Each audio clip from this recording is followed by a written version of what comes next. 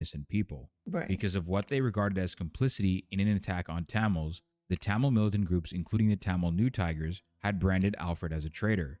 The following year, in a secret location, Prabhakaran, Uma Maheswaran, and several dozen others gathered and proceeded to officially rename the Tamil New Tigers. The new name, the Liberation Tigers of Tamil Eelam, infamously known as the LTTE or Tamil Tigers. In 1980, the People's Liberation Organization of Tamil Eelam, or PLOT, was formed as a splinter group from the LTTE by Uma Maheswaran, who was trained in Lebanon and Syria by the Popular Front for the Liberation of Palestine, or PFLP.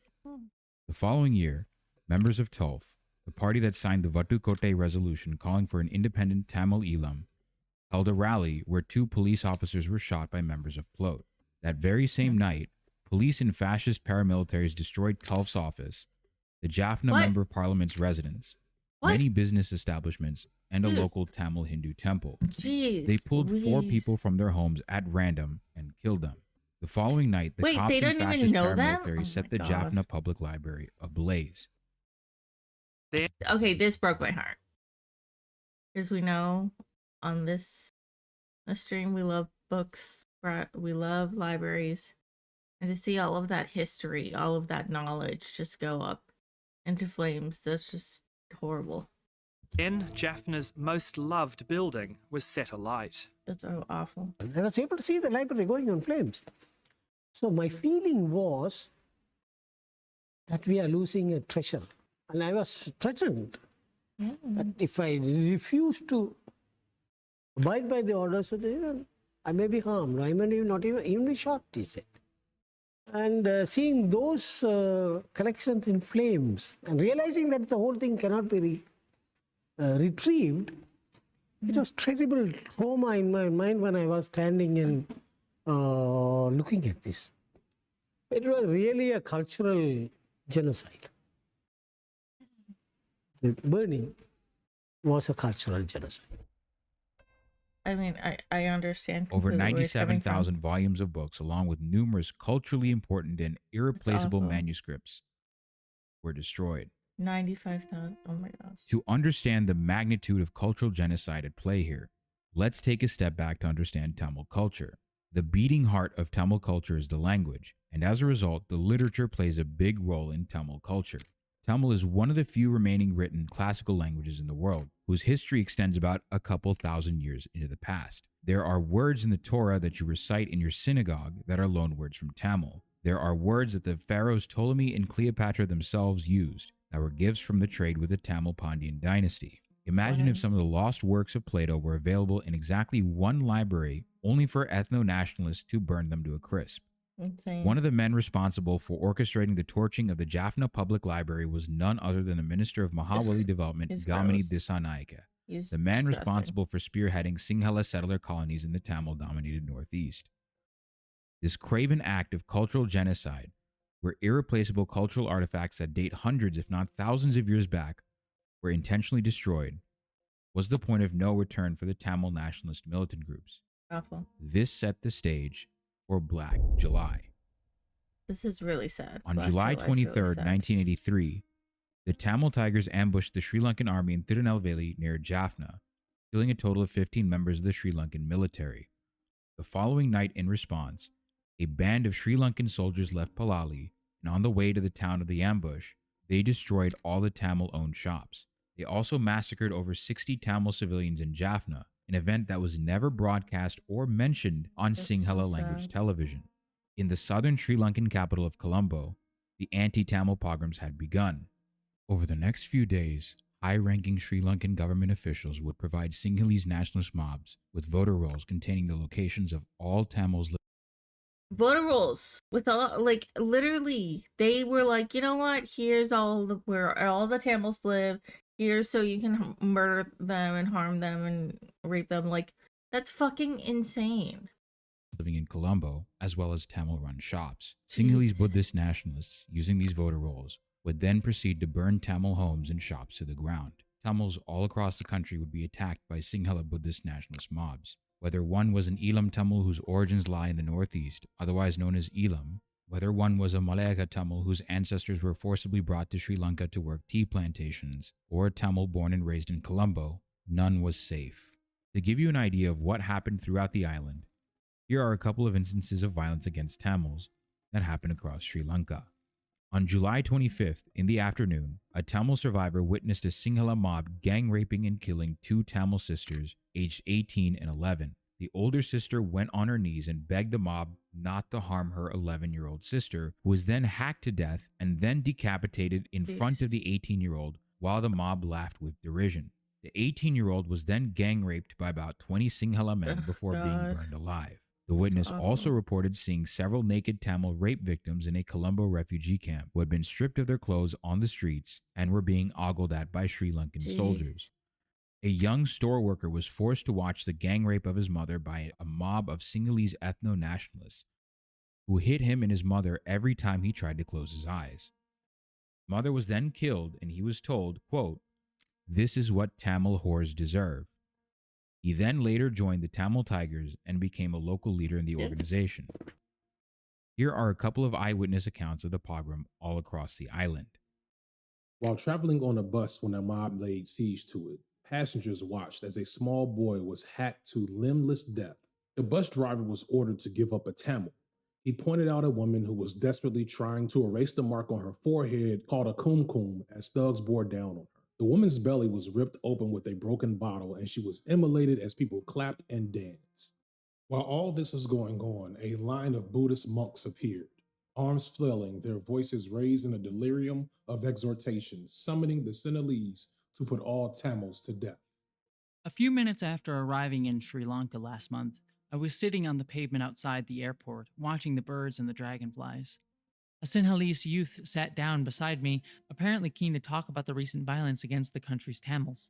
"Tamils all gone from Colombo now," he said with a broad grin. "Tamil shops all burned. Perhaps all Tamil people will go to India now." His tone was gleefully triumphant. "Sri Lanka is for Sinhalese people," he concluded.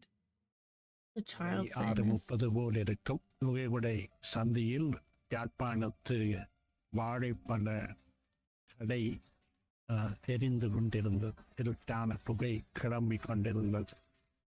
பலருக்கு அடி விழுந்தது. பலரிடம் நகைகள், மோதிரங்கள், பெறுமதியான பொருட்கள் பறிக்கப்பட்டன. அந்த இடத்துல இந்த பார்க்கைகள்லாம் வெங்கலம் ரோட்ல 2-3 கார் நிப்பாட்டப்பட்டு அது நொறுக்கப்பட்டிருந்தது. அதுல இருந்து 4-5 பேர் வெளியே இவரோட பார்த்து சாத்தி வைக்கப்பட்டிருந்தார்கள். அவங்க வந்துட்டாங்களா அல்லது பயன்பட்டிருந்தாங்களா பார்க்க முடியல. எங்களுக்கு நாங்கள் திரும்பி கோயிலடிக்கு வந்து அங்கே இருக்கக்கூடிய அந்த இரவு வந்து கோயிலாம தங்கி இருந்தவர்கள் எல்லாருக்கும் நான் சொன்ன முடியும் பேச்சு நடந்து கொண்டிருந்தது. இந்த இடம் பெரிதும் நடக்கலாம்.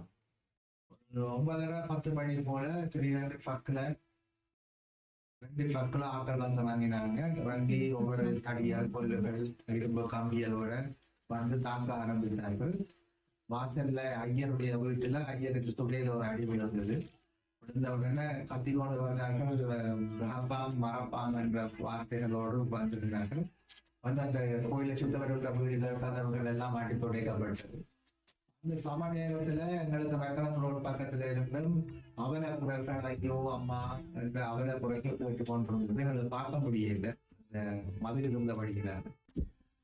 தமிழர்களை கொல்ல வேண்டும் என்ற கோஷம் எழுப்பிக் கொண்டு கோபத்தோடு கொந்தளிப்போடு அவர்கள் போய்கொண்டிருப்பதை நாங்கள் அவதானிக்கக்கூடியதாக இருந்தது. 23 ஜூலை ஆகஸ்ட் மட்டும் இல்லை, தொடர்ந்து அதனால என்ன திடீர்னு பாம்பு பிளாஸ்ட் வரும். என்ன சரி ஒரு பிரச்சனை வரும் தானே. මල්ටි ශොප්පයක් ඒක කඩලා ඒ වීදුරු ඔක්කොම කඩලා එතන තිබුණේ බඩු ටික ඔක්කොම පාරේ වීස් වෙලා තිබුණා විසිරලා. ඊට පස්සේ අපි 10ට විතර ඔෆිස් ගියා. ඔෆිස් ගියාට පස්සේ ආරංචි වුණා මේම මිනිස්සු මරනවා කියලා ආරංචියක් වුණා. කොළඹ එමතනම මම හිතන්නේ කොළඹ 80 විදිය විතර ඉතුරුනේ. අනිත් කඩවල් ඔක්කොම ගිනි තියලා මිනිස්සු 150ක් විතර මරලා තියනවා කියලා ආරංචියක් වුණා. ඊට පස්සේ අපි One method of determining whether or not someone on the street was a Tamil or Sinhala was the use of word testing. Sinhala Buddhist nationalist mobs would demand a suspected Tamil person say a word in the Sinhala language. If that person had a Tamil accent or was unable to say the word, they were beaten to death on the spot. That's insane. During all of this, in the Insane. Welikata High Security Prison in Colombo, 53 Tamil prisoners were murdered by Sinhalese prisoners, something no one has been convicted for until today. We don't have a solid figure on how many people died in the Black July pogroms. According to the Sri Lankan government, the death toll is merely in the hundreds, while the Tamil Center for Human Rights states that roughly 5,500 to 6,000 people were brutally murdered that week. Oh my God. Men, In that women, week. and children were sexually violated that entire week, then promptly set on fire, ripped open with broken beer bottles, or hacked to death and decapitated with machetes. Awful. Remember that quote at the beginning about starving the Tamil people? The Yeah. person that said that was none other than former Prime Minister and now President J.R. Jayawardena, who accelerated the Mahaweli colonization effort in the Northeast. He said that in the aftermath of the Black July pogroms. This was the event horizon, the point of no return. This was the event that marked the beginning of the 26-year-long armed conflict known around the world as the Sri Lankan Civil War. Over the next 2.5 decades, the Sri Lankan government, military, police forces, and paramilitary organizations, with hardware bought from all over the world, would commit unspeakable atrocities against Tamil civilians.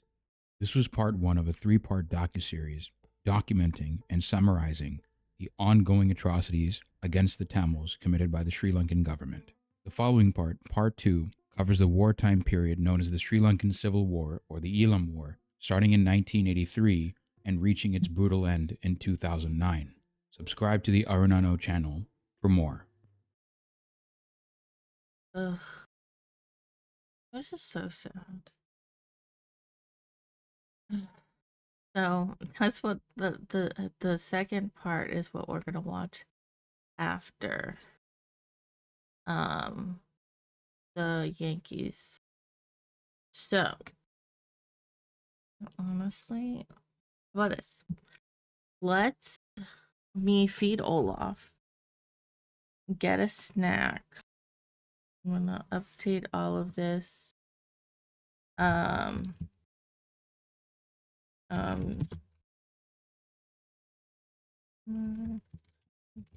gonna feed him. Maybe he'll eat. I don't know. And then we'll go there. Might as well, because we have some time before the game. I will put on in the background the conversation. Baseball. Matt. Yeah. Okay, let me put on ESPN now. On ESPN, right? So, also the Nuggets lost. So the Thunder won.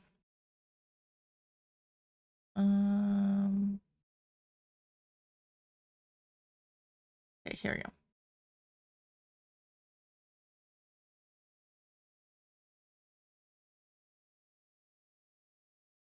Breaking. All the talk about Soto this year is a little bit of struggle, not quite Juan Soto like. Well, if this is a struggle, this is what he does every year. This is his floor.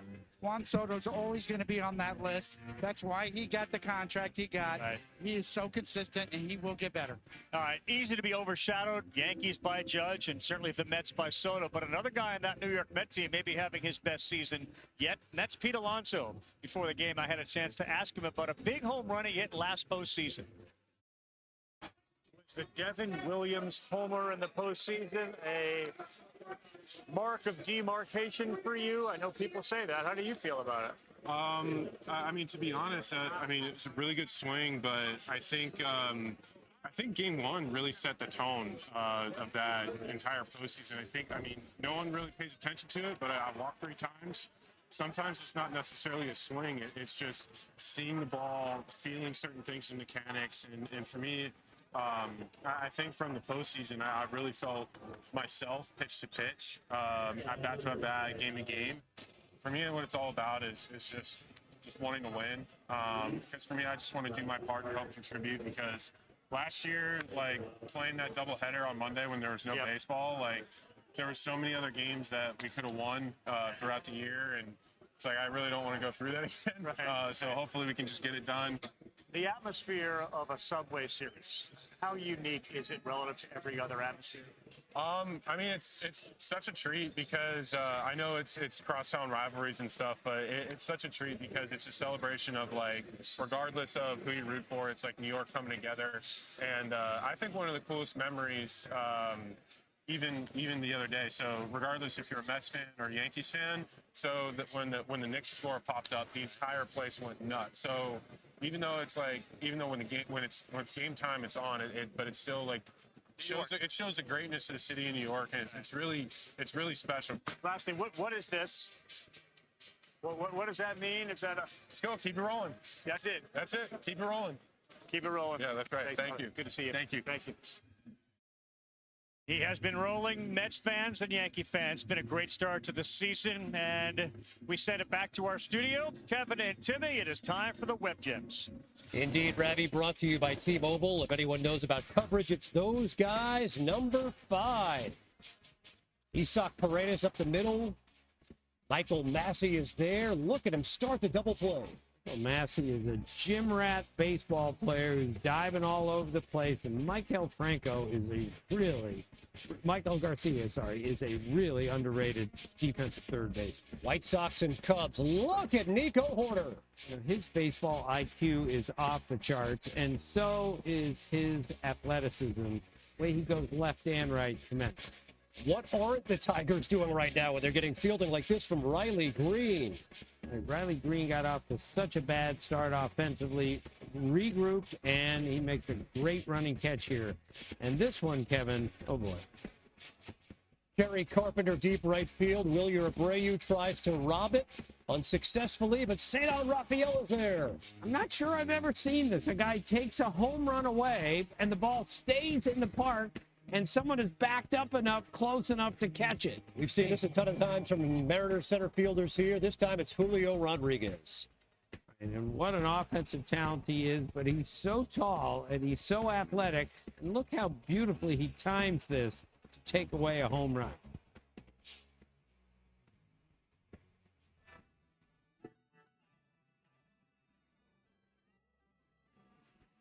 Whoa! Oh, boy. Uh-oh. Put that in your books. The Mets beat Rivera. He took the ball.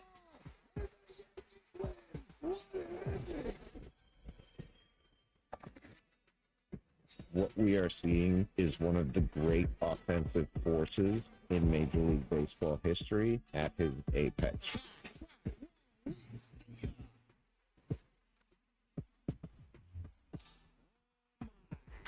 What's it like to be booed in Yankee Stadium? Because that's what Juan Soto's going to get.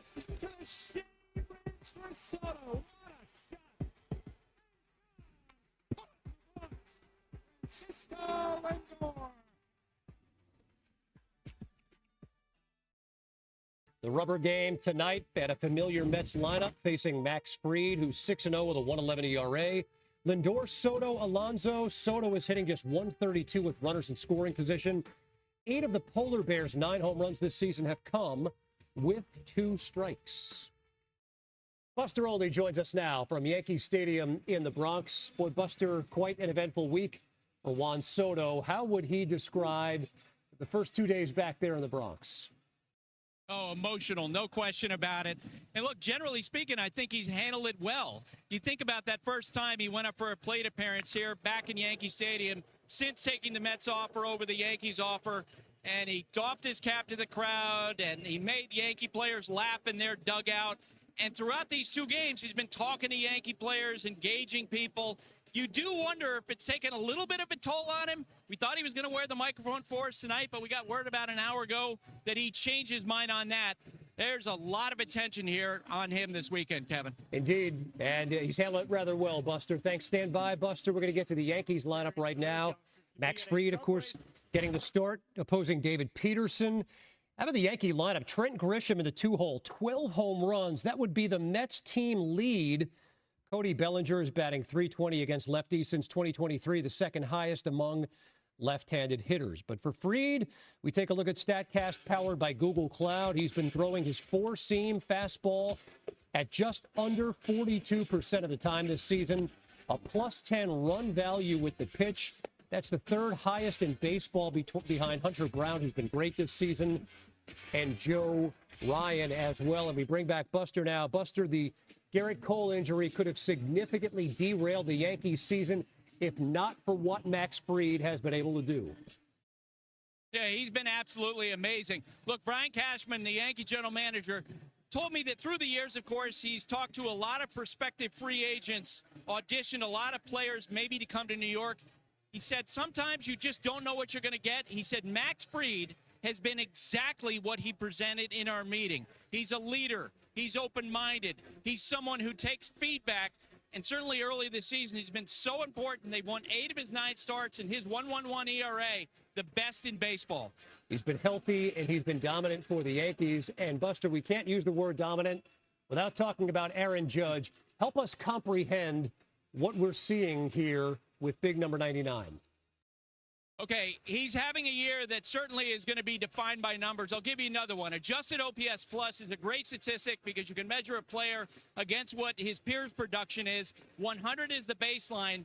Aaron Judge's season so far this year is an adjusted OPS plus of 247. The year that Ted Williams hit over 400, 406 in 1941, his adjusted OPS plus was lower than what Judge's is now at 235. Judge is hitting 402, and let's face it, if it continues on this trajectory, big conversation in baseball in the second half will be, can Aaron Judge bat 400?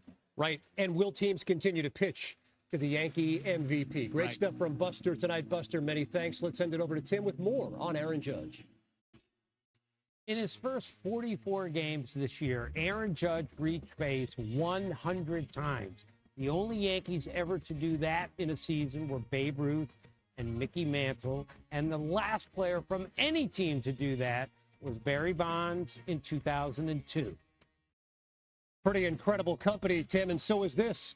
Judge is only the second Yankee ever with a 400 average and 15 home runs through the first 45 games of a season. The other, Mickey Mantle, did it back in 1956, his Triple Crown season.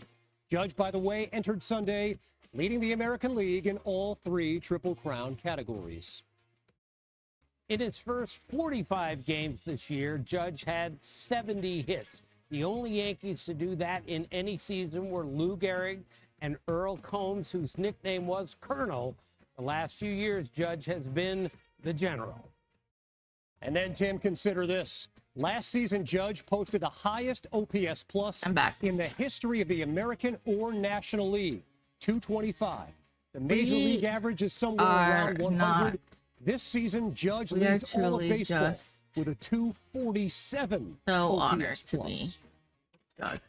And he's a frequenter of going, gone. Tim, Jacob Wilson, a 2-home run day this week. Leading candidate, I believe, for American Okay. League Rookie of the Year. I have This is time 2 to take homers my against the picture. Dodgers, way over 300. Because I realized I didn't because I wanted to get the documentary in by the time they started. Boy, has he been really good for them. Hey, you want to get on So, time yeah. to produce? Just hold a bobblehead day, right? Oh They've my had goodness. 4 of them, and he's hit a home run on 3 of the 4 bobblehead days. Again, no matter how small the occasion, he I rises to am it. very excited. And then there's a guy who sneakily leads the National League in RBIs. Right, this is Wilmer Flores. He's the first right-handed Giants hitter since Kevin Mitchell in 1990 to hit goodness. 3 home runs in a game. Some history from Junior Caminero. Yeah, boy, has he got a tremendous power, and the power he's got to right center field is just ridiculous. This is the 3rd youngest player to hit a go-ahead grand slam in the 9th inning or later since 1961. On Friday, Ohtani against his former I team can't. crushed I'm just so one ready season, for 16 Judge. home runs. He's just so good. He is just so fucking good. This is his 11th career homer, exit velocity of 117 miles an hour. Amazing how hard he hits it. So good.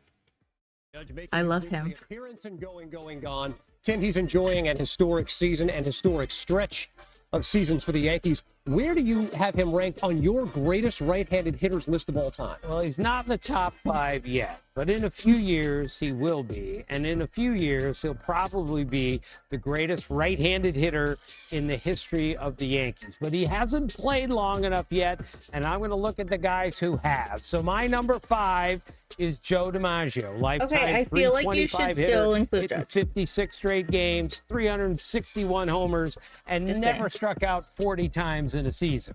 Number 4 is Hank Aaron. Hank Aaron had the most RBIs and most total bases in history. Take away his 755 homers, he still has 3,000 hits.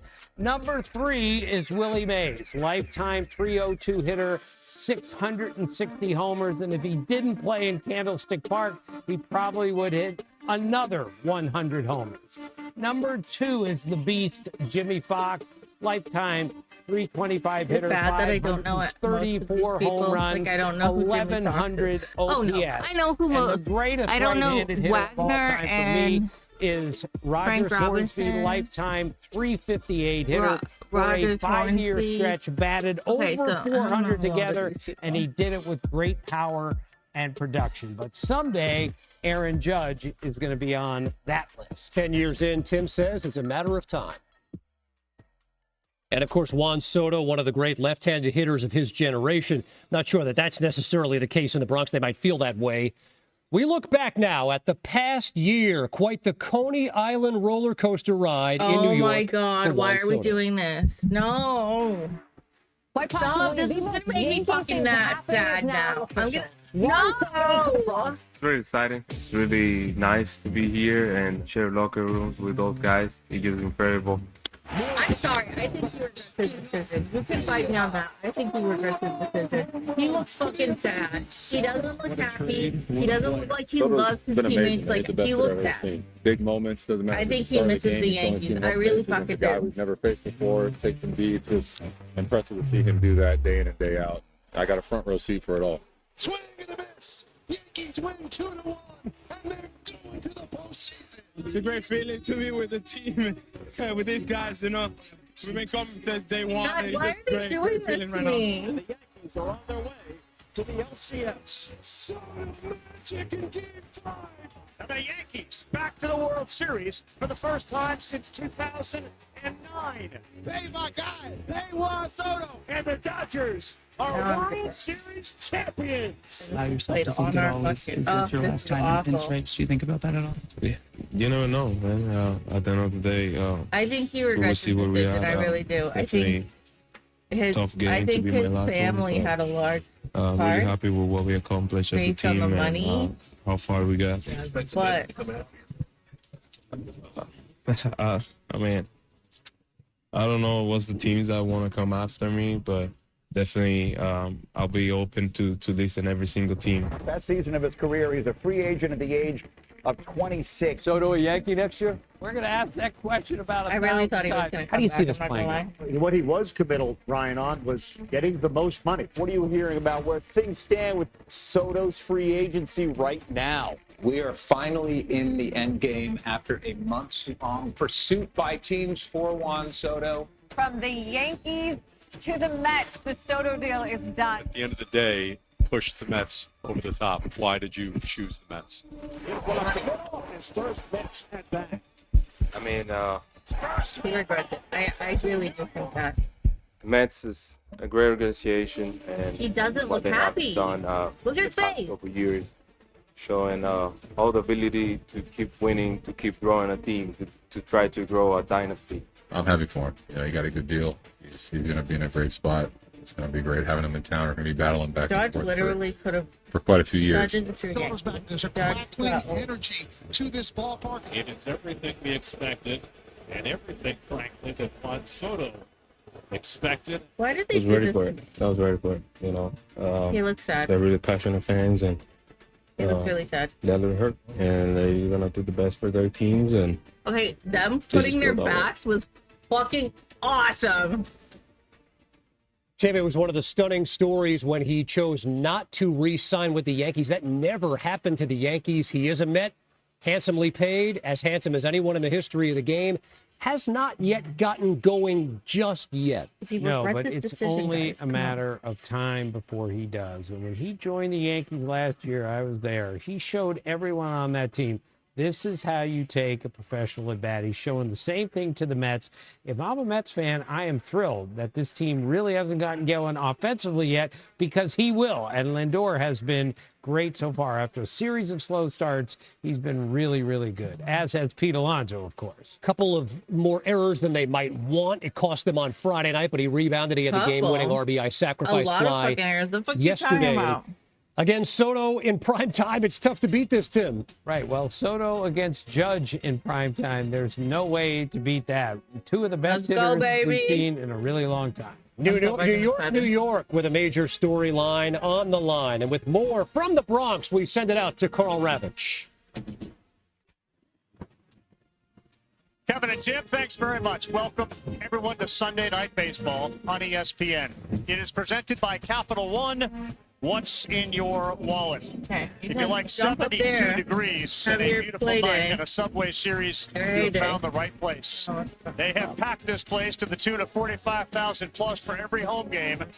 Juan Soto's in the building. That's so funny. He literally. Uniform, and Okay, Ben White please is tell me wearing if the that's a Yankee fake jersey. uniform, You wearing really number gonna 22. do the Sharpie to right?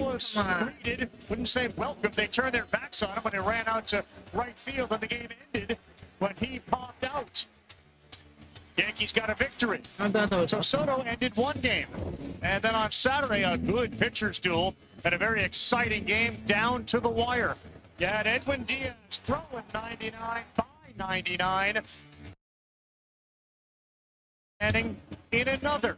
And it is now a winner take all. And that happened just seconds ago. Aaron Judge and Juan Soto coming together in the outfield, exchanging pleasantries, a little love, a handshake, a hug, and a go-get-em from both of the Major League Baseball's biggest names, Soto and Judge. Two great names here. David Cohn, of course, knows all about the Subway Series. Eduardo Perez and Buster Olney will join us in just a little bit.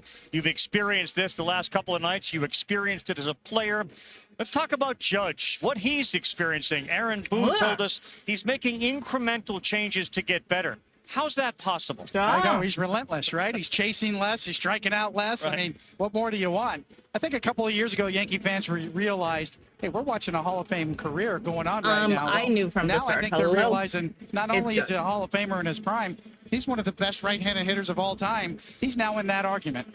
And he leads the American League in all three Triple Crown categories, and it's not even close, Coney, and this backs up your point right here. Well, it really is. I mean, when you look at some of the greatest seasons of all time, hey, we never thought we'd approach these kind of numbers where Aaron Judge is shattering these kind of numbers. So that's why They don't I say do that for. he's They're now not going in to do the that for argument everyone. for the very best right-handed hitter of all time. And when Eduardo, Judge, and Soto are on the same team, it brought up some of the great Yankee tandems of all time. Well, they're separated now. How's that impact you think, Juan Soto? I'll tell you this, Juan Soto is also going to be a Hall of Famer with what he has been able to do at the plate. Everybody knows how special he is with the looks, with his eyes. You Look at the can walks tell right he's there, not happy. 125 plus He walks, looks sad. 25 home runs in the seasons. Juan Soto's already at 4. And look, He Ted would Williams could have always had be more. smiling He's during these 3 kind of years, things. 24, 25, and 26 I think he truly regrets it. I really able do. to have 11 in his career due to military service. Juan Soto is special. Everyone knows it. That's one of the reasons why Alex Cohen and her husband said we're going after Juan Soto, and they have him as a man. Alex has welcomed him, and Steve pays him. What a pitcher's duel tonight. Pair of southpaws. I was Max gonna Fried's say, been who's outstanding. Alex? His ERA you can't even find. In fact, it's the lowest ever by a Yankee starter in his first 9 games. On the other side, David Peterson, a lefty, tough against lefties. I don't One of know the who that reasons Aaron Boone is once again leading off with Paul Goldschmidt. It's Peterson and it's Fried, and it's I all fucking coming love Paul up Goldschmidt. on Sunday Night I Baseball. love Fried. Sunday Night Baseball on ESPN. No, I'm really is sad presented by because I really Capital I One. do really miss Soto. I'm not gonna lie. What's in your wallet? It's one of those that you circle on the calendar. It is Sunday night in the Bronx. It is the Subway Series. And the back pages on Monday will be decided. Money is in the not next always 3 everything. hours right here on ESPN. But I do miss Soto. Of course. It's about time.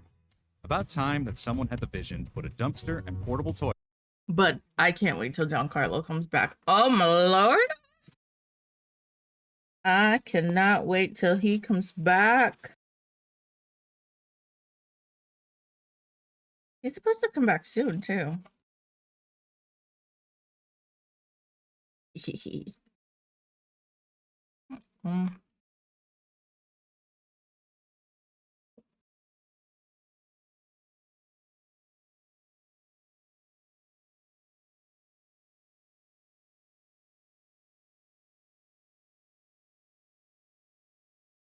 So apparently, I learned something about myself. So I apparently like bite down on my fork when I eat. Apparently, people don't do that. Like I go like.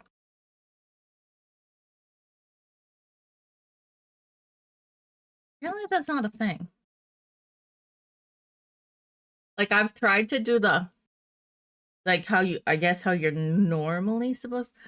I don't know. It just feels weird to me. So now I just like it's like I just. I don't know.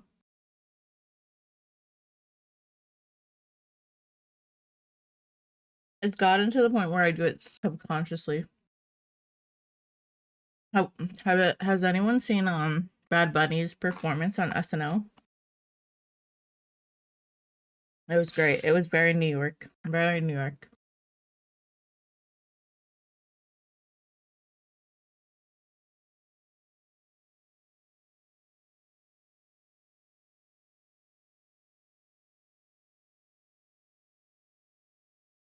So, okay.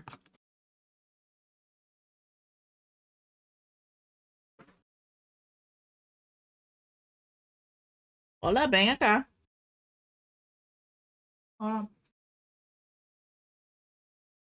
Hi. Wanna play? Yeah. I got this like cat thing.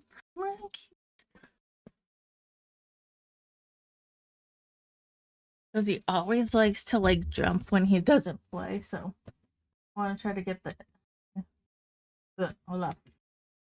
Sorry, Papa. I want to try to get his energy out. Anyways, so excuse me. I'm trying to think. Who did why did we lose? I don't know. I feel like we should have won yesterday's game. I'm blanking on why we lost. Lose? I forget. Book, autograph book, log book, comic book. Stop right there. Aaron Judge, what he's doing is in fact comical. Like a 400 average, that's usually reserved for the little guys. He, of course, is comically huge. What do you mean the little guys? I don't get it. Is that like 100+ points higher than the next closest guys? Freeman and Ohtani something. Triple Crown winners, usually you think sports books. For Aaron Judge, we're going to end up going to the record book. And when he's all done, very likely. So I like how they did like right today's like animations and stuff. Usually I don't. I usually don't like their animations. On this list. But today his teammate Cody Bellinger in 2019 over 415 today, homers in his team's first 45 games. With more on what Judge is doing, try to put it in perspective, Buster. You can't. Yankees manager Aaron Boone used to work with it as ESPN, and he knows the value of a good one-liner. But he looks so different. I can't. Come up with new and different ways to Carl looks completely different. Am I like the only one that sees this? On Aaron Judge, the big kid. Perfection, perfection, perfection. Having this incredible season. My mom was like, "What if his daughter's the size of him and not his mom, and not her mom?" And I was like, his position in right field. A little different reception from the bleacher creatures when Aaron Judge takes right field than what Juan Soto received when he ran out there for the first time on Friday night. I was going to look up something, and I forget. Bowl basically did an about face, and all he saw were the backs of the bleacher creatures. They welcomed 99 And tonight, 99, What the we'll fuck get a was I good gonna view do? of what Max Fried is doing on the mound. And all he's done so far is put up an historical forget. start for a Yankee starter in his first 9 games with an ERA of 1.11. I mean, you've been a Yankee starter. There have been some great ones. What he's doing is amazing. He is a true craftsman. He sort of an old school, new school guy, right? He likes the metrics. He's very approachable. You know, this very is the thing. pliable, I but want also Coney pitches with to the contact Yankees. and is sort of wants to Like, get deeper I into the just games feel like an old school Coney guy. would just work so Yankees well with Matt starting Blake. pitching has given Like, them a 2.89 ERA in like their last I 30 just games know, started. I just know that Been a little that contagious it even would work. without Garrett Cole. You look at that Met lineup, and certainly you focus on the top 3 in the order. Yeah, you have to focus on Francisco Lindor. He's been the catalyst at the top of the order since, you could say, 365 days ago today, as he is leading off. And then Pete Alonso, great starts, cooled off a little bit, but do not fall asleep on the polar bear. And there you see him with Lindor, Alonso getting warm. Talk about Fried. The beauty of Fried is his ability Lindor's to take pearls in green? information. Wado just They look mentioned it. green. Since he started hitting leadoff, that's a pretty good company to keep when the leader is Ohtani and you're second on the list in home runs and RBIs. Another beautiful night for baseball here in the Bronx. Another massive crowd as people continue to file in. Soto in the on-deck circle as Lindor is set to step in, hitting 290 with 9 homers and 28 RBIs. And terrific numbers in his career against the Yankees. He's inside. It gets the call on a 94-mile-an-hour pitch. Our home plate umpire tonight is Adam Hamari.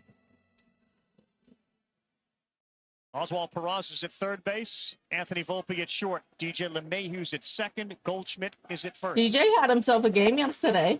That's for sure. Lindor holds up.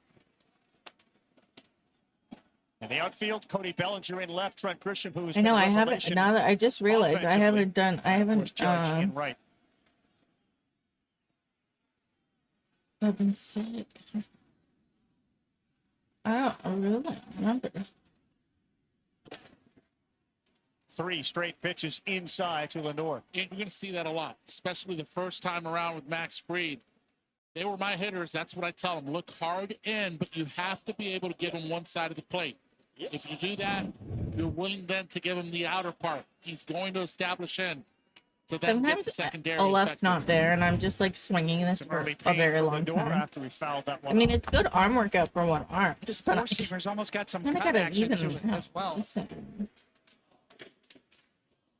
Bleacher creatures are out to play. Oh my god! Hadn't had the curveball, at least according to Booney. Thought he didn't have his curveball in his last start. He kind of slogged through it, and it was an awfully impressive start as well. Take a look at StatCast, powered by Google Cloud.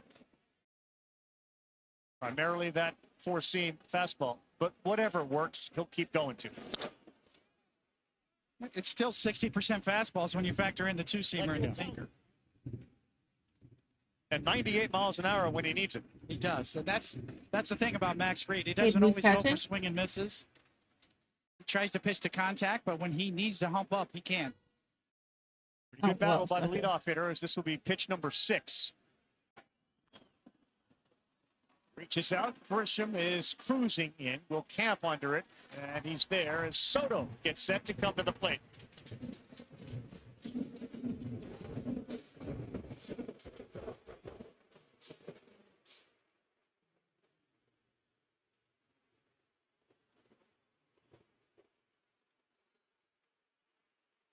Oh, they're giving Soto, New York is judging you. Funny.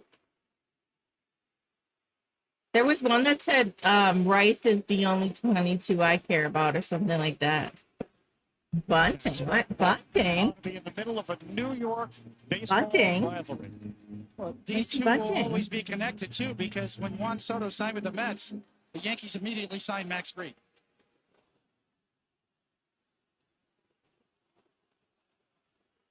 Infield shifts against Soto. Checks that swing to the appeal, and it's 1 ball, 1 strike. A lot of fans have noticed there's been a lack of a Soto shuffle so far this year. He insists it's coming when the time is right. Mm-hmm. Okay. If you say so.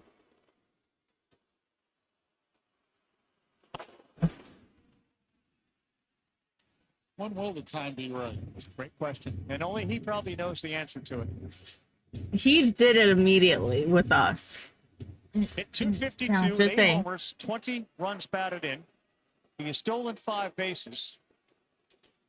And now a 2-1 from Fried. Amped up a little bit. That velocity's been hovering right around 98, 97. Yeah, that was nasty. That was a sinker down and in. Just ate up Juan Soto right there. And it's kind of been the big change with Fried this year is that two-seam sinker he throws in the lefties.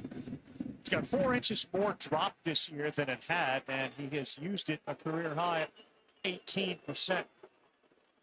They are here to play. Oh my gosh.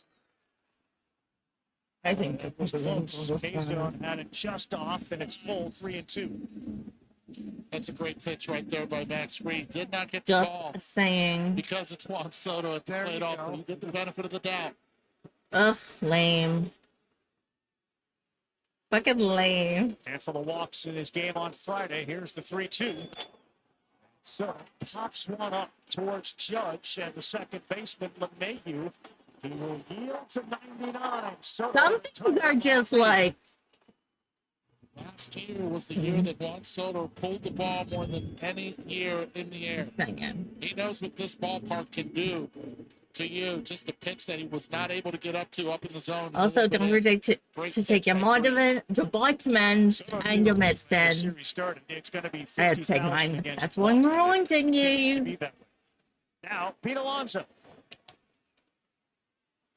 Inside. Carl, you're hearing how loud the crowd is. Yesterday, Clark Schmidt started for the Yankees. He said he had to turn up the PitchCom device on the mound because he couldn't hear the signals. That's how loud it was in the ballpark. Terrific start to the season for Alonso, a 2-year, $54 million contract. I mean, are we surprised?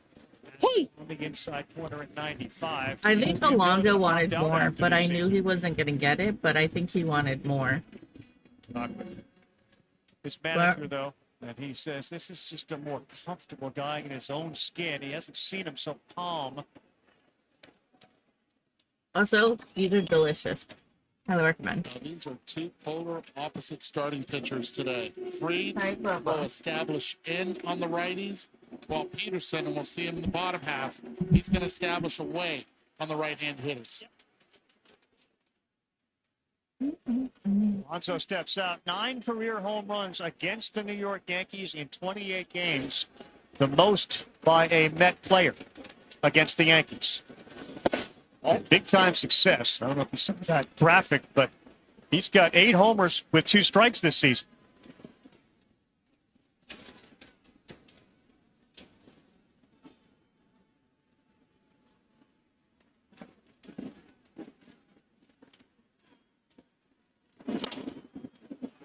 This one is headed towards the seats and will be a souvenir for one of the lucky fans that is on hand tonight. But how about New York the last couple of days, sports-wise, David Cohen? It's been electric through the streets. Yes, 7th Avenue was absolutely wild after the Knicks win the other night. Certainly what's going on here. Beautiful time to be a sports fan in New York. 2-2 as Fried tries to go 1-2-3 here on the top of the first. It's high. Tony, when he misses, he almost looks angry with himself, Fried, frustrated. Yeah, he kind of overthrew that one. He's pumped up. You know, we've seen him up to 98 miles an hour in the top end. His first taste of the Subway Series. He's feeling it. He feels the vibe.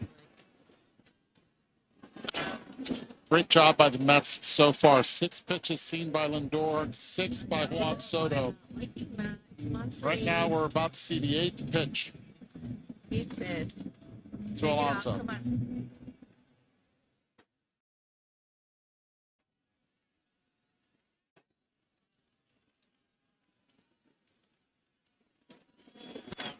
He sends this one sky. He drops the bat and he watches it go into the glove of Cody Bellinger.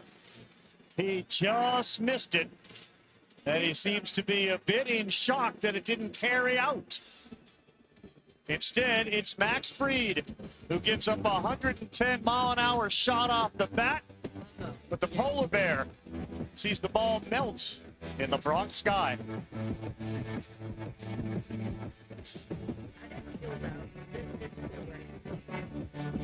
Here at Once Upon a Farm, we chose the Capital One Venture X business card.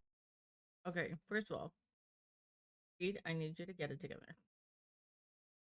Because, yeah, just get it together. And I think, but honestly, like, damn, okay. The stadium popcorn thing looks so cute. Everyone on Twitter is like, that looks smoked, and I'm like,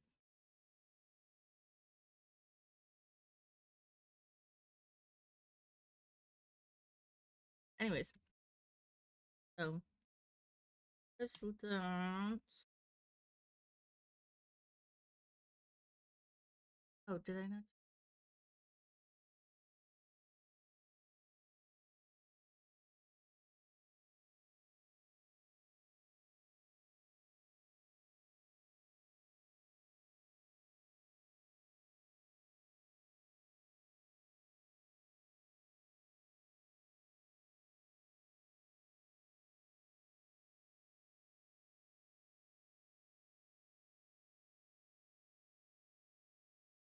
Okay. So, I mean, overall, I think Freed, they were saying he looks pumped up. I don't think that's it. I think they just were like, also, Soto. Back now live, Juan Soto starts to run out towards right field. He will say hello to his second base umpire and be roundly booed once he gets there. You can watch the fans in the back start to stand up and demonstrate their disdain for number 22 as we take a look at the lineup that David Peterson's going to face tonight. Talk about the New York Mets 1-2-3. Boy, does the 1-2-3 for the Yankees look really good. And that doesn't include Ben Rice tonight, but Goldschmidt and Grisham have been outstanding. They've been phenomenal this year. They've been getting on base. They've been able to slug as well. Peterson's first pitch lands for a strike at 90 miles an hour. On top of a 341 batting average for Goldschmidt. Catching gear, my God. 0-2. All right, Cody, what can you tell us about this guy here for the Mets? You know, he's got great ground ball rates because he's so tall and he reaches out and has such great extension and really has a good slider. That's been his best pitch this year. 56% ground ball rate. So Vientos is at third tonight. Lindor is at short. Luis Angel Acuna plays second base. And, of course, Alonso at first. Alvarez behind the plate. And there is one of those ground balls. Charged by Vientos. Gets a good hop, and then he dropped it. He got a great hop, and in the transfer, it fell out of his hand, and Goldschmidt will be on it first. I will take it. I will fucking take it. And I'll say this has been the Achilles heel for the New York Mets. It's been their infield turning ground balls into outs. It's no secret, if you're a Mets fan, that you know this. And we've seen a lot of Beatty playing third, but today, Carlos Mendoza decided to go with the right-handed hitting Mark Vientos at third, sacrificing a little defense, and it showed early. Here's Grisham. Lindor moves up towards the middle. Here is a strike. The development of Peterson really started last year. And what Mendoza will tell you is a play like that may have early in his career bothered him. He's shown the ability to deal with that and get the ground ball for a double play. Inside. 1-1.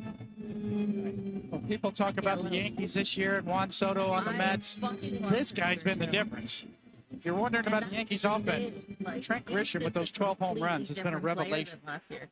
He's relaxed. Plenty of room between the center fielder McNeil and Soto in right. Sometimes I think he's like going to drop it, but like he doesn't. Peterson misses high to fall behind 2-1. Yeah, Aaron Boone said that Grisham showed up to spring training, had a hamstring, so he was about 7 to 10 days behind. But when the team saw him, they realized like he's moving differently and in a good way. Very athletic. This one he gets underneath and pops it up. Nimmo will give way to McNeil in center field, and the fly ball out for Grisham. And here comes Aaron Judge.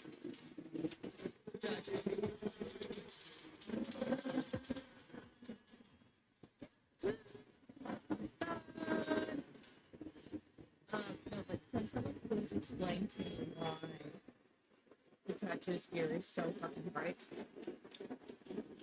Goldschmidt reaches on an error. Peterson ready to deal the first one to Judge. Hey! And he gets it on the outside corner for strike one. Damn. That has to be something. I mean, right? With the exception of the homers, he leads Major League Baseball in all of those categories. Baseball, not just the AL. Nope. Yeah, because all you hear is Does not get it at the bottom of the zone. If there's a scouting report on our home plate umpire, he will extend for a pitcher up, not necessarily down.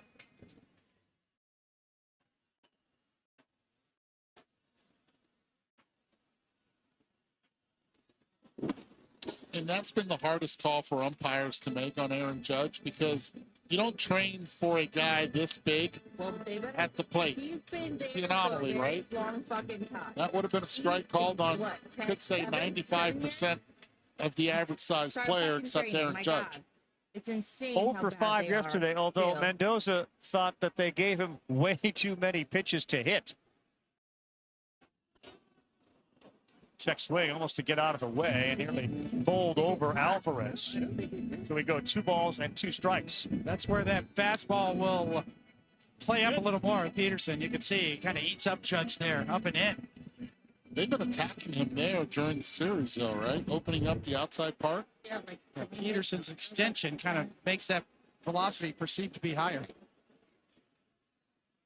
2-2. That's high, 3-2. Think about it. He leads baseball in average into the day by 27 points. He's 47 points clear of anybody when it comes to on base. And then he is 126 points OPS clear. He's blowing away the best, and he's killing the average. He drives one to right. Soto going over. He's not going to be able to get there. And one hops into the stands. And a ground rule double for Aaron Judge. Second and third. And how quickly an 0 for 5 on Saturday is forgotten about. Getting on base immediately. Aaron Judge is so good at being able to hit the ball the other way. He tries to backdoor the slider. That's a pitch so far this year that he's been able to get a lot of guys with 2 strikes. 8 strikeouts so far in the season with the backdoor slider. Aaron Judge ready for it. Spins it out to right. Great play coverage to go cover that pitch. Chance for Bellinger.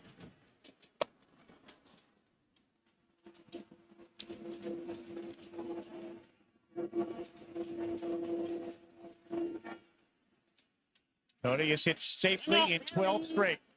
He's got Goldschmidt at third, Judge at first. And Peterson in some trouble here.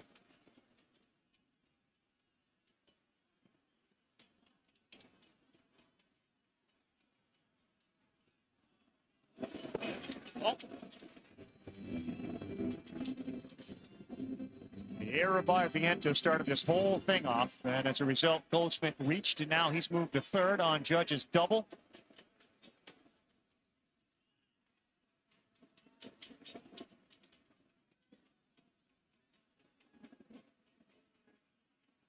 He is on top of that plate. Toe right on the line, back toe.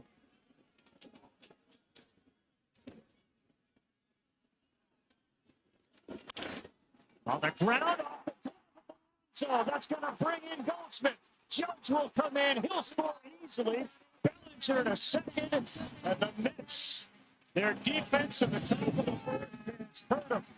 That'll be a double credited to Bellinger. 2-0 Yankees. And an executive decision to bring in Pete Alonso and play him even with the bag instead of playing back, conceding the run. You see where he's at. Takes a dive, hits it right off the end of the glove. He's playing back.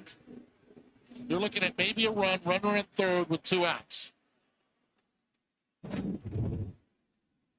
Anthony Volpe in a 2-0 game. Bats for the first time tonight. Nope. Peterson misses.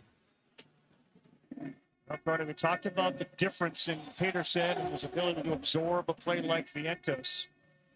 A double by Judge. It just goes off with Alonso's glove, and now he's in a hole. He's made good pitches, too. Yeah.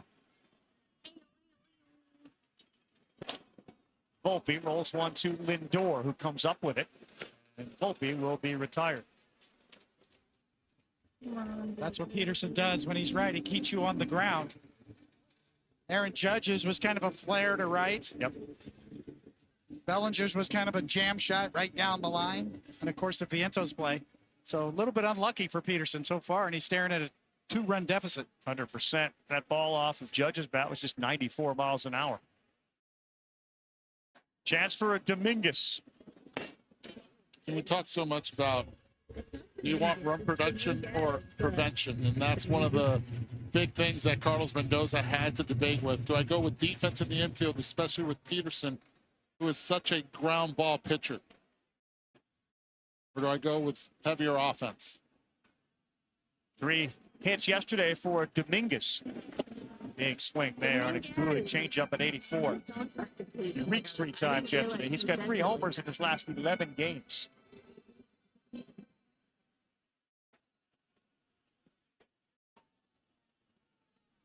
Early support for Max Fried is huge. See and also like Dominguez's numbers against lefty versus righty. That one gets away, and down to third base goes Bellinger.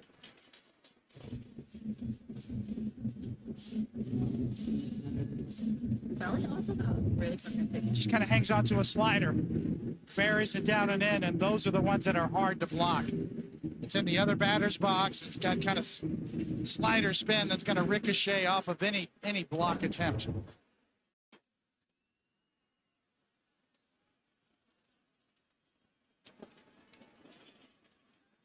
Twenty-third pitch of the inning. Jam shot with another baseball into the seats.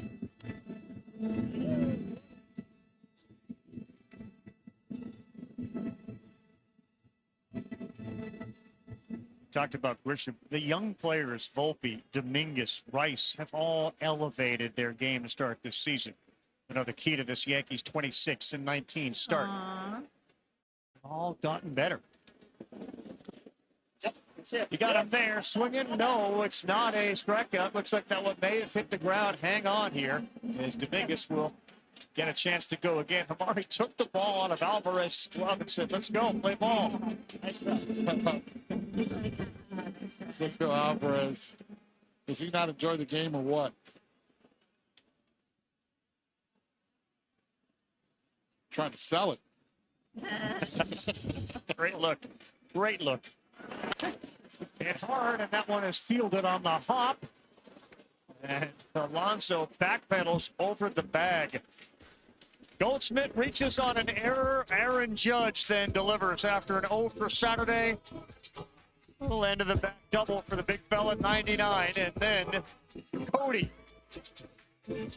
off the Polar Bears glove. It's 2-0 Yankees. Not gonna lie, I really miss Judge's Statue of Liberty when he slides with, like, when you open your palms. I don't know. I like that inning. So last time I checked, that guy was, I'm sorry, I have no idea who that pitcher is. That pitcher was at like 21, 22 pitches. Reed was at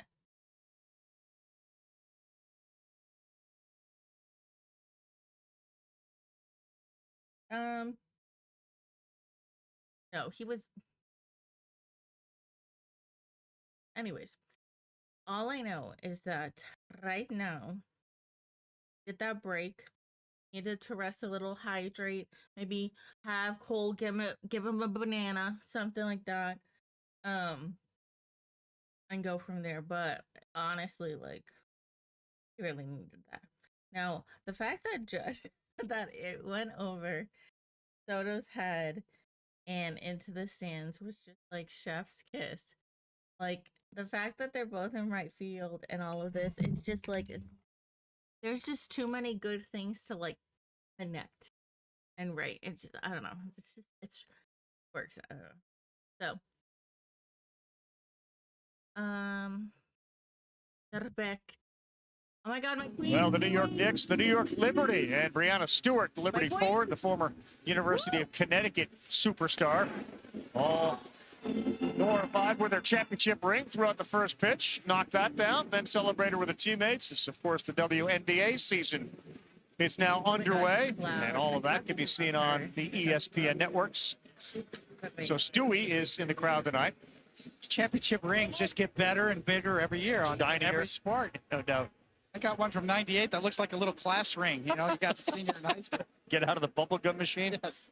Honestly, like Well, Max Fried has now a 2-0 lead, and 2 earned or fewer has been the resume for Max Fried in all his starts this year. But that was their first Pinto swings at the first one. The athletic Fried goes, steps, fires a little high. It's a good job by Goldschmidt to just knock it down. Otherwise, that was going to be an error into second base. See how disappointed Max Fried is? Gold Glover, you see it right there on his glove as well. What were you rushing? You had time. Goes after Coney. How tough is this play for a pitcher? Well, it's just the transfer. He got there. He's a fantastic athlete, 3-time Gold Glover. It was just he couldn't get the transfer out. You saw the bobble right there. Glover is fucking insane. No error charged to Fried. Base hit for Vientos, who does have an error in the game. So now he's at first for Brandon Nimmo.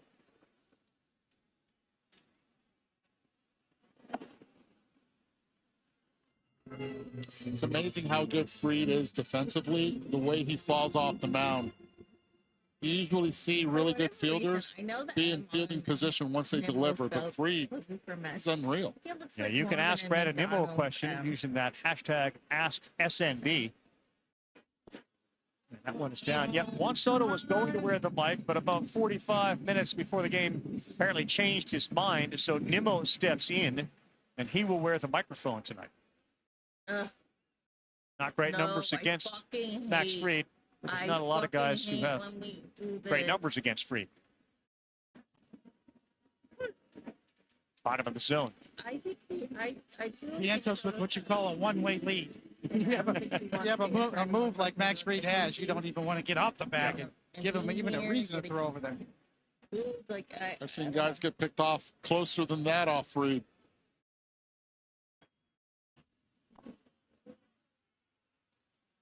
He's behind 3 balls and a strike. Maybe not in this stadium, but in the old one. It was Andy Pettit, who guys used to stand right on top of the bag pretty much with their lead. So good.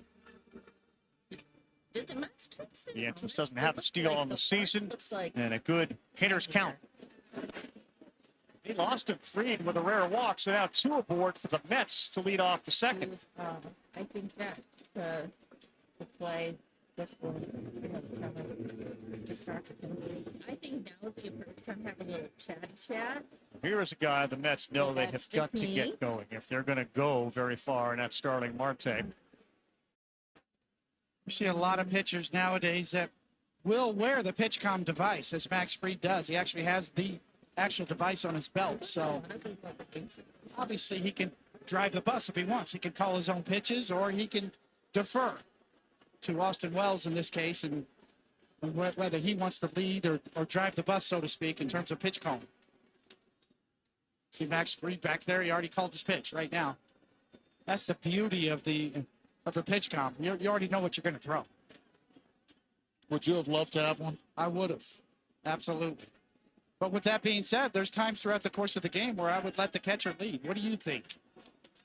You know, sometimes you want to make the call, other times you want a suggestion. Let's try to answer. Marte, a 192 average to start this season. Swings at the first one, fouls it off. Feels like they should have another button on PitchCom that just comes from me that says, you call this one. Yeah, what do you think? I have no clue. I'm out. Got nothing for you.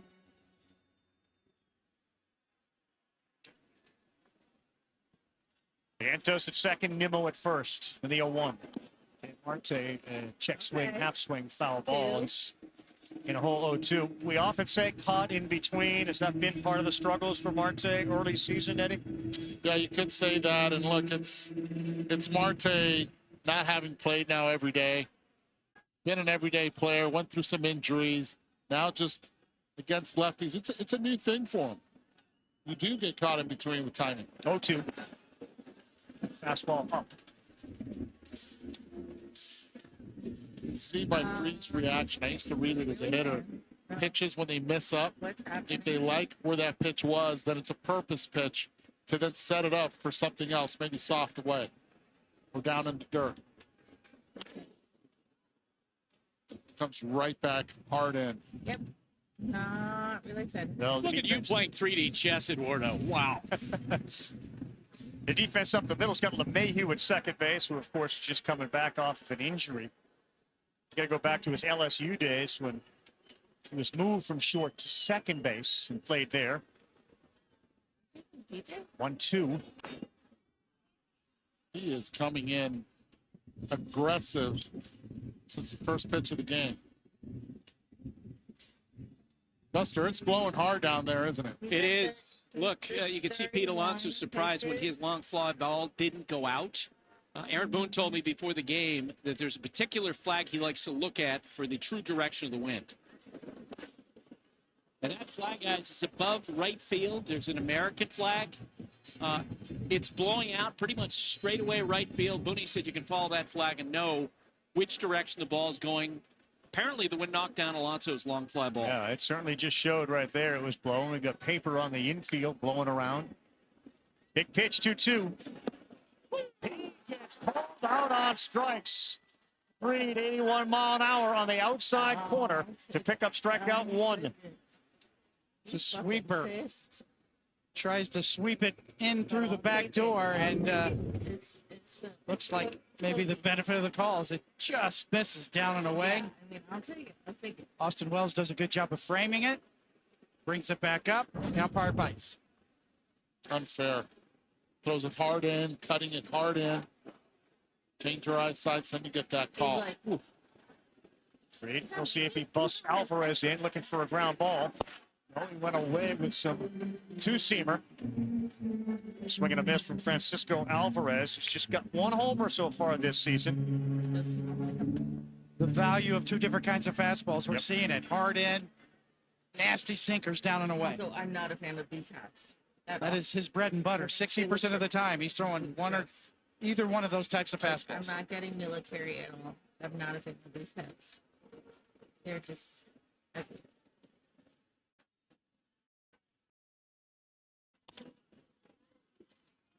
Another foul ball. There've been a handful of those. Soft contact so far. The hard contact came off the bat of Pete Alonso as we take a look at this through the T-Mobile multi-view.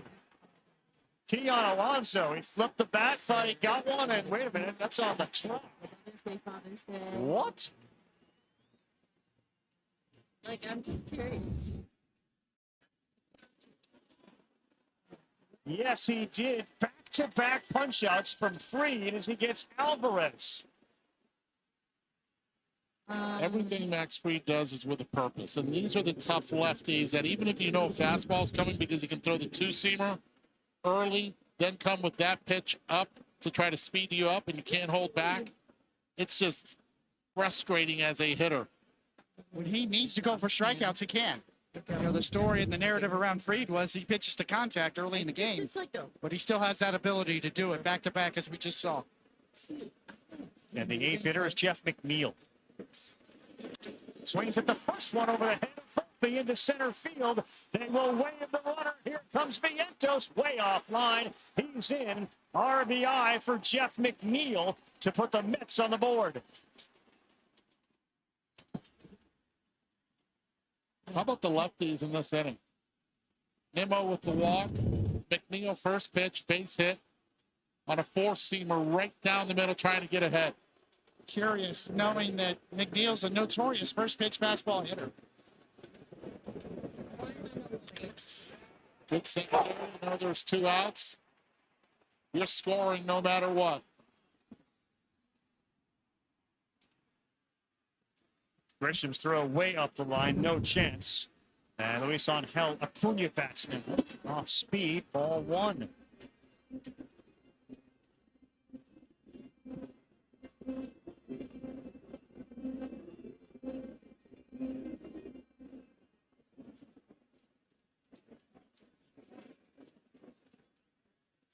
Acuna 0 for his last 7.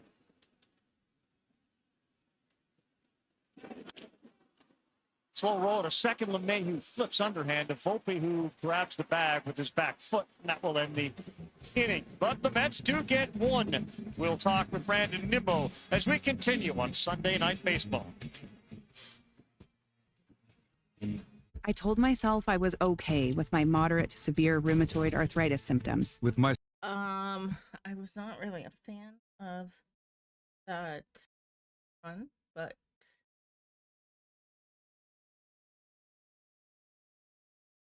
I think that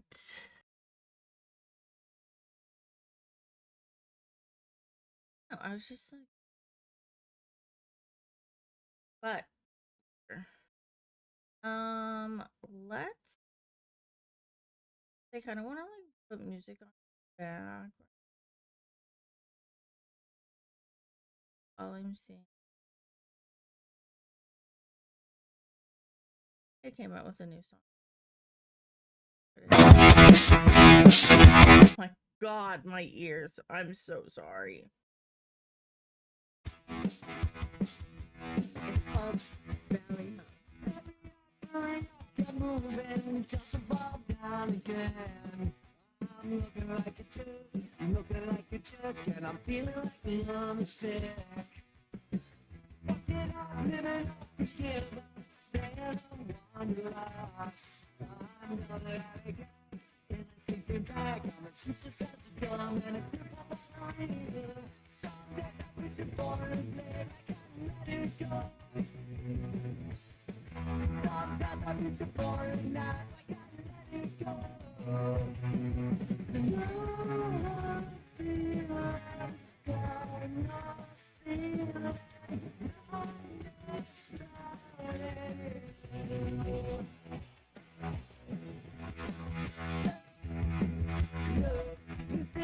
listen up, we're drinking, touch the handle of. I'm waiting on the sun, like the sun that's blowing up. It's because it's the worst blessing. Oh. Alright, they're talking. Us now from left field, and you can ask him a question using that hashtag AskSNB. 2-1 game, LeMahieu, Wells, Peraza. First pitch in there for a strike. I just saw you, so you threw the ball to a fan. Do you pick out a Met fan and throw the ball to? I throw it in the general direction, but usually a Yankee fan will like elbow him out of the way and come in. And so I just try and see somebody who wants the ball and wants to enjoy the game and wants a little souvenir on the way out. So whoever that is, honestly, I don't care if they're Mets or Yankees fans. Right. We got a bunch of baseball fans here. And I like that because this atmosphere is awesome tonight. I mean, this is what you play for, man. It feels like playoff game. It's pretty cool, isn't it, to look around and just see the stands, 3 games in a row, all full, all New York sports fans. Alonso was telling us when they put the Knicks score up, the place went bananas the other night. Yeah, absolutely wild, and I love that because it didn't really matter. They were just like, all right, New York's moving on, you know, yep. And I do love that about New York. They just want good teams. Oh, look at this play. Oh, man. What, Francisco? Man, he almost did a Jeter right in Jeter's old spot. But yeah, that's what I love, man. Is New York just they want good teams and good baseball, and they're getting that tonight for sure. They've got their last couple of nights. Last night's game was phenomenal, and here we got a good one going with that big run to make it 2-1. Now leadoff man aboard, Austin Wells.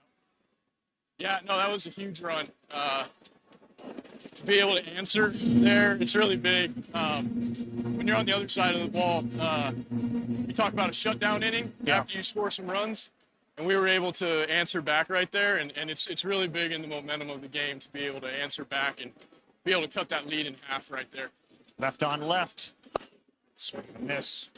Your pitching staff's been outstanding. You've had a pretty good view about what do you think has led to sort of the uptick in performance by all the guys? You cut out on the first part of it. I said your pitching staff has been my phenomenal. Goodness, yeah. Our pitching staff, honestly, you know, I think all the information that they've been getting and they're all really receptive to it. We have a bunch of really, really smart guys on the mound. These are guys that they don't just get up there and throw the ball. they have a plan and they have a reason for doing it. They know they have great stuff, but they know that these are great hitters as well. And there we go. And that they have to, they have to execute plans while they're up there as well. So our front office and our analytics group has been really big about getting the guys the information and allowing them to go up there with, a plan that's going to be to their strengths. All right, here's Oswald Peraza. So I think that's been a big part of it. And then, sometimes just a change of scenery can help guys a lot. I mean, Griffin came over from the Angels, and he's taken to our team, really well. It's been a really easy transition. Yeah, and Holmes. Yeah, Holmes. Yeah, he's been doing great in the starting role. I mean, oh, here we go. All right, Chopper could be two. Come on. No, man. All right. Peraza beats it out, so there'll be 2 out, which means we get to keep this conversation going. Yep. I'm glad we get to keep it going because I have to ask you, man, how much time are you spending on that facial hair, brother? On that what? On your facial hair. You know what? I got it trimmed up a little bit today, so I feel good about that. And but man, I've been growing it since playoffs last year, and so I've been it's been good to me. I kind of like the look. That's actually hilarious that he's adopted my mom. Sometimes they say variety is the spice of life. So sometimes I just gotta mix it up a little bit.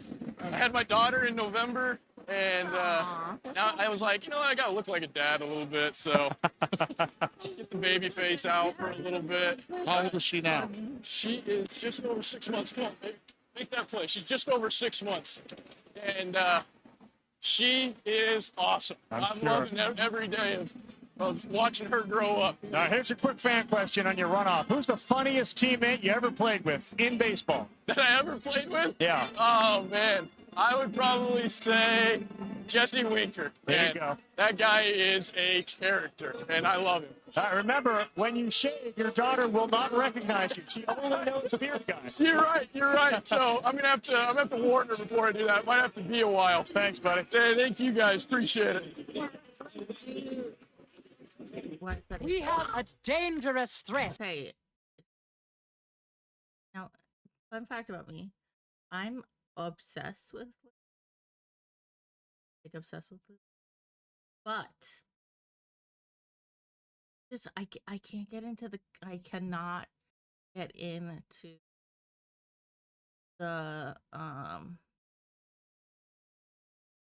just can't get into the trailer. But the thing is, I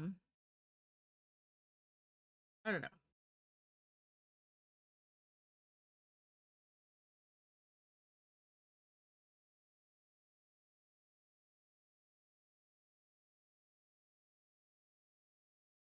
Look at flowers.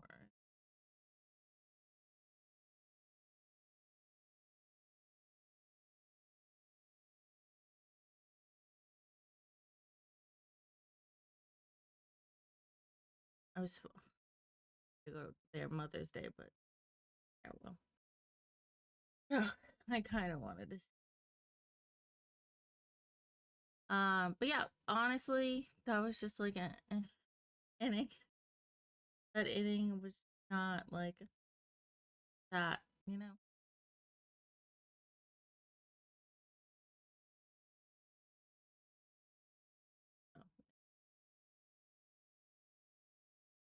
I think what I am curious for Freed's next is how he'll. Nimmo, outstanding. And next week, we'll see who'll wear the microphone. Sunday Night Baseball, the series finale. LA comes east. Shohei, Mookie, Freddie, the Dodgers. They'll be at Citi Field to get Alonso, Soto, Lindor, and the Mets. 7 Eastern Time, ESPN, ESPN Deportes, ESPN Radio. And, of course, our coverage will begin, as it always does, 6 Eastern with Baseball Tonight, Sunday Night Countdown. Back to the top of the order in a 2-1 game. Lindor flew out to center his first time up. This one he gets underneath, and it's headed towards the seats. And the wind may have played tricks with that one as well. We have now, thanks to Sarah Langs, discovered that the Alonso flyout was blown in 10 feet and pushed 8 feet right by the wind, It is wild. Like, preventing a home run. That comes from StatCast. It came in 10 feet with that wind. It is inside. That is wild. So he's probably feeling pretty good. Like, he's in his mind, he can say, I'm 1 for 1 with a homer, even though it was caught out there. Cubs fans are saying, oh, that ain't nothing. Try Wrigley Field. Yeah, I was gonna be like, I don't think they're gonna like. Cody, we've seen a whole bunch of foul balls from the Mets off of Fried. So what does that mean? What is the pitcher's message you're receiving? Well, the feedback you're getting is that that's what you want. You want foul balls. You're trying to put the ball in play early. He knows his pitch count's a little bit elevated here at 42 pitches.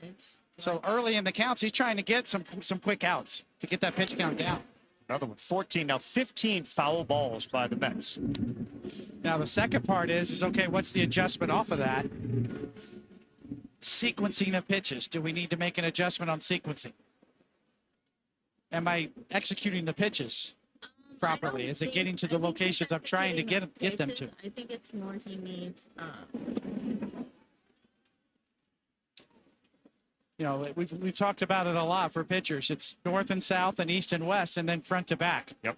So the front to back part comes into question now. Maybe some changeups, maybe the curveball.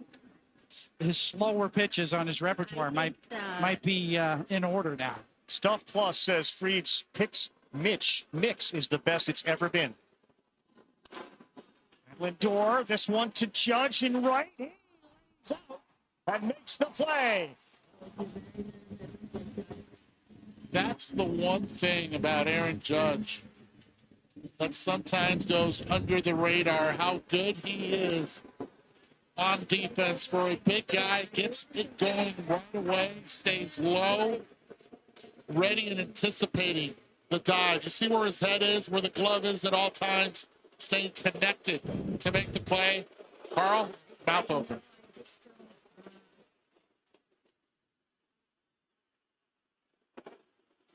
You know who is up thanks to the booze? It's Juan Soto. Fried's first one is down. When you look at Judge out there in right field, you know, Aaron Boone said too, he's learned what it takes to make sure he's in the best physical condition possible. Boy, fooled badly there. Sweeper curveball in there, and it's 1 ball, 1 strike. That had almost 22 inches of horizontal break. And that's kind of been another characteristic that has changed for Max Fried. This particular pitch, rather than sliders, that's more of a sweeper. And boy, did that sweep. And it creates that right there. Oh, he's pitching right now. For the game early, it was Juan Soto and actually Wells having a conversation on the field for quite some time. Still continues.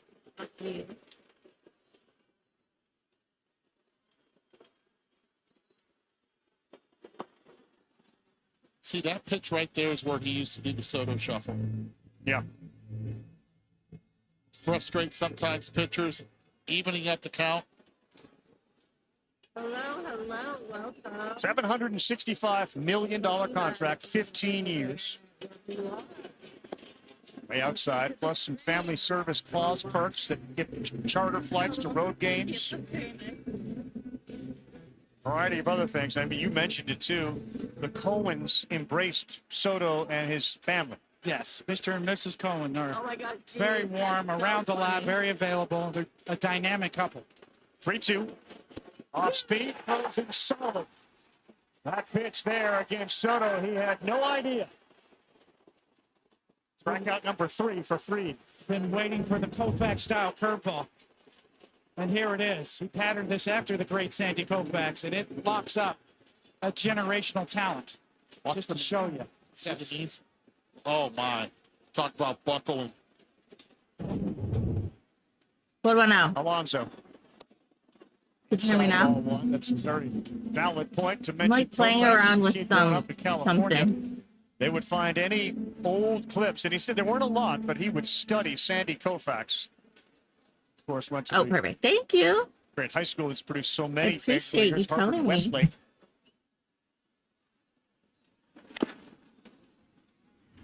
I got a chance to talk. I think out of to Max Fried everyone- yesterday, and he mentioned the chance to meet Sandy Koufax.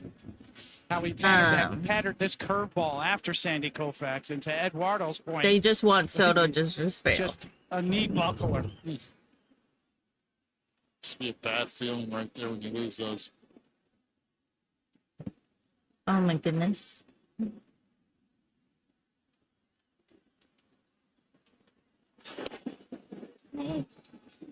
He's a three-sport athlete. No. Basketball. He was striker. Soccer. Goal scorer. Did that at Montclair Let's see if he'll Prep like before he make closed another out and one. moved over to Harvard Westlake. Where he hung around with Lucas Giolito and Jack Flaherty as that one is cued off the end of it back His by Alonso. pitch count was really high. Decent. Very decent. Why? Both having. Also, what if I was all gay? having great Or success at the what if I major league was There was a ace? debate who was the better pitcher on the staff when they were both there, either Fried or Giolito.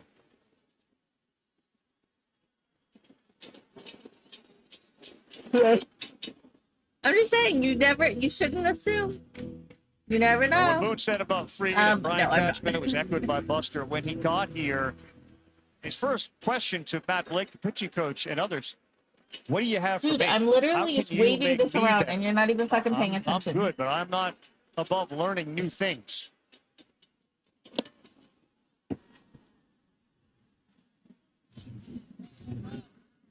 Did he foul that ball, or was it a swing and a miss? That's a heads-up play by the catcher. What? Who went backwells and threw out Pete Alonso, who's pleading this his one? case that it was a foul ball, but that's a swing and a miss. It got away. He doesn't run to first. The ball goes to first.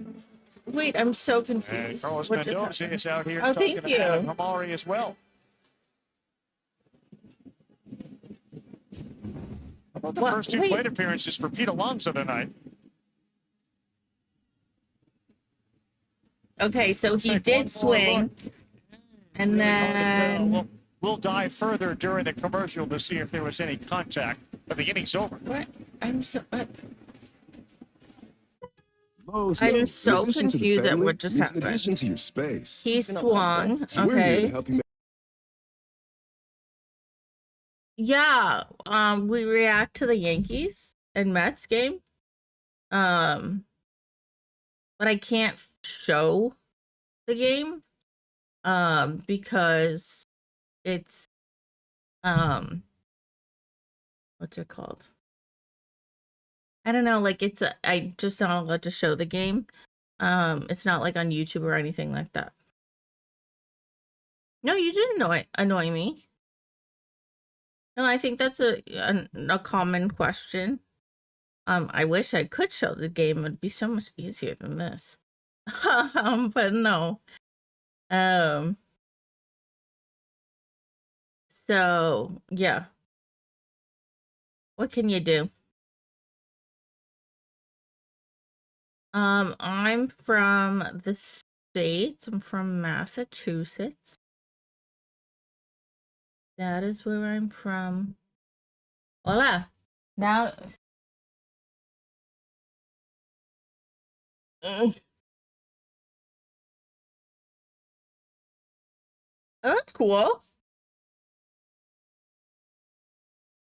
Egypt seems beautiful.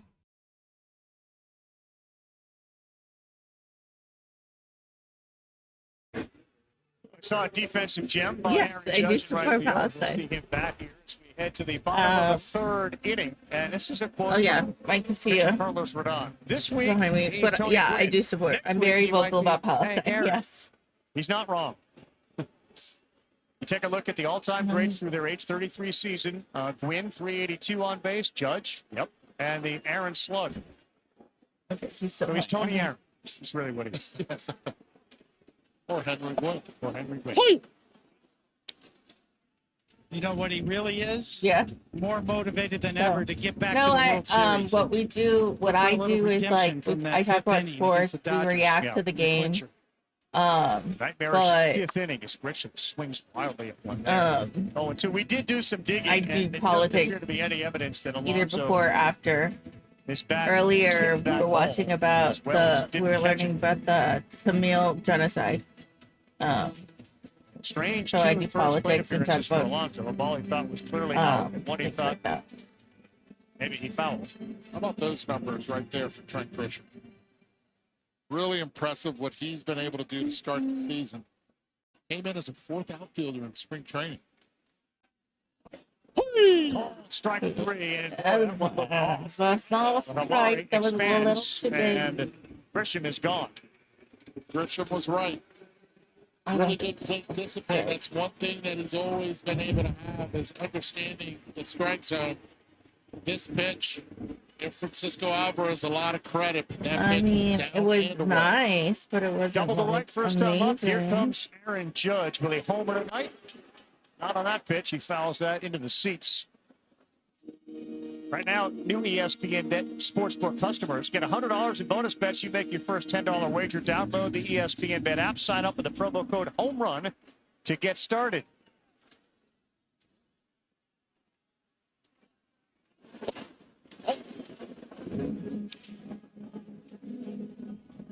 Well, the selectivity that Aaron Judge has displayed, it used to be against righties. The slider on the outside corner would be a virtual swing and miss every time. No longer the case. There he chased a little high one at 93. Is Carlos Mendoza being cagey? Because it does feel like they've attacked him. They're not afraid to go up. They're not afraid to come in. It feels like that's the way they've been going about it. It's just a different era nowadays when you consider thinking about Barry Bonds and how many intentional walks he had in his prime. The run expectancy is too high nowadays, according to analytics, to just automatically walk guys and put them on Yeah, first well, base. obviously, I don't want them to keep walking him. It's annoying. I want him to I will hit. say, anytime number 99 has a bat in his hand, the run expectancy should just skyrocket too, right? It's the old Reggie Jackson line, right? When I'm in the box, I'm in scoring position.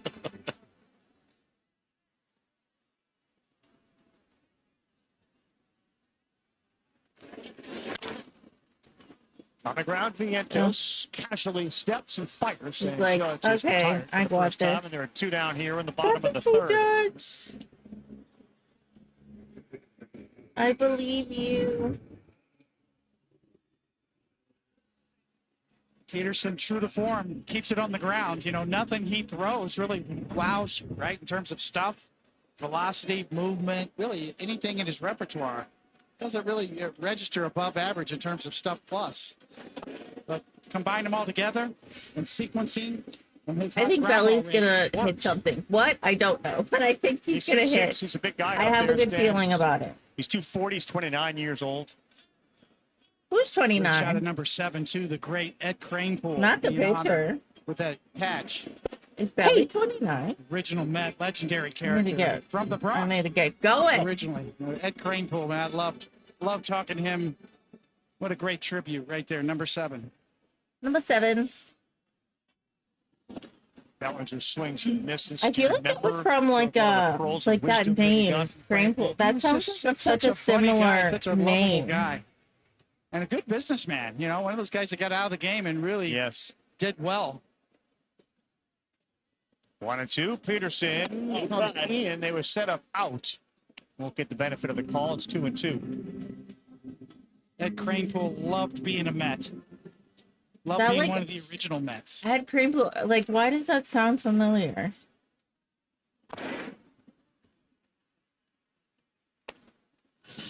This is where Cody's been really tough on lefties with 2 strikes. Shortens it up.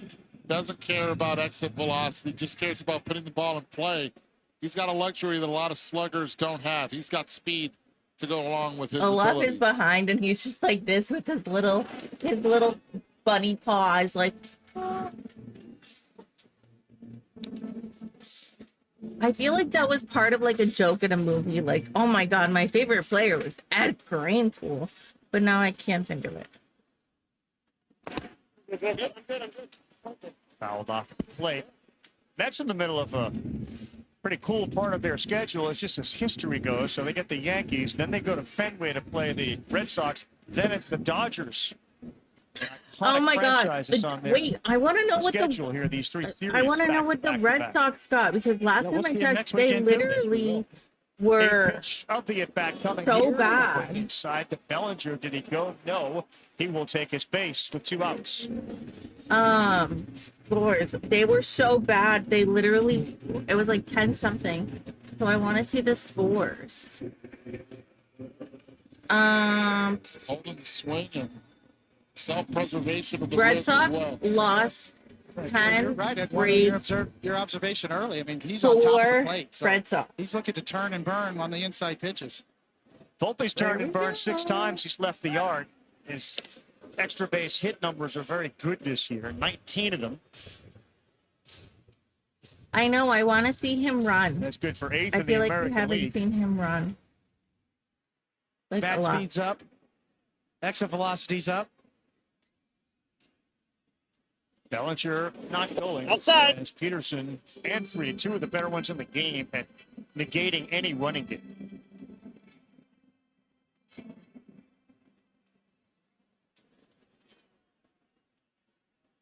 He's owned lefties, just a 206 batting average against, yet he walks Bellinger. 1-0 to Volpe, but a quick throw over. Second disengagement.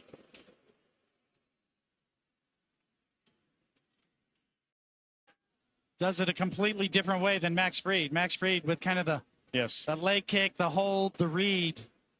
Peterson, a little bit of everything. The slide step. We saw that little step off throw right there. Very methodical when it comes to the runners.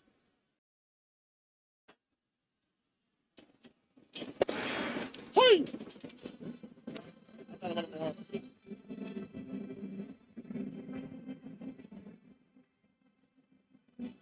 Okay, so since so you can only He's at the top go of the list off when it comes to twice, preventing the stolen and bases. the third last time couple of you years. have to get him out. He's really doing a good job. If you don't, that's a buck. Too. This is a really good study in the 2 pitchers tonight and how they kept these hitters off balance. Peterson's highest rated pitch so far this year has been that slider. To lefties and righties.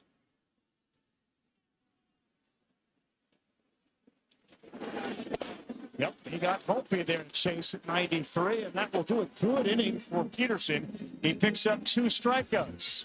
We're a third of the way in. The cleanup hitter, Mark Vientos, will lead things off, followed by Nimmo and Mark. Okay. So far this guy has really got our number. So rude.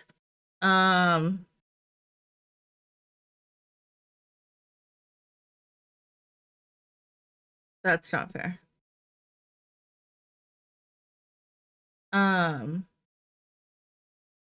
I think that so far I'm liking what I'm seeing. I think I've always said this, I need Volpe to have longer at bats. And I need him to get on base more. That's why I don't know if he's in the right position in the lineup. What is the lineup? Let me look at the lineup real quick. Because if I think line up. Okay, rude.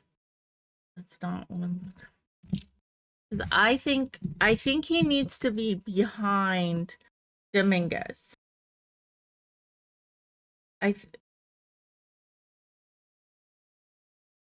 Maybe? Okay, let me look. Yankees line up.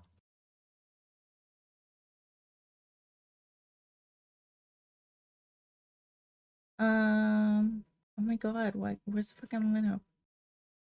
Why is it so hard? Okay, let's see. He's behind. See, okay.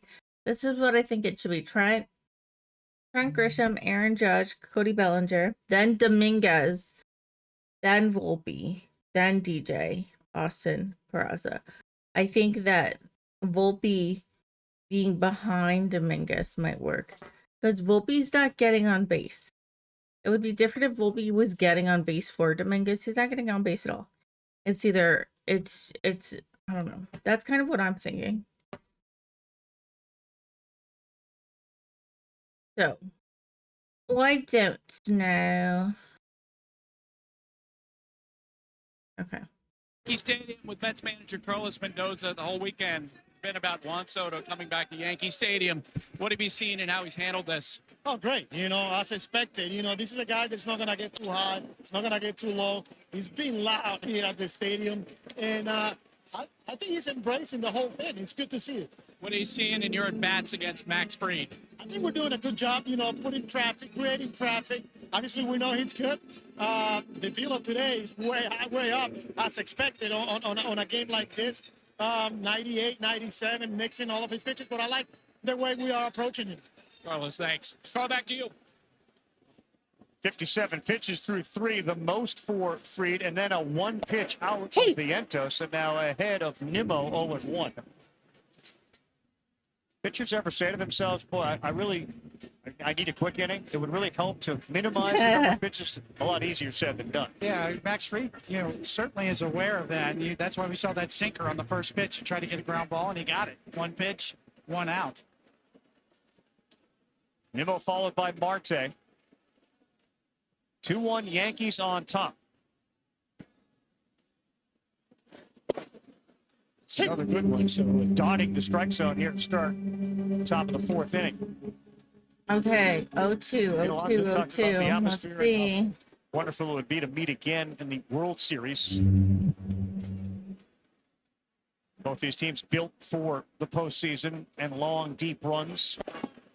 Boy, how about that? Max Fried, 4 pitches, 2 outs. He's got 5 strikeouts, 2 of the 3 top choices, according to ESPN Bet. Mets are born for Yankees long and Mets playoffs. to get to the series. I know last year that was everyone wanted a Subway Series World Series. They're a thing this year. They don't appear as if that's And they were close. Going to close up shop and head out. Tigers pitching. Really Ouch.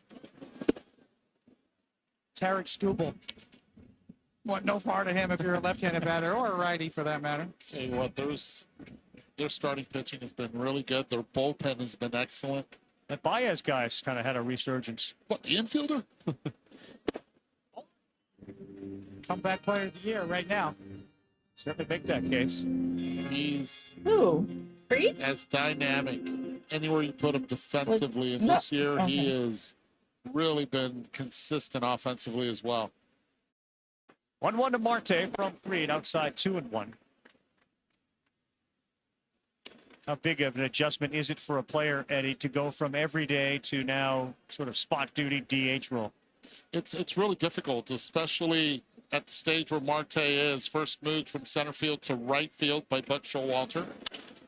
That one's going to get down for a hit. He always destroys us. Again. Judge fields it, comes Always back in with a the thing is, I can't recognize him because he's not in an Orioles outfit. That's fucking my outfit uniform. That's why I'm like, who is this guy? The guy that always destroys us. That's why. I like always. I'm like, who is this? Breaking ball, stays with it, and goes the other way. Not a lot of body movement.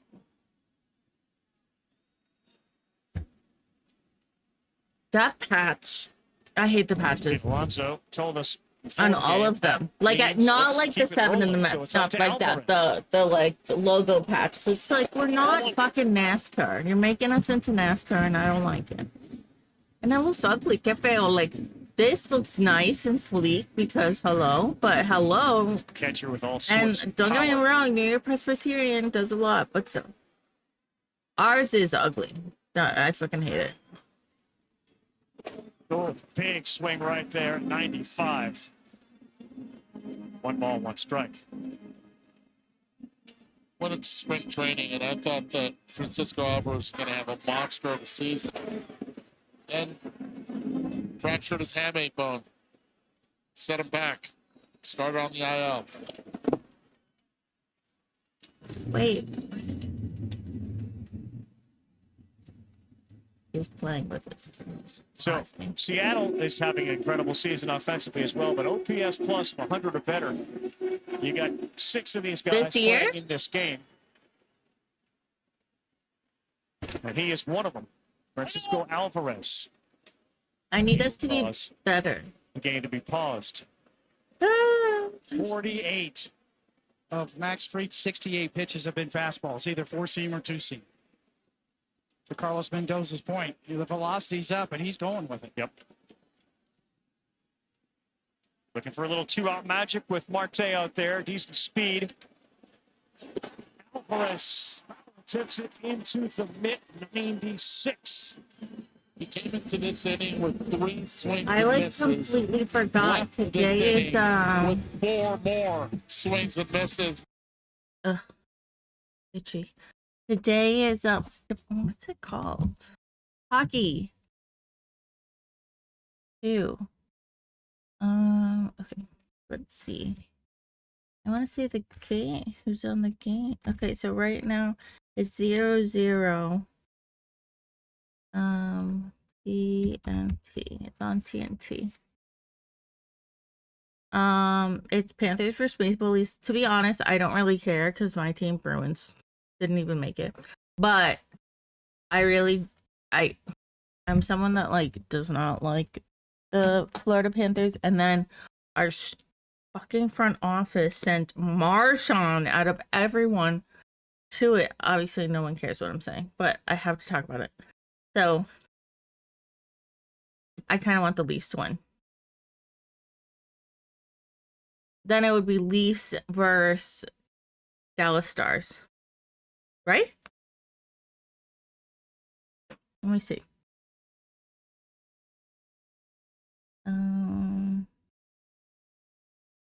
Oh, I was so wrong. Okay, never mind. Dallas Stars is facing the Oilers. Okay. Oh, it's the Western Conference Finals. Okay, so who would be playing?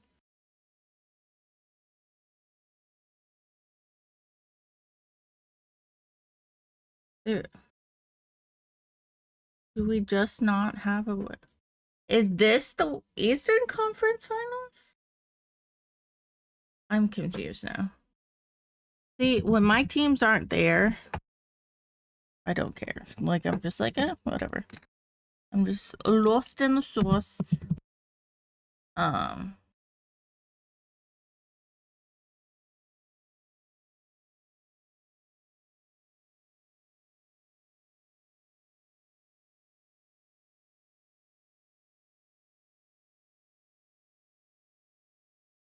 Let's go.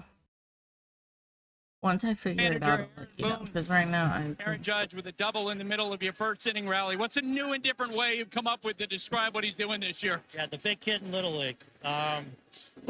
Austin said to me the other day, he needs to get called up to the next league. He's playing at such an unreal level, doing it on both sides of the ball. Another great play in right field today too.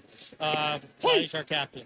So much focus this weekend on Juan Soto. His reception here in Yankee Stadium. It seems like he's been trying to connect during games with all the Yankees, including you. What's the connection he's made with you? Yeah, I got to see him before the first game a little bit. I got to give him the American League Championship ring, and then we kind of connect every time he walks up to the plate. Mooney, thanks. Back to you, Carl. All right, Buster, 1-2 on the way, and he gets it in on the fist of Dominguez. Well, we know what it's like because we observe it. You know what it's like to go back and be booed. I mean, he may be playing to the crowd. Do you think there's some impact on a guy to? Of course there is. What do you mean? A crowd that embraced him so well last season? How could it not? Right? He's a human being. Exactly. And that's why he's waiting till the last minute at the end of the inning to run out to right field. And you can see him looking around. That was the section that just adored him last year. Yeah. Here comes 1-2. He's going to have to charge, and he is there to make the running catch. You know, I mean, they could have adored him especially more, the but... just absolutely fell in love with him last year. And it was a phenomenal year. With him and Judge together, they rode that to the World Series. He's a phenomenal player. Gave his heart and soul here for the year he played. Yeah, Soto sucks. Oh my God, that kid. And why that decision, given the money and the years, were very close. That kid has Soto sucks. It's The so Mets and the funny. Yankees. Some speculated maybe get out of the shadow of Aaron Judge. I want to be in my own world over there in New York, even though, you know, Lindor's on the team and Lonzo's on the team and Nimmo's on the team. Guys, in the last week, I reached out to different people who had the experience of getting booed in New York. And, Tony, they all talked about Alex Rodriguez, Darryl Strawberry, yourself, all talked about a different tone when you get booed in New York versus being booed in other places. Yeah, because we're fucking ruthless. 1-1. Yep. 1 and 2. Yeah, that's a Come on, great point, DJ. Buster. There's a little different edge to it. I have not That's why they call it the called Bronx DJ's name Cheer. in a very long time. That felt very, like, Certainly. different. My days at God, Shea, I'm I heard that a few name. times as well.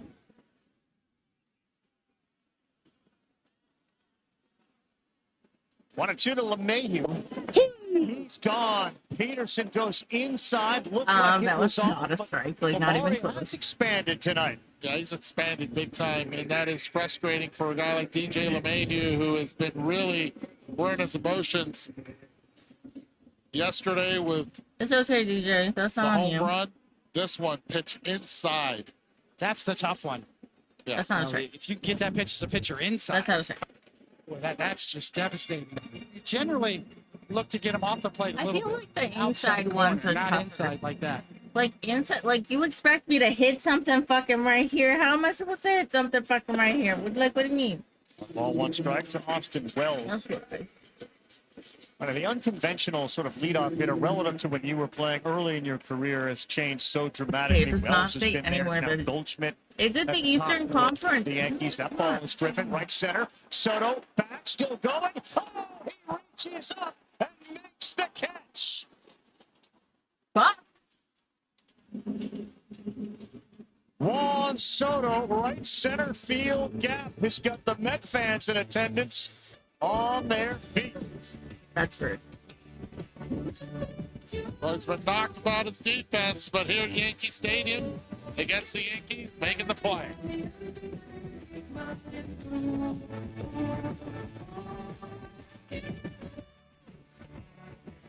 Who's sitting out there? You should think of fire.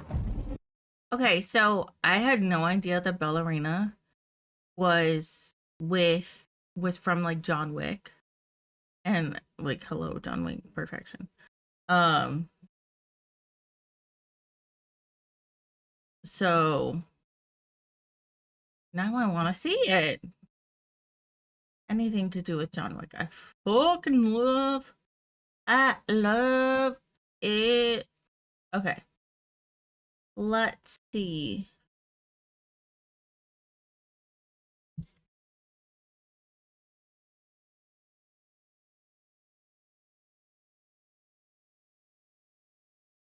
Yeah, I would. Everyone's like on Twitter is like questioning the strike zone.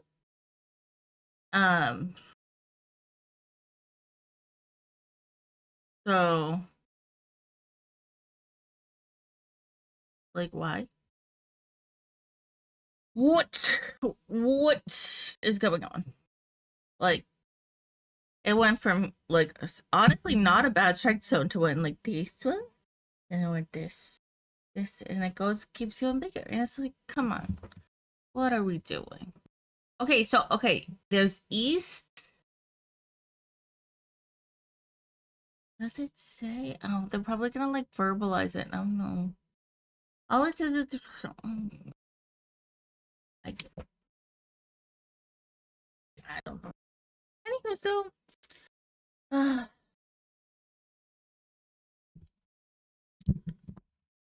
there we go. Sunday Night Baseball on ESPN, presented by Capital One. What's in your wallet? Subway Series, living up to it. Terrific game again tonight. Suit up this season at MLBShop.com. Check out the largest selection of jerseys, caps, hoodies, t-shirts, and more. Go to MLBShop.com, the official source for your favorite gear. First pitch swinging a foul ball. That combo just doesn't work. He made the wrong decision. I think he knows it, and I'll fight. And I just There's that watch party that's been going on. Is this like a new thing? Down This at the watch World party? Trade Center area. They got t-shirts that have been given out. Is Celebrating this both watch the Mets party and like the a new Yankees. thing? Or is it just because of the next playoffs? Like, Friday, what is Saturday, and happening? here on a Sunday night? They're like Sports mecca right now is New York City. McNeil, 1 for 1. He had the RBI that came in the second inning. No sweat. I'm from the United States. Where are you from? And the depth of both of these teams. Sorry, that made me laugh towards because the it bottom of their literally was order, back to back. it's Where are you not from? easy I for don't a care. pitcher to navigate, let alone getting through 1, 2, and 3. I'm You from just the can't US. I'm take from a breath. Massachusetts. You know, you don't get a Stand. at bat off. I'm from Mass. Yankees Okay, offense has been let's keep it prolific rolling. all Let's season keep long. it going. What was that number you had, Eduardo, Come about the Yankees and on. home runs? They have the most home runs in the American League, even without Aaron Judge's numbers. Avi, hello. Remove Judges Red 15. They're for still Yankees. ahead of Seattle. Okay, Seattle did 78 not play homers well. So, coming like, into the where night. did Seattle? Field fouls one off of. Yeah, contrasting It styles, seems right? so The Mets painful. pitching staff collectively has allowed the fewest home runs looks really in Major League painful. Baseball. The Yankees offense hit the most. Ew. I'm going to quote a wise man that I heard this weekend. Okay, they say, definitely "Something's changed their gotta give." helmets. They look more like metallic and right. shiny. That would be you. Oh. Mets came into the night with 52 homers. The Yankees 78 homers. Oh my God, Brad Marchand in Florida Panthers uniform. Ew. Ew. Brad Marchand should not be in a Florida Panthers that's kind of the uniform. Oh crazy my part about the Mets' gosh. great start, and That it should reflects how be good the pitching has illegal. been. Their lineup hasn't really taken Brad off Marchand yet should between not. Soto in the bottom half of the line. Our front office It's 12 just and 12 on the road. They just do have a ridiculous. plus 62 run differential coming in, 6 and 4 in their last 10. The so run pretty. differential is not really a result, obviously, of their offense. It's because their pitching has prevented so many runs. Here in the fifth, Fried, 76th pitch. They've really worked him. A They lot have. of foul balls up of Max Fried tonight. Now, I'll tell you this. Yeah, he's- and I fucking when he hate went it into the because dugout after the inning, last inning, he went in there and it Like, seemed no, like he thank was you, wondering, sir. are they picking up his You pitches off the absolutely glove or want. not? A lot of tough pitches that they've been able to foul. New York Plus Mets doing a 85. great job of The getting that Tigers? pitch count up. That's a great at bat for McNeil. They have had 23 foul balls tonight. I'm not a And fan. this is Max Fried going into the dugout and having a conversation. You know, keep an eye first with LeMahieu and then continuing to have a conversation throughout with their coaching staff as well. Digging into the glove. Where's Pretty Garrett aggressive Cole? lead for McNeil, baiting Fried.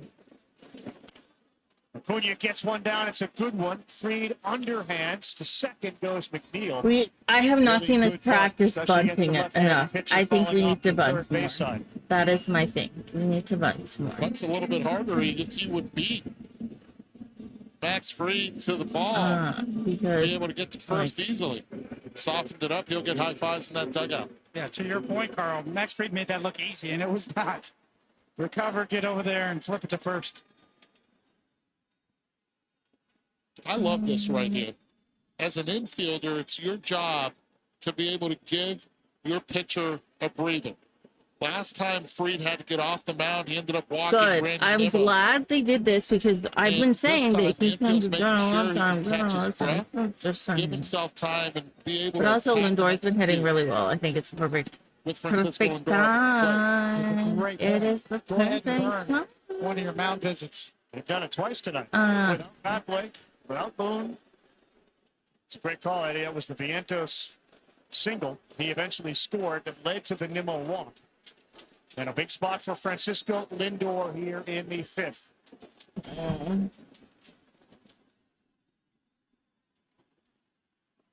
I just saw like a woman like screaming at someone. She was wearing Yankees, and I bet she was not screaming at the Yankees fan. I bet she was screaming at a Red Sox, not Red Sox, just at a Mets fan. The series is made for a lot of guys. He is certainly one of them. 74 mile per hour. Let's not forget he's topped out already with a fastball at 98. It's time to kind of mix up the sequencing I here. mean, Maybe a little bit of 5 softer plus, stuff. We've seen five, a change up top of the curve with fifth. this at bat. 80 pitches is And that's what Max Fried's coming right into your living room looks a like. lot of pitches. So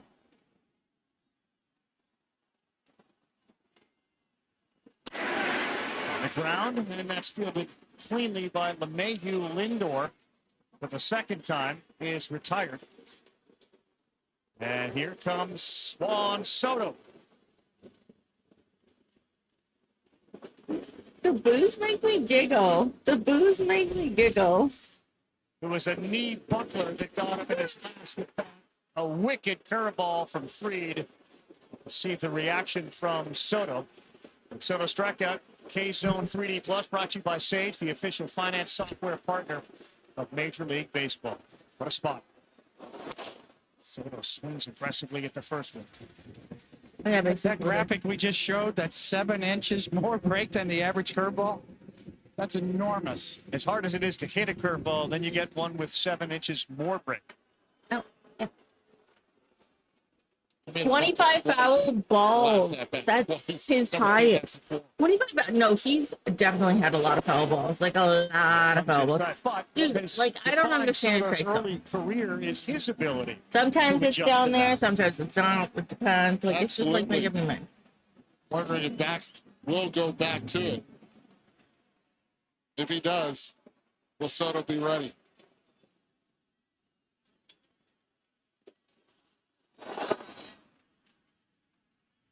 Oh, what a time for the shuffle. I'm telling you, that 8-year-old kid, that 12-year-old kid that we've seen at the Little League World Series. I was talking about that.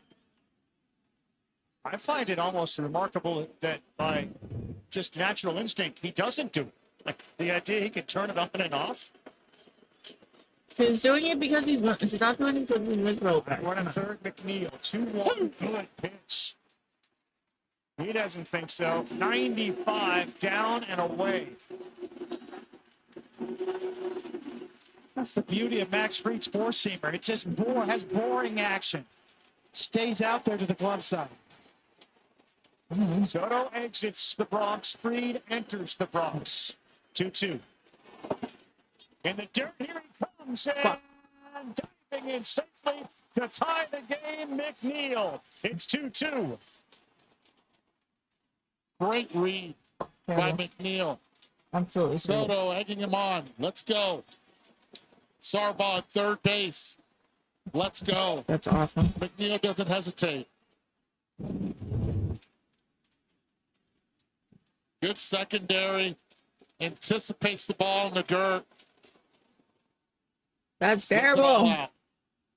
It's the high spin from the free breaking ball that ricochets the opposite direction off of the chest protector. Full count to Soto. As he strikes out, he and Fried exchange glances. My God, are we gonna get a fight, please? Come back to tie it on one that got away from Austin Way. He's not happy. I mean, honestly, like, I'm not happy either. That was terrible.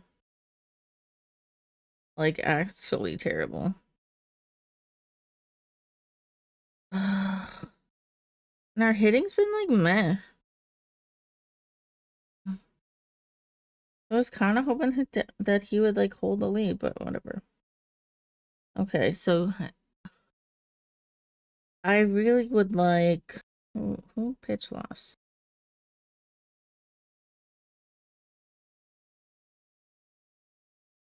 What loss?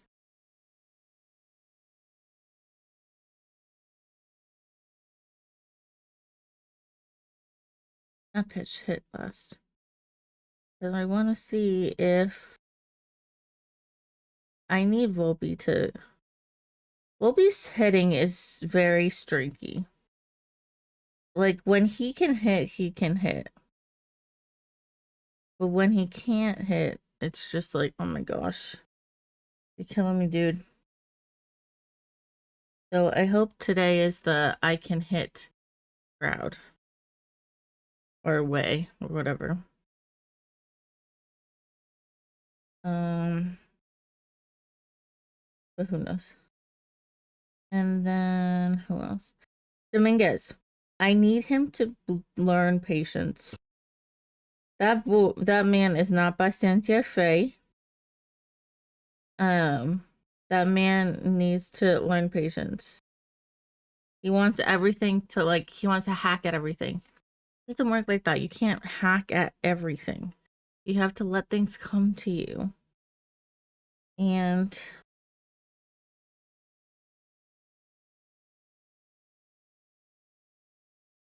I just don't get it. I think he's just, because he swings so fast too. Like, I think that's another reason. But like, that's even more why you should be patient, because like, that uses up so much energy. McNeil to come in, but he's got 7 strikeouts on the night. And this pitcher's doing between the two southpaws continues. First pitch already thrown. It was a ball to Oswald Peraza.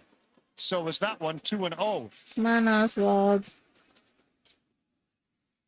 Peraza then back to the top of the order for the Yanks.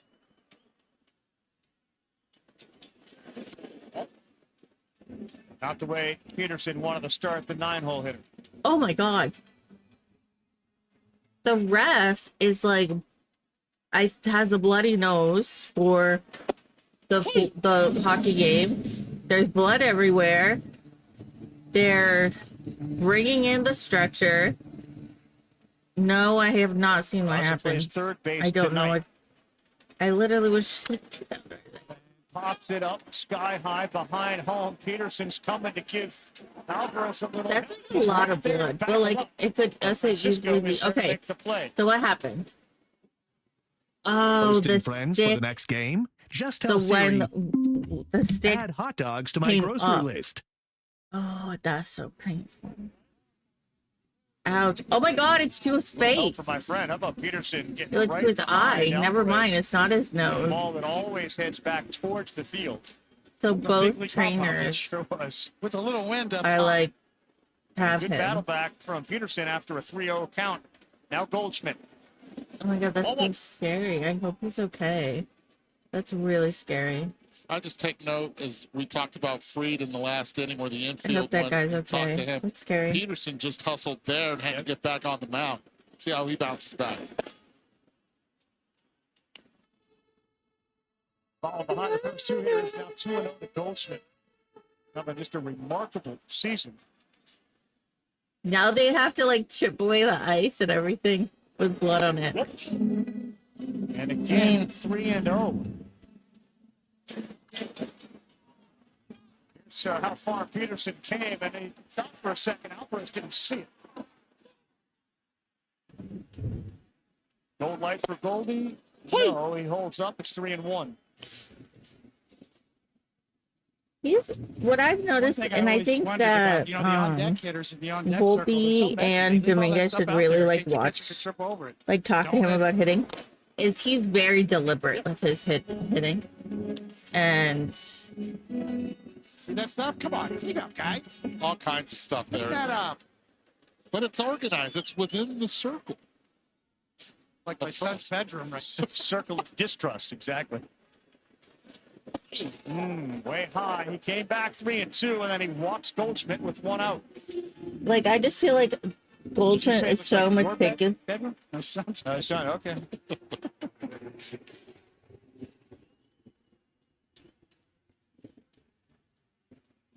Well, here you go, Eddie. Here's the meeting between Alvarez. A lot of different looks from Peterson on the running game that he can give you. So, in this situation, Goldschmidt can certainly steal a base. Yes. And that's probably what they're talking about. Watch for Goldschmidt, but I the know this different looks he guy's can like give you, the load and fast. go, time to home plate, give you a full leg lift as well. So it's really the diversity of He's a style. very long, Give you long-legged different looks to kind pitcher. of control the running game. When there was a game in Seattle last week, Goldschmidt was on first base. Aaron Boone looked at Brad Osmus and said, when he gets to second base, I'm going to pinch run for him. But I know he's going to steal second. So I'm not taking him out of the game yet. Goldie's got 3 steals this season. Not going. Grisham jammed seats down the third base side. And if I'm Aaron Boone, I'd probably give him the red light right now. One of the big reasons, the guy on deck, Aaron Judge, where you are in the game in the bottom of the 5th inning, I mean, it's not worth And it. especially with Bellinger hitting behind Judge, do you I want don't to know. leave first base vacated? Yeah, I can answer that. No. yeah, I think just like do your thing.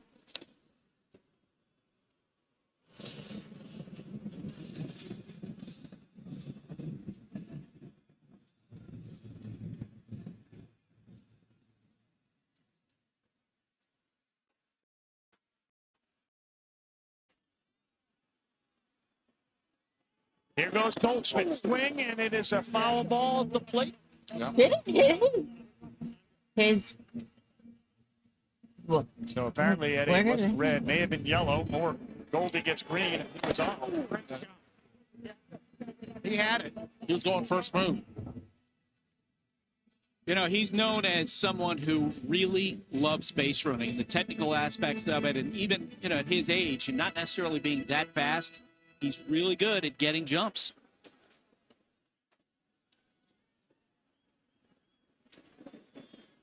Gresham with 2 strikes. Goldie stays. And that one is at the plate. Fair ball.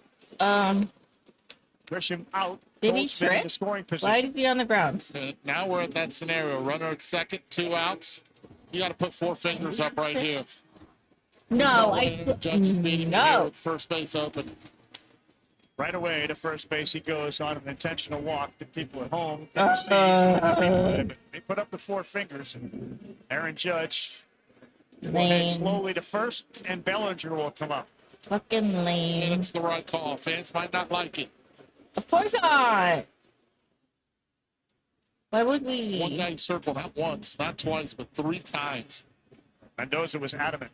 We gave him way too many pitches to hit yesterday, and he didn't. We're not going to let him beat us. So Judge intentionally walked.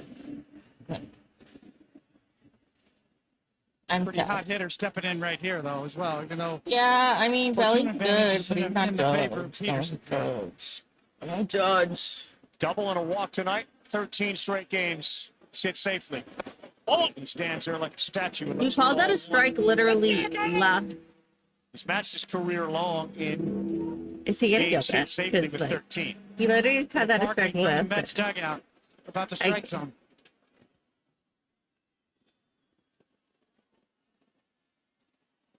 That's a strike. What did you say? You mentioned just Fried with the Soto acquisition by the Mets, but there's other guys, Goldschmidt out there at second base, that the Yankees went out and fortified themselves with.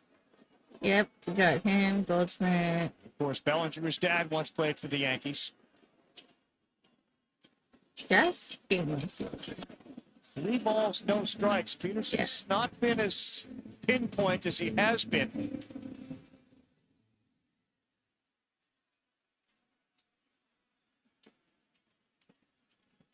Anthony Volpe is an on-deck circle. Here's your 3-0. He missed high, and that's another walk. So 2 in the inning and the intentional walk. Who's after? Volpe, I think. Is it? Volpe. Who's after?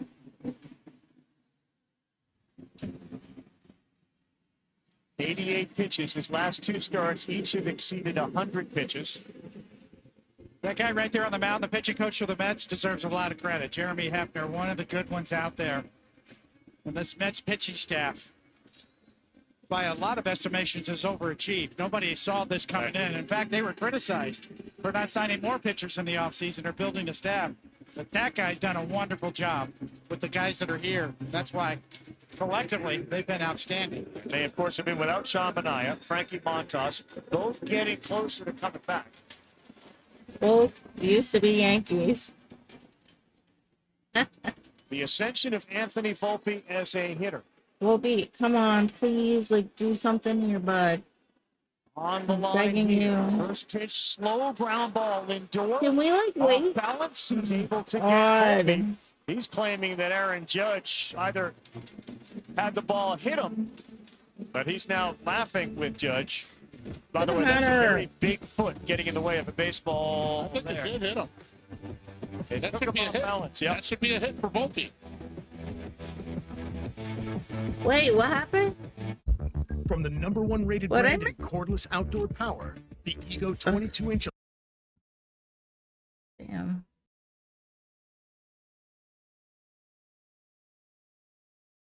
Like one of my biggest pet peeves is when someone swings at the first pitch.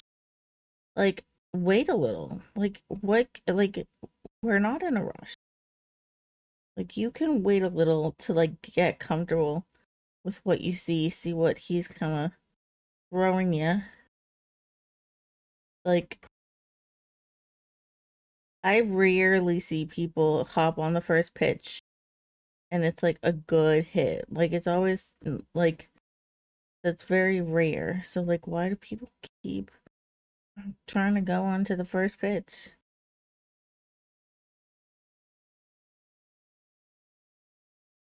Very odd. By the way, Florida Panthers 1, Toronto 0.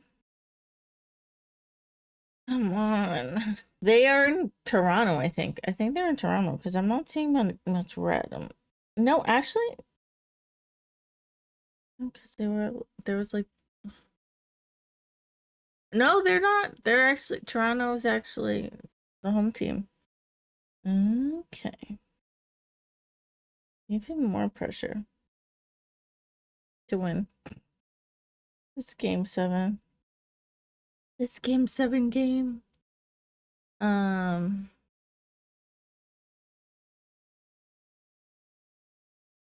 so ready.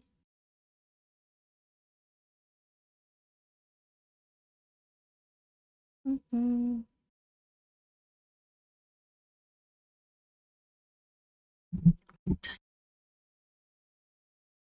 Seven for the whole year, plus live audio for all 30 teams with no blackouts. Includes access to minor leagues, MLB beginning, and available pre- and post games. Visit MLB. No blackouts. Did I hear that correctly? All right, good one here on a Sunday night. Subway Series 2-2. First pitch breaking ball inside to Alonso. We looked at it during the break. It's really hard to tell if the size 17 boat the judge looks around actually did deflect it. Clearly, it seemed to impact Lindor's fielding. Okay. Sweater was screaming as we were going to break. That could be a hit for Volpe. Official scorer discretion. That does seem to change direction. And they were laughing about it as they came off the field. I'm glad Francisco Lindor's body language says it all. I agree. I think it's supposed to catch that on the inner third of your left foot. Instead, caught it on the outside. It would have been interesting if that would have kicked away and the umpire said no. Some big feet right there. How about that nasty two-seamer that Fried just threw to Alonso? There you go. That was the second chuckle because he had one with Lindor as well. 1-2 to Pete. See, you can tell he misses. You change that? You barely seen that man smile. You barely seen that man smile since becoming a Met. And the moment he sees Judge, he smiles. I'm telling you, he misses it.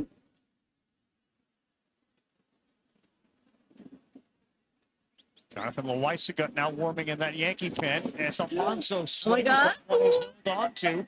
Max Fried's magical night continues now. 8 strikeouts. Second of Alonso. Well, the two-seamer and now the four-seamer.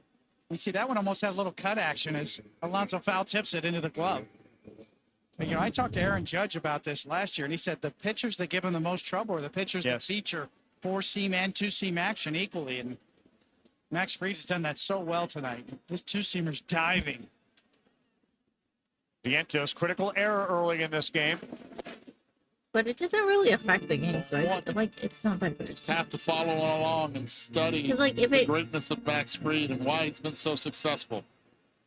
Looks for that pitch hard in early on in the game, sets it all up for all the secondary stuff, including the Wait, I thought Clayton Kershaw was hurt. Is he not hurt? DeGrom and the great Clayton Kershaw, the only guys ahead of Fried. In a lot of ways, he's not a headline seeker, but boy, his consistent numbers year in, year out with the Atlanta Braves, his performances in the postseason, especially after a not so good one, how he bounced Florida back just and got had one of the another great goal. ones. for the Kind of Leafs. picked up a new grip on that two-seamer. I mean- Kind of that what we call a one-liner. Marshall, Kind of an off-center that's on the not a real two-seam that team. creates a different kind of movement that's helped him get Don't a lot more hug sink on it, those a lot more drop. traitors.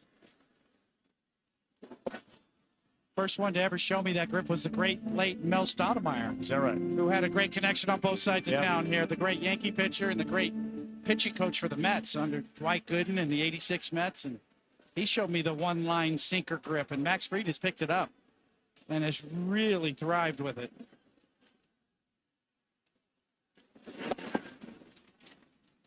Mel Stoudemire had all the tricks, all the grips before we had the high-speed cameras, before we had all the technology. Mel Stoudemire was the best guru in terms of how to make a ball move. You how to can make a ball tell sink. Coney could listen And to yet that the man talk Rivera for cutter, He hours. just somehow threw in a bullpen session, and that was the That was it. That was it.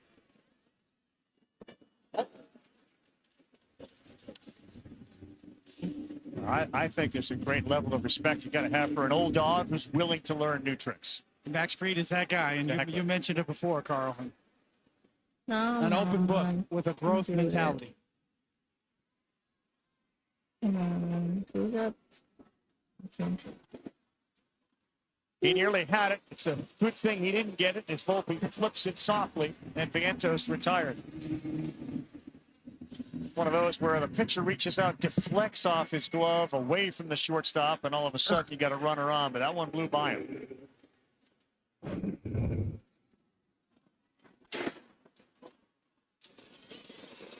Yes, yes, yes. No, no, no. All right. Nimmo, the master of the microphone earlier tonight with a walk and a strikeout.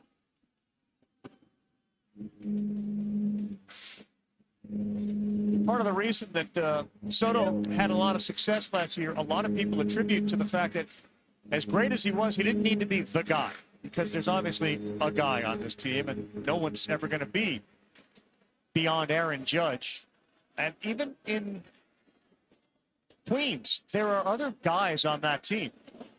There's no It one. doesn't require Soto to be the face all the time. Lindor is certainly one of them. Alonso's one of them. This guy's been around a long time. Nimmo. It's a great point. I mean, how many future Hall of Famers are in this game right now? Certainly Francisco Lindor at shortstop. Yeah, but Before he's done, I don't think anyone's That guy the guy looks like a but Hall of Famer to him. me. I agree Like, with you. I think it's still So him. many things he does off the field as well. But, I mean, I could be wrong. Good pitch. Frustration from Nimmo down, but Amari's hearing it now again from the He's- Mets dugout. He's getting a Nimmo lot of saying, "Focus shit on right me. I'm now calling from the timeout. dugout. Don't listen to them." It's Mets manager Carlos Mendoza who's yelling at the home plate umpire. For a couple of innings now. Yep. Just focus on my beard. Breed 101. Wow. Okay, that's how many pitches. He's thrown 101 pitches tonight. Oh my god. Florida, Trying to 3 get through goals the sixth. already. My gosh. Looks like he'll do it. LeMahieu smooth out there at second base.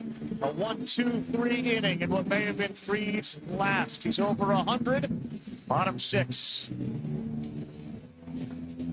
It takes fire and iron to sizzle the perfect strip.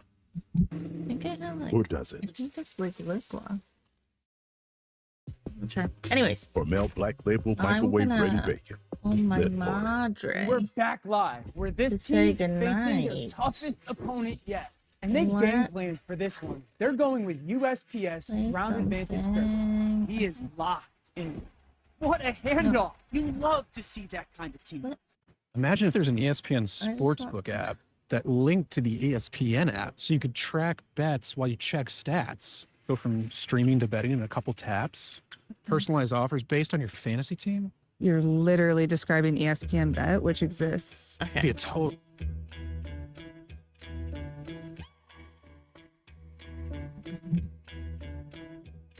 Yeah.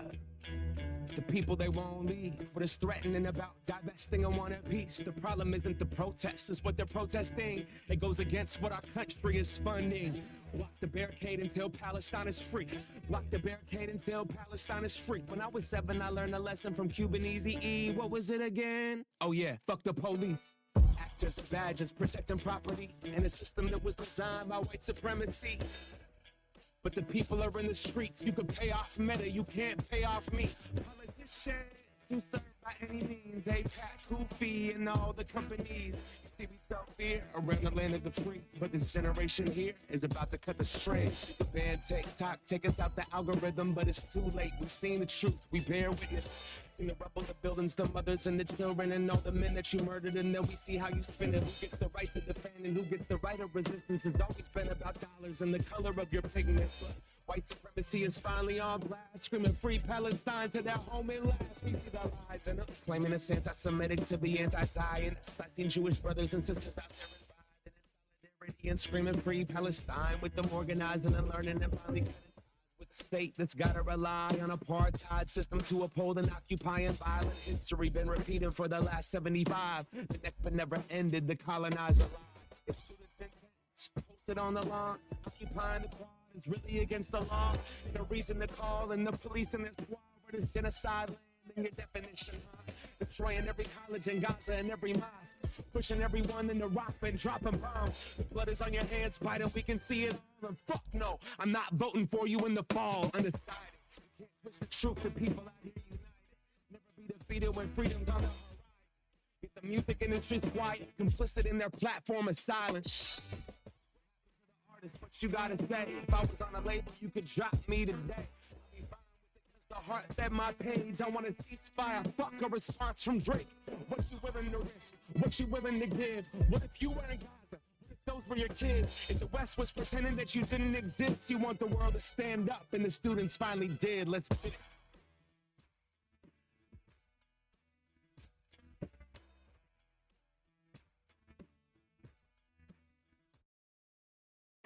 It's the second one, 3-2. Okay.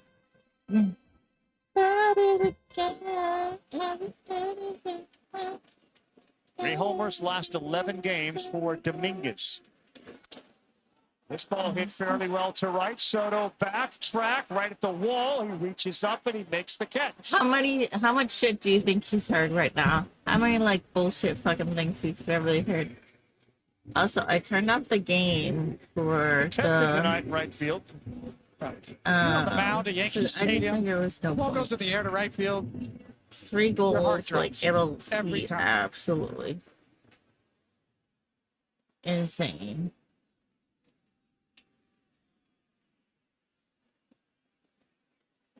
Mayhew called out on strikes last time up. Outside. DJ, ball 1.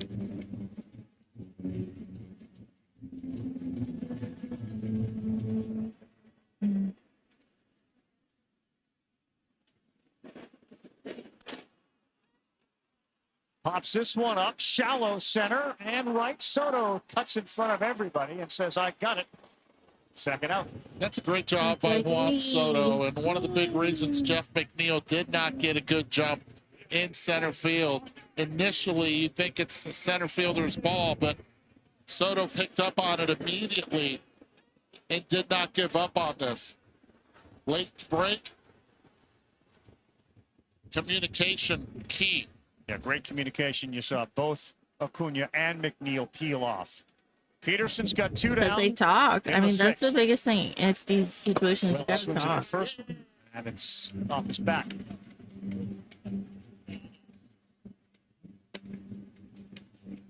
So that's a good point you made about Hefner, because when you asked Mendoza about it, it's not only Hefner, but he said he's the head of the horse, but then there's other pieces that go along with it, especially their video analysis.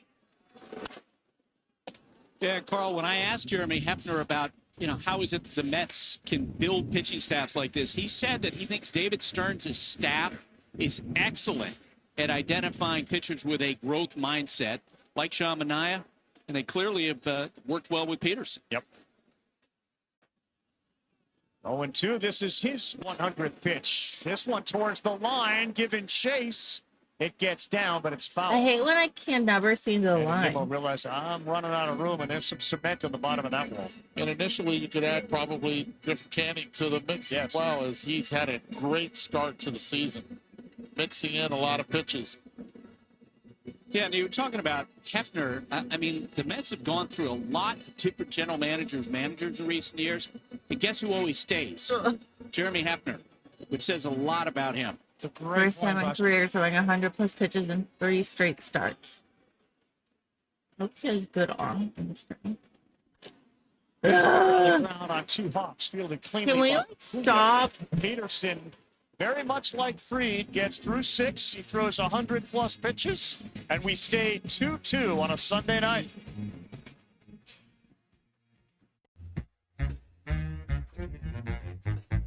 It's just so annoying. Like, can we stop swinging at the first pitch, please? Like you're telling me, like, that's gonna be the only perfect pitch? Absolutely not. No. It's happened too many times where it's just like, ugh. Come on. No. Just trying to like stretch my back.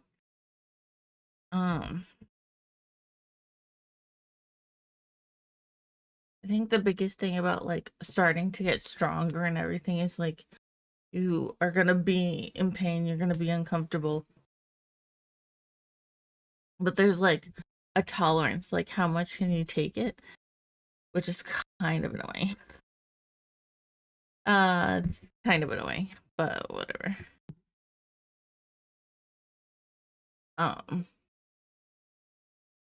So it's gonna be Toronto versus OKC. Not Toronto, Minnesota versus OKC. I really don't know much about OKC.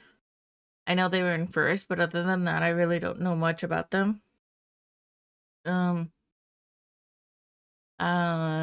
Let's see. Yeah, I'm not sure. But either way, though, I think that from like the little I know, I think it should be a good series. So.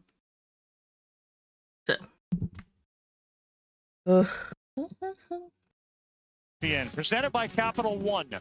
What's in your wallet? What's in your wallet? Game 3. And the history of this one has involved, of course, the amount of times I have seen that play with my Piazza and Joe Torre. One of the greatest names in this sport, have participated in one of the greatest spectacles of this sport, Subway Series. You've played and won 5 different rings with World Series teams. You've experienced this, and we get Brett Beatty pinch hitting, and he'll get Jonathan Loaisiga now in the game for the Yankees. Jonathan Loaisiga, I missed him so much. You'll see from Loaisiga. What an important part he is. He's been so injured for so long. I've been missing him so much. Great experiences. It's nothing. Nothing. I still think Piazza's ball was out off of Rivera 25 years ago. He had the same look on his face as Pete Alonso. Exactly right, he did.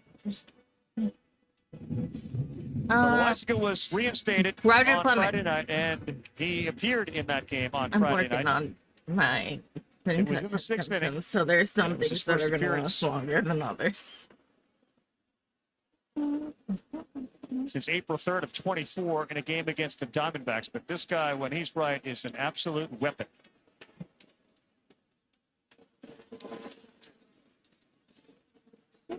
Ahead of Beatty, 0-2, swing and miss. 91, you saw 97 and then 91. Pulled the string. This was my best fastball back 25 years ago. 91 miles an hour. Oh, It's that was now beautiful. a changeup. Wow. Beautiful. Filthy. Tough spot for Beatty right there to face. This is amazing. I love him. I've missed him. Big leagues is about. I don't like this chin hair. I'm not a fan. I've never been a fan of that style. Hey! What? No.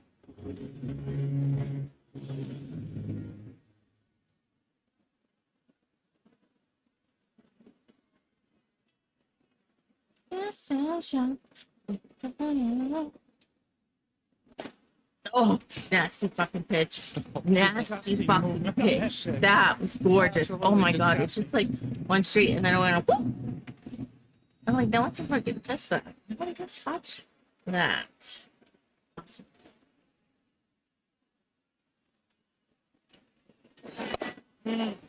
Oh my god, I missed him. Alvarez has struck out 3 times tonight. Well, home plate is 17 inches wide. Yes. The sinker broke about 19 inches. So the whole width of home plate and then some. Hit that one. Might need a submarine, but not a torpedo bat, but a submarine bat. Go down under. Way down under. See if McNeil takes advantage of that fastball, sticks his bat on it, and goes into left. They have to shift on against him. And that is the first big strike. Wow, we're seeing Jonathan Loaisiga painting here with a variety of pitches. He looks like he's back. 3-pitch mix. Seen them all, and they've all been thrown hard and well.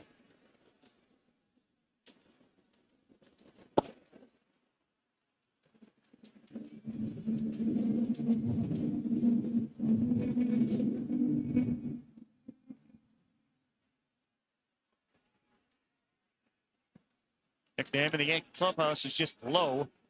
Having him back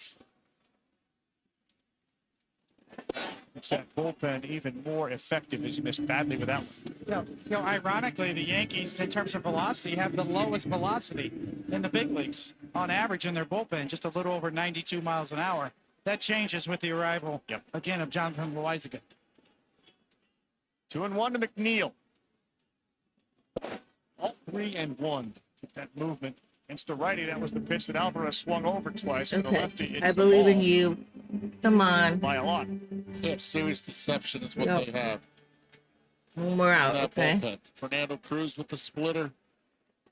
Lighter. Ugh. Let's not talk. Can we not talk about later, please? So after back-to-back strikeouts, the walk to McNeil. And Acuna, the 9-hole hitter. That's okay. Just shake it off. With Lindor looming in the on-deck circle.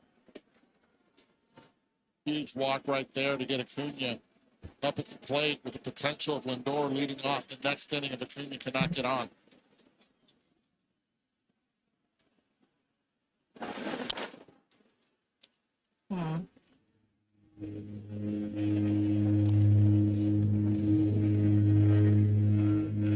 At 97-mile-an-hour sinker. Somebody's ankle's gonna get hurt. Yes. Gotta cut that one off with the pass. Very hard to do. Yeah, I mean, from what I've seen, there's a lot of ankle protection, but Fielded, but it's booted over there at third base. And in between hop for Oswald Peraza. A charge, it looked like he'd get it cleanly, kind of waited, and then right there, the ball glove. Honestly, I thought he got it. That was Hesitated, and then he tried to two-handed. When you go to your left, you're better off doing the one hand and being able to attack and go forward with it. Decided to go straight to his left, and it caught him in between. And the thing was, he was backpedaling, and because he was backpedaling, could not get a good jump off the hop in the dirt. They had some serious spin on it. It did. But it brings Lindor up. It brings Blake out. It changes the complexion of the game.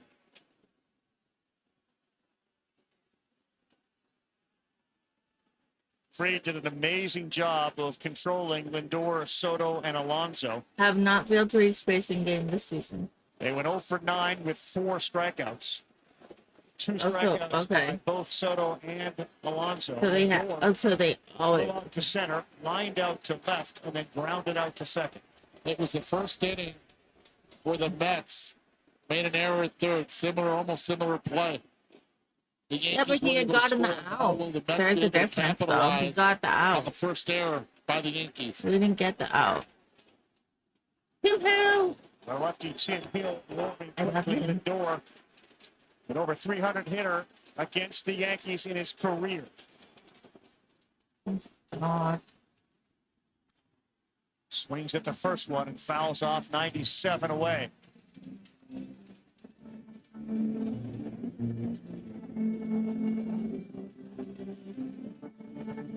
Come on. I believe. Juan Soto is next if they get there. Neal, go ahead, run at second. Lindor is behind 0-2. Oh, God. This game's got that feel where one of the Okay, big stars that, is going to like, step up elephant here at the green end is so over the next fucking couple of innings. Well, this certainly is an now opportunity I'm for one of them with Lindor at the plate. This person has a hat that had Yankees and Mets Two-seamer away. What are we on doing the here? hats. I don't know if that, like, versus? Came in and it misses. What with the changeup again? Back-to-back changeups. I mean, that was a ball. Tremendous movement, but one thing Jonathan Loaizaga has trouble is getting the ball into lefties, keeping them honest in. Come on, come on. It's this one, the right jump, No. in, back, he's there. Basket catch. He did go with a changeup, and Lindor hooked it to Judge. So one Judge is like, superstar nope. unable to deliver. If they can get one man on, we'll see another one. We need to, like, Lindor. not. We need to untie this game. I'm tired of having this game tied. Like, how about we? I love Judge. Let's see.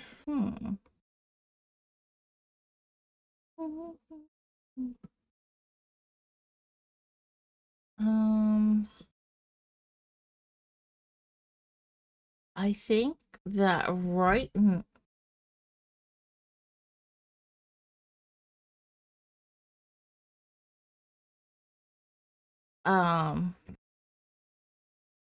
I think that. Let's see. I'm trying to think. Oh my God, Olaf! Jesus Christ! Hi. He like jumped on me because I'm sitting on the ball right now. Dude, you scared the fuck out of me. Come here. Come here. Boo boo. Come here. Boo boo. Like, we literally just, all we need is just like something. We need some momentum. Ow. Olaf, what are we doing? Can we? No.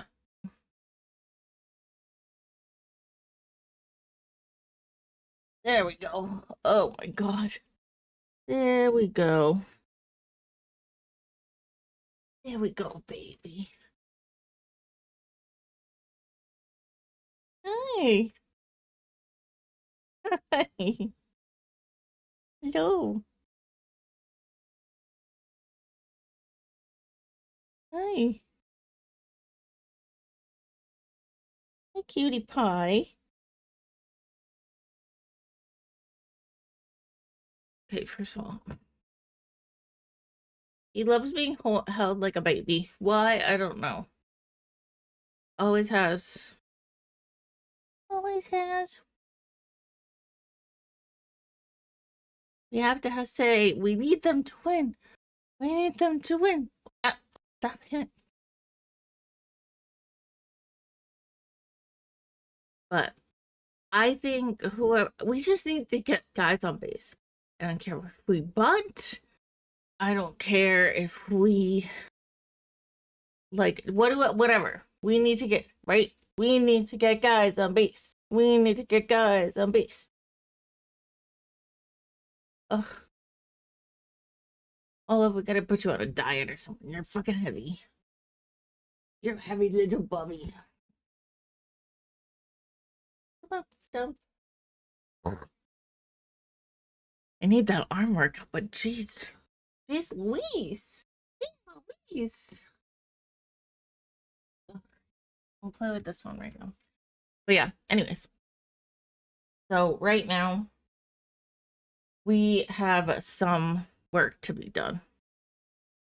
What's gonna happen? I don't know. This ball here on ESPN is presented by Capital One.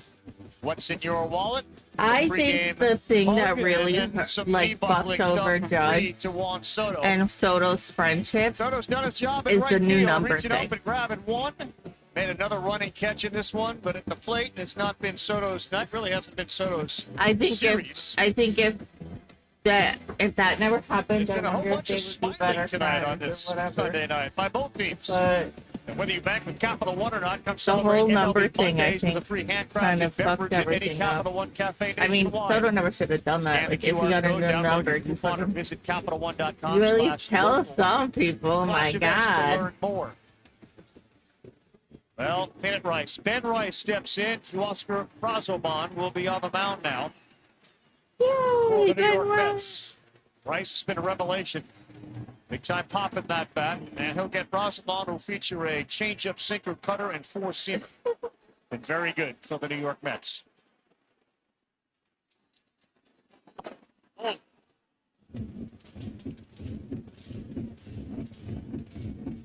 That's one of the problems with the Yankees. There aren't a lot of numbers left. That's They're all out in Monument Park. Swing and a miss. Brazoban, a little change up there at 90. I would never ruin my jersey then. Absolutely not. 9 home runs for I Rice, have a 20 22 runs batted jersey, in. but I'll never like Nope, rate yes. Of Rice or 82. something. Nope, not there I again. feel like a piece of paper Backs it up. tape or Filthy something. from I can do Brazoban. that, but like, that's it. It's been really good this year. And throwing strikes. Minuscule ERA so far. The one thing that Ben Rice has been able to do is hit the fastball. Who is this? That's the one thing I don't know who Brazoban this is. is not attacking him with in the zone.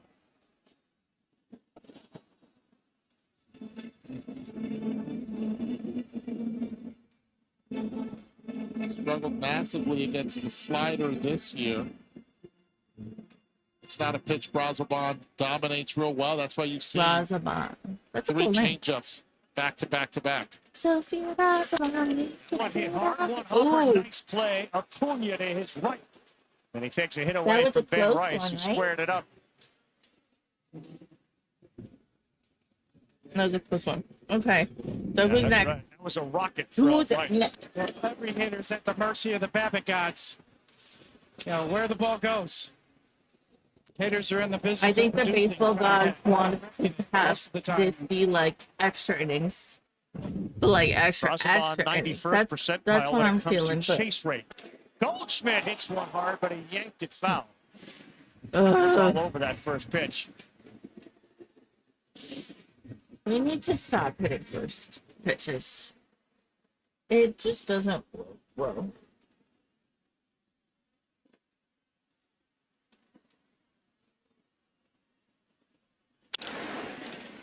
To Hopper to Lindor. Brazoban's got 2 ground ball outs. You know, when you talk about, balls, batting average on balls in play, that's for pitchers and hitters.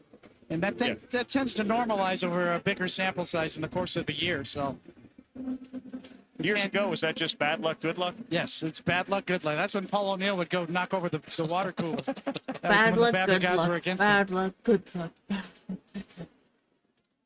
Okay, Grisham is up. Trent Grisham. Honestly, Grisham is due. How many iPads do you think he would have broken in that dugout?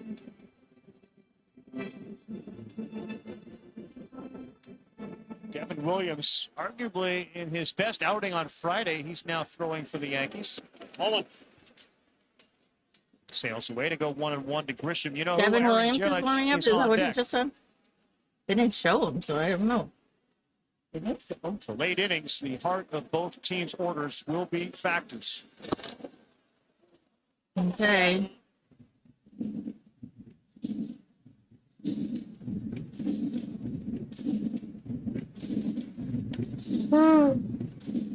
Excuse me, I'm Long definitely season, gonna have maybe to the like reason for all the smiles the is air the fact that this is off. just different. You know, it's a And break get it to chilly. play in a series like this. Yeah, everybody's vibing, loving the field. Brazoban has fallen behind 3-1 okay. with Judge looming. Come on. You look at Get on Grisham, he's base right got now. I great feel like that mustache. should just be it. It doesn't matter. Just a little bit. It looks like 1974, right? Yeah. Yes. He could play for the 70s Yankees Yes. right there. That look. Nope. They'll check, and that will bring Judge up because it's Okay. ball 4. Okay. Here we go. Here we go. It's a quick visit right here. Well, And it's the manager. yeah. No Who's making the interpreter visit. needed. No interpreter needed right here. This is quick. This is easy. What's he saying, Eduardo? Whatever you do not sit right down the middle of the plate. Sometimes when they tell you that, that's when you make the mistake and you throw it right down the middle of the plate. That's what happened when they did that with the pilot during the Red Two Sox bases game. open. First base doesn't have to be open. Somebody on second. Tony, as a pitcher, would you rather a manager take it out of your hands and order the intentional walk, or say, hey, don't make a mistake? Yes, take it out of your hands. Absolutely. That Buster, that's with the benefit of hindsight. You know, all these years sitting up in the booth, it's a lot easier up here, obviously, than down there. But yes, managers do need to take it out of the hands of the pitcher. I love how they keep going to the woman with the judge hat, but the thing is, you know, she was the true fan because she has the picture of him with his gap teeth. No. He was going to hit that one. So if he throws a wild pitch, so what? Right? Because what we're seeing right now is Francisco Alvarez just setting up right down the middle. Usually you see a catcher maybe set up way outside. We're not seeing that. Come on. Is he gonna just like throw around him? Because if he doesn't, want to be kind of annoying. Intentional walk. And the reason you don't put the four fingers up is because of number 35 on deck. You just do not want to wake up that giant on deck as well. With first base open, you start taking it a little bit personal. And this guy's been there. He's done that before. He's looking right now into that dugout saying, if you put four fingers up, I'm going to make you pay. That's psychological. He had that chance the last time up. But it was a different scenario. Runner at second, first base open. Different scenario. And Tony La Russa would be so adamant about that. When I played against him, he's like, with him, he's like, I am not going to wake up that guy on deck, especially a guy like Cody Bellinger. Don Drysdale just would have drilled him and saved the pitches. Different era. Different era. Free Babbitt. Well, Cody Bellinger's turn now as he bats with Grisham at second and Judge at first. I mean, even though Judge got walked, it's still a very good person behind him. A.K. Belly. Steady diet of changeups so far. And if you lose him, so what? Oh. Side. Can't find it right now. I was going to say, I don't think he's pitching around them. I think he just can't. So now it's 6 after the walk. Like, I don't think it's a pitch around reached base 9 times, no one else. I'm stuck. There's a strike. Good night for Cody. He's reached all 3 times. A double and then back-to-back walks. 13-game hit streak.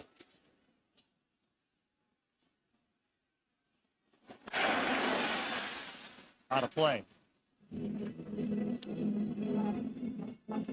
Tony, that was 97. We've seen a lot of changeups. Soto was just rehearsing a throw from the outfield. 15 pitches of the 20 have been changeups this inning. Wait. Oh, he's hit the time.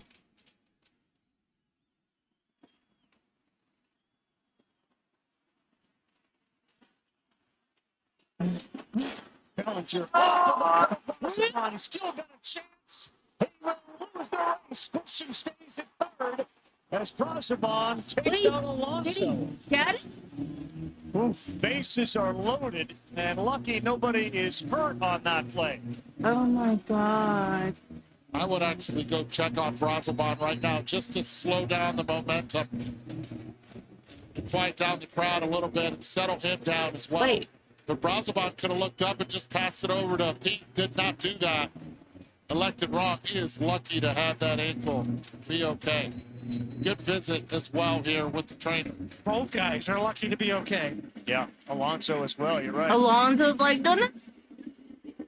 Oh, that right here.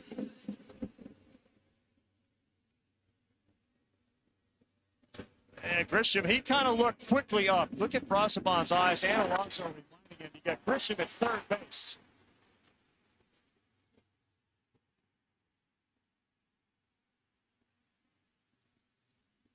What do you think? Everything's sped up there because he had his glove with a flip. You get it to Alonso. Yes, you got to flip it. You got to have the awareness to flip it right to your first baseman.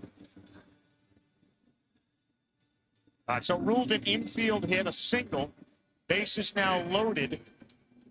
Brazaban stays in, and Anthony Volpe up. Same scenario as the bottom of the fifth inning for Volpe. Volpe, please don't swing at the first fucking pitch, please. I swear to God, I'm gonna lose it. 7-1. Everything about Volpe's offensive game this year is trending up. This is Cabrera warming the lefty. 7th inning of a 2-2 game. 2 outs. And 2-0.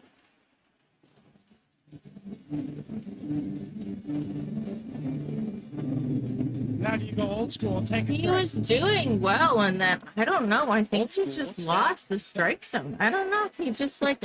Or do you look for a fat one? Turn it loose. No. He had no choice. It's 3-0. He hasn't thrown a lot of fastballs this inning. His fastball has a lot of movement. It's classified a sinker here. Now he's expected to throw it over the plate. Volpe is 0 for 3. He has stranded 5 men tonight. You got to make him throw 3 strikes in a row. Please, I swear. Please, please, please, please, please. Please, please, please. Please, 1. Take it here, 3-1. And you're gambling that he could throw 3 in a row, really. Grisham at third, Judge at second, Bellinger at first. Players aren't wired like they used to be. Okay. One movement. Back-to-back fastballs. Like this. Ball's inside with movement. But everybody in the stadium is on their feet. Many biting their necks. The plate stays alive. Look where that pitch location was. In on his thumb. But he does have the torpedo, so. Are you okay? Is he okay? He would have barreled it up. Is he okay? Torpedo this one right up in his foot. 2 pitches out of the zone, he swings out. Come on, Volpe. 3-2 again with him loaded. Oh my God. Saban back from 3-0. Strikes out Volpe and leaves him loaded. A lot of help, Carl. You got a lot of help from Volpe. That fucking sucked. If he had taken any one of them, there's a chance, Cody, and you said it. That's got to make him throw 3 in a row, and he couldn't, and he didn't.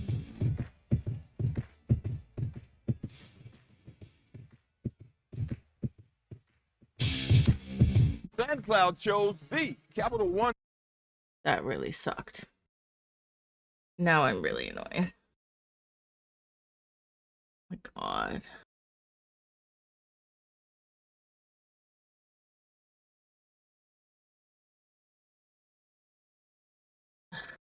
That's just so annoying. I hate it. I'm against. God. That's the thing. Like, Volpe's swings are just like. They kill me. Oh my God. I just am so over.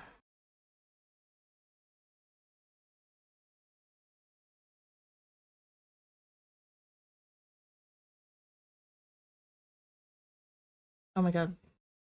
I'm just ready for. I mean, why did he swing? Why did he swing?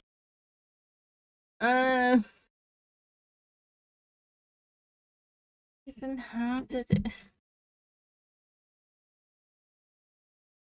He literally could have like done nothing. He could have just stood there.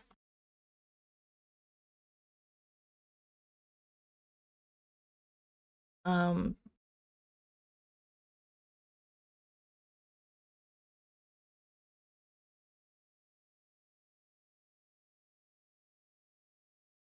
oh, wait.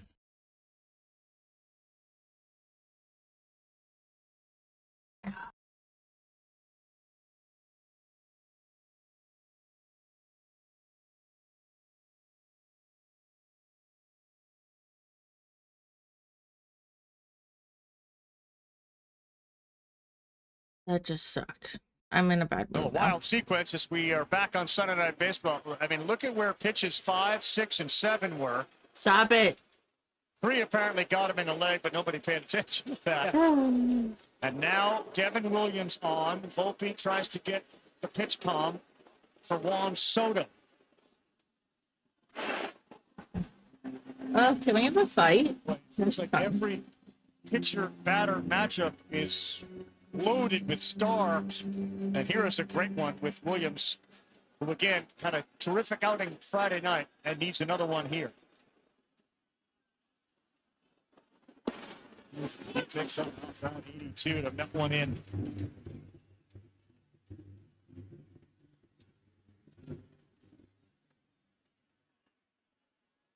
I just don't understand. Well, everything about it in slow motion. LeMahieu from his knees there. Thank you, DJ. Thank you, DJ. The pitch was slow. Soto's at bat, and his bat speed was slow. He was slow on the box. And there's one down. Yes. Almost a check swing. Watch it. Almost a sword. Stops the swing. LeMahieu with a great play on a tough hop, and Soto cruising down the line. No bueno. All around. The swing, the run, they're on it coming. Well, Pete Alonso had one of his most memorable moments against Devin Williams in the playoffs with a big 3-run home run. And he laces one to left field in, and right there is Bellinger.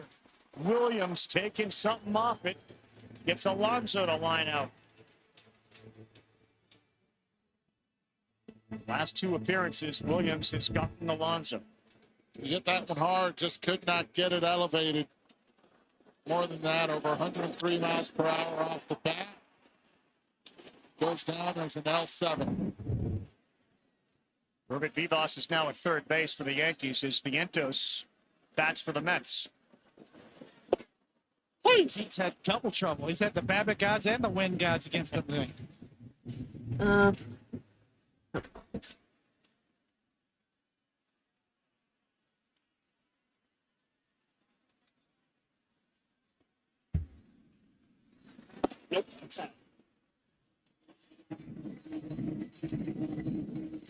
Well, early in the season, the airbender Okay, wasn't Devin bending. Williams honestly has been doing.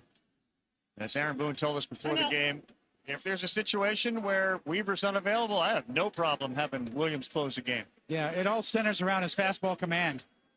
He was throwing a high percentage of changeups, more than ever before in his career early in the year, and kind of lost the feel for his heater. That's been back lately. Oh, God. Who is this? That changeup's one of the greatest pitches going in today's game. But I mean, honestly, I'm super happy that Williams is back because, like, I was getting really fucking tired of him. 48,000 plus, highest paid attendance of the season. Like, oh my God, he's so good, and I'm like, Just outside. An amazing atmosphere, all 3 games. A Friday nighter, Saturday afternoon, and now a Sunday nighter to wrap it up.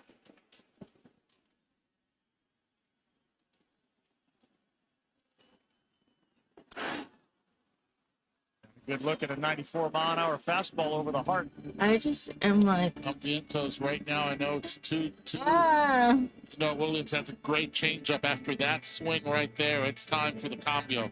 Got to look for something up in the zone. If he freezes you down low with a fastball, so be it.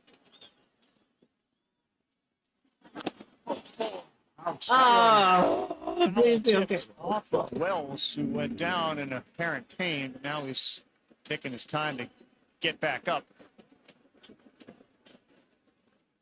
Now the Yankees will decide. It's a good idea to go take a look here to make sure Wells is okay. Where did it hit him? Ay, Papa.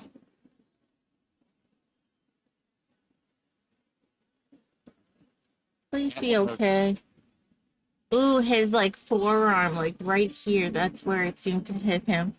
Oh, please be okay.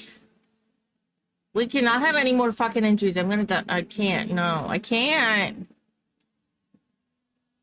I cannot. I cannot take it. Well, Devin Williams on the mound, Tony, they knew what they were getting with him. You talk about players changing positions for pitchers to change roles. It's similar to a fielder having to move positions. We've seen in baseball some refuse to do it, some accept it begrudgingly, some do it willingly. But for Williams, that's a big slice of pie to chew on. Yes, it is. And not only, you know, it's not easy, culturally speaking, switching from a small market to a big market like the Yankees. And all the attention that comes with it. Okay, guys. Come on. Wells Come on. Get him out, please.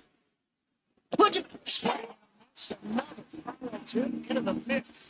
Viento strikes out. Another good outing back to back now for Devin Williams. Yeah, and a well-located basket.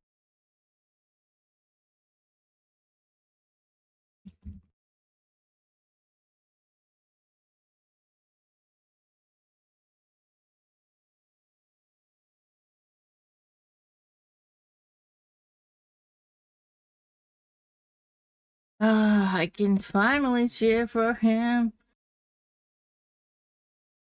I think we...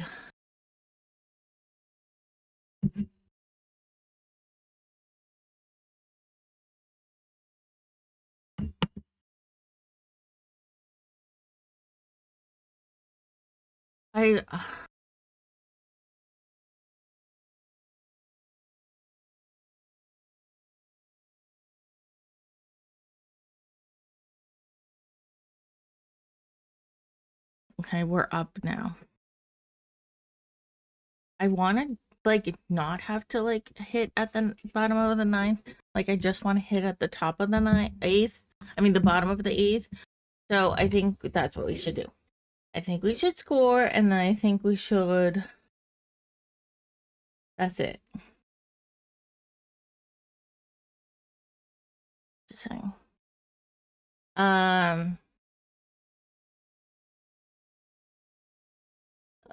I don't know.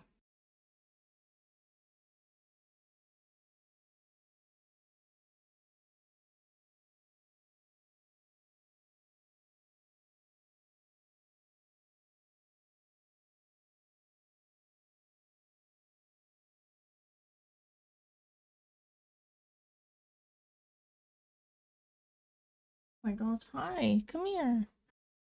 Come here. We're trying to win. The cast is presented by authority of the Office of the Commissioner of Baseball and may not be reproduced or retransmitted in any form, and the accounts and descriptions of this game may not be disseminated without express written consent. Play Ball is baseball's global youth initiative to highlight the fun and accessible ways to play our great game. To learn more, we invite you to find a league near you. Go to playball.org. Follow @playball on X, Facebook, and Instagram. Playball. Tyrone Taylor's moved to center field. McNeil's at second. Acuna goes to third. And our new pitcher is Ryan Stanek. What is it? Didn't he play First pitch challenge, 99 up in the zone. Martin Dominguez who swings so and misses. familiar. That's what he does. He throws Maybe hard and not. it rides up in the zone. I don't know anymore. Numbers on Ryan Stanek.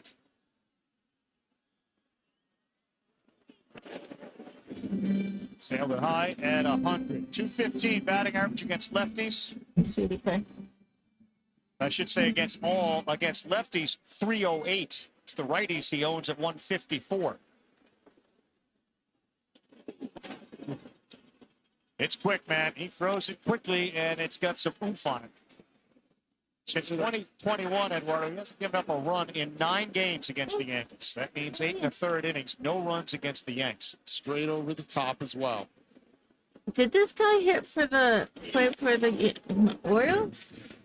Because he looks like an Oriole. As you Like watch someone him who live would up play in the for. zone, the challenge for Like, a I hitter don't to know, hit a fastball up in the zone, Eddie, is what? Okay, just get on base. Right How about away we off start it. You here? gotta We'll look up start there, but small. you have Get to on lay off base or the hit the pitch that's ball. out of the Those are zone. your two options. The eye level. Most of these hitters are used to trying to see something in the middle. It's harder as a hitter to go from middle up than from top to bottom.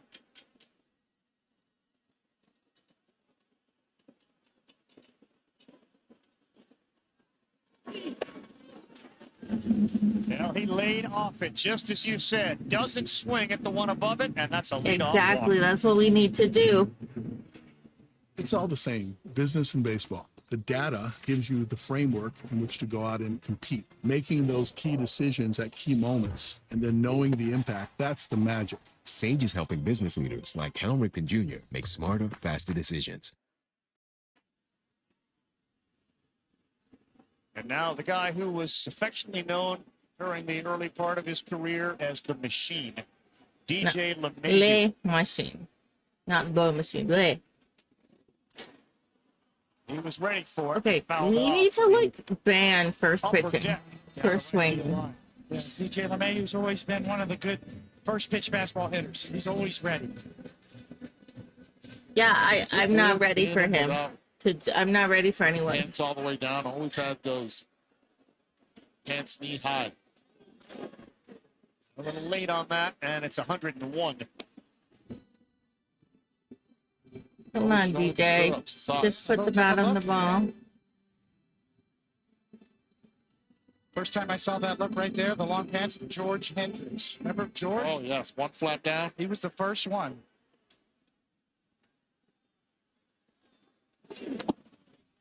Here we go, baby. Now that's acceptable. St. Louis Cardinals, George Hendricks. I was thinking about, you're right. If we wanted to pick the right. Used to be back, you had to show your stirrups. It was a stirrups game. You had to Honestly, we should bring those stirrups if back. you were a Royal or red if you were a Cardinal. They're so much better. George Hendricks broke that I mold. think we should all just bring back stirrups. What do you think, Olaf? We should bring back stirrups? Whatever you want. Shoes. You definitely No, can wear them. Different colors. Oh my god. Ball came out. He's frustrated with the He swing, but got he stays lucky. alive. Carl, he had a really good day on Saturday, and speaking with reporters afterward, he just talked about, after all the injuries he's had, how He much did. fun it was to be back out on a field. And he showed playing in a emotion. Major League game He again. doesn't show emotion. Ever. Such Like a good hit ever. when healthy. God, I know that feeling so well. You're desperate to not let your career end the way it has the last couple of years for him. The struggles, the injuries, Come all on, the DJ. rehab, all the work. He wants it more now than ever. Well, what an opportunity here. In a 2-2 game in the eighth. The 1-2. Good take by LeMahieu. 2 balls, 2 strikes. 2-2. Let's go. 12 pitches. 1 man on first. Bottom of the 8th. Okay. We got some things to make up. Career 289 hitter. It's gone. That was Cheddar, and right down the middle at 100.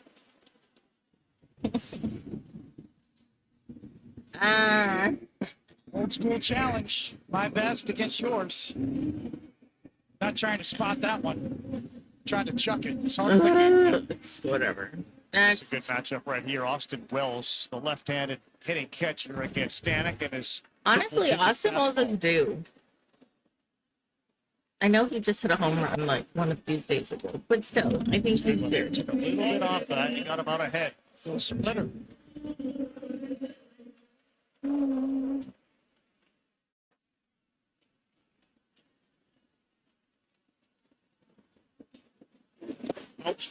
No, he didn't swing. He didn't swing. Even I could tell all the way from here. He did not swing. Okay, 1-1 for Wells. Hey, come on. Just get on base. Just get on For his speed base. at first, and he does Just have get on exceptional speed. He base. hasn't really That's all we want. keyed in on getting a Just jump or get trying on to steal. base. 4 stolen bases on the season. This is another one. A It's triple not getting on digit. Stanek base. foul back, so it goes 1 and 2. Get Stanek on throws hard, base. and Alvarez throws pretty well. Dominguez doesn't look like he's really trying even to get a good jump in this spot. Well, we see something here with Stanek. Hold on. Oh, God.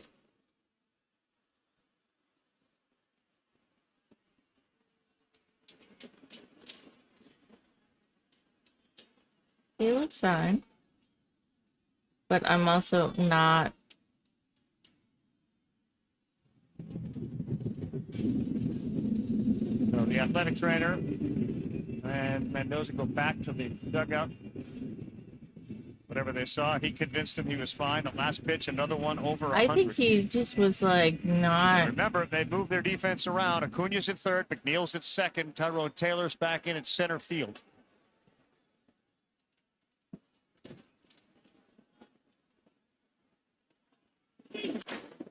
Soto's going to get chased. Dominguez hits second.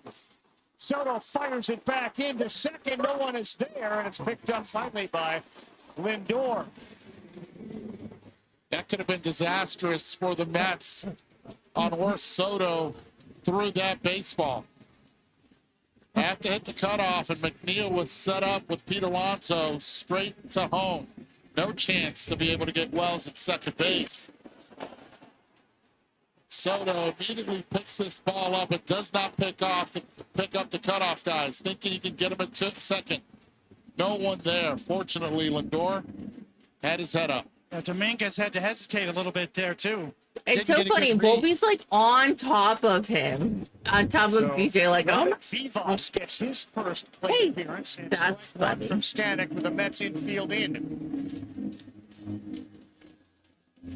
Okay. He's due. His second stint with the team this season. 0 for 2 Saturday was Vivas. He's due. And over He's 300 due. at AAA. Come on. Come on. Get on base. Come on. Get the bat on the Big ball. swing, though, and Yeah. that's what he's known for. Is Vivas at 100 finds himself in a 2-strike hole. A high contact guy in the minor leagues. Different setup for him. You'll see him in a regular stance and for some odd reason then brings those hands way up and across, and it could be conducive to a long swing. I think they're allowing him to see how it works here at this level. Play.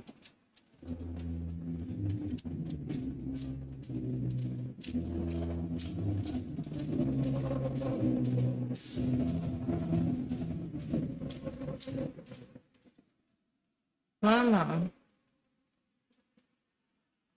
Dominguez go ahead run at third. Vivas a high chopper foul. Okay, once Dominguez starts to get those wheels, he can move. Yes, he really can. He's been clocked by StatCast at well over 30 feet per second, which is considered elite. Anything 28 and above. Is he trying to run by that measurement? It's considered top shelf. Does he have another 100-mile-an-hour bullet in him? He fires high at 100. Good job. Good job. Good job. Good job. Good job. Good job. Francisco Lindor telling Nemo maybe come in a couple steps. With that velo, you could get a jam shot towards left. 3 career RBIs for Vivas. Good take. A little Soto in him. He's barking at himself. Evened up at 2. He has a little Soto in him. No, he's his own person. Thank you. This is Stanek's guy. You don't want to have Goldschmidt come up with the bases loaded. Had a big hit yesterday. He's gone full.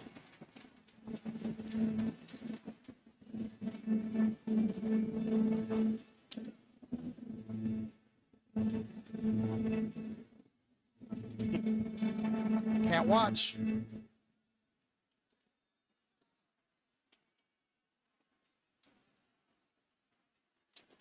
"24 years old, Vivas, biggest spot of his major league career. Jam, but he stays alive. Staying alive. Staying alive. Pitch number 26 of the inning coming up.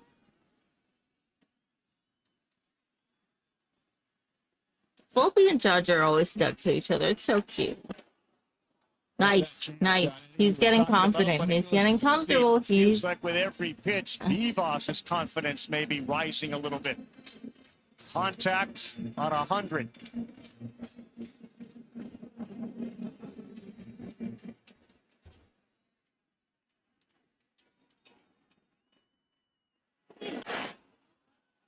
Stays alive. Acuna gives it a look. He's getting in there.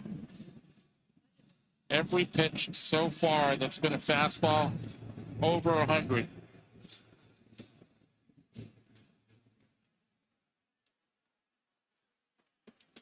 Time to go to that splitter. I don't know why he keeps throwing fastballs. Like, he Can't doesn't. let one get past the catcher.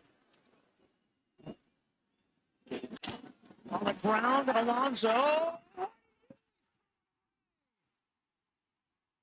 Oh my God. Oh my God. Alonso nailed it to home. Oh my God. Even Dominguez is like, what the Dominguez's fuck was speed, that? Contact. Alonso fielded it cleanly, but no chance. What This is the why fuck you do was the that? contact Oh my play. You have God. to beat on third base. You make them make the play. Alonso short arms it. Airmails it. And the Mets all season long. Look at the Mets fans behind the dugout. They're just like miserable. They're just like fucking A. Infield error in Oh third, my God. and now Pete Alonso on the That's throw. fucking It's a weakness hilarious. that most people just do not realize. Oh my God. 11 pitch at bat. Vivas got the ball in play. Incredible. Fielder's choice with an error charge to Alonso. And the Yankees have a 3-2 lead, and you know that the Polar Bear is beating himself up a little bit right now. Goldschmidt's got a chance to really change it. Swings at the first one, and Come sends on. it foul behind home. Well, you said it, Carlos. So, Carl, with the speed of Dominguez on third, it would have taken a quick play. You would have had to make that play and make a good throw right on the money to get him out. And Alonso had to rush just a bit. That's what caused the ball to sail. I would have just honestly kept it on Defense first. cost him tonight. 2 errors in this game led to runs. Can I call you Carlos from now on? I was thinking the same thing. When Eduardo's mad at me, he calls me Carlos. Carlitos. Yes. Little Carlos. That's funny. Goldschmidt. Let's go. Let's go. Let's go. Continues a Let's go. phenomenal season. And now the Yankees have a 4-2 lead. RBI single for Goldschmidt. One thing that Paul Goldschmidt has been excellent at all season long has been the pitch up in the zone. He has bashed that pitch. Where is this pitch? It's up in the zone and out of the zone, and he can still get to it. Short, That was quick, beautiful. compact. I love him. Wow, got on top of that. Yeah, it hurts. It does hurt, especially if you're Alonso tonight. They say you can't change the game. I would like another run, please. I would like another run, please. Thank you very much.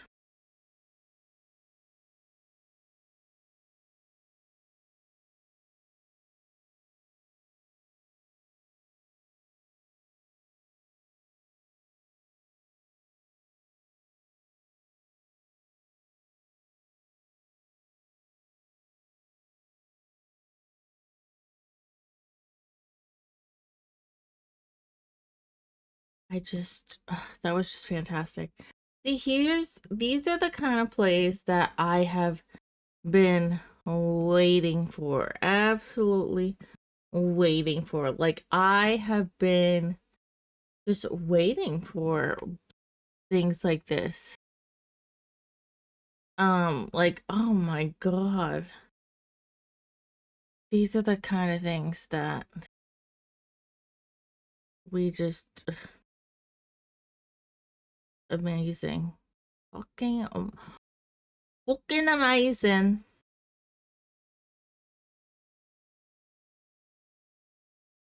That was awesome. That was like really fucking awesome. Vivas did his job. Like that would not have happened if Vivas didn't do his job. He did his job. He did his job.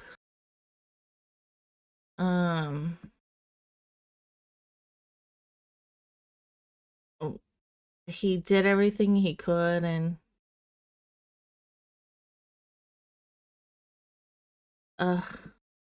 what a game.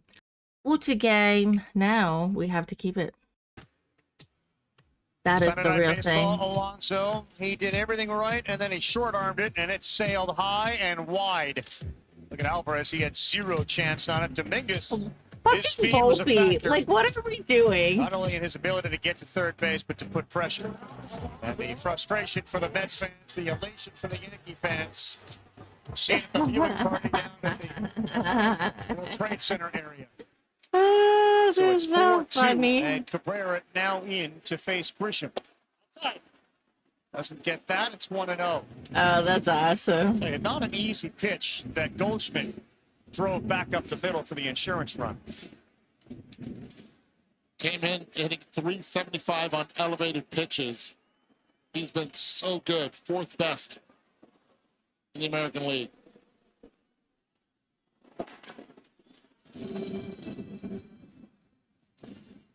Aaron Judge, as they have runners at first and second. Right.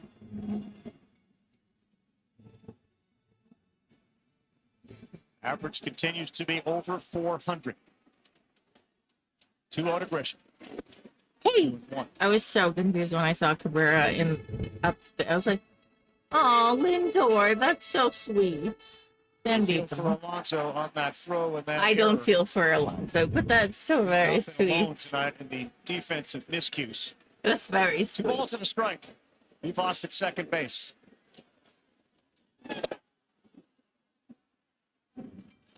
That's also the difference in baseball, right? There's nowhere to hide. You can't get the ball against you, make a shot. You can't.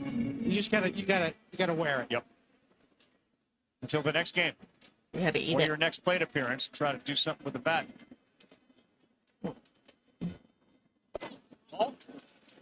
Full count, and much of this crowd of 48,000 has obviously stayed, given it was tied coming into this inning. And they're hoping to see Aaron Judge come to the plate one more time. Uno más, por favor.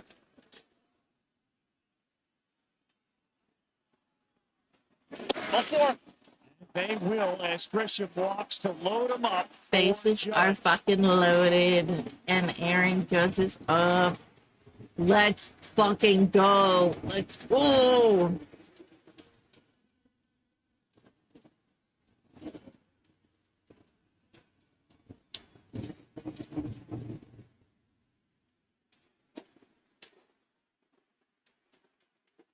MVP chant starts to ring down. Come on, Judge. Come on, Judge. I believe in you. I believe in Judge. I believe in Judge. 2 errors and Okay. 8 walks. And just crazy numbers from Judge. Comical numbers. Nope. He held up. Yeah, he Evens it up 1-1. Oh my God. Cabrera has to try to keep that ball down in the zone. Judge hits it hard. They're hoping it'll be on the ground so they can turn 2.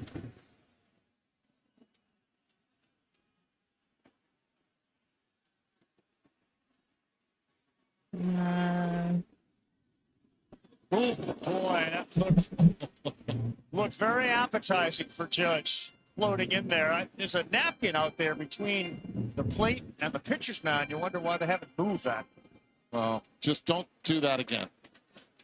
If you're the Mets, you're cringing. You're the Yankees, please do it again. Yep. Yeah, he looked like he went. They get Judge, and they will strike out Judge. Well, you didn't envy Cabrera in that situation, but he got away with the hanger, and then he got Judge to commit. A rare chase from Judge this year. It's what he's done so well. Just lay off of those breaking balls out of the strike zone. They stay loaded for Bellinger with 2 down.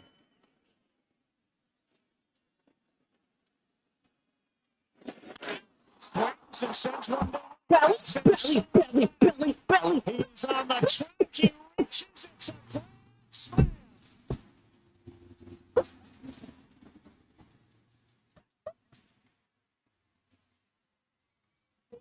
Grand fucking salami. Let's go.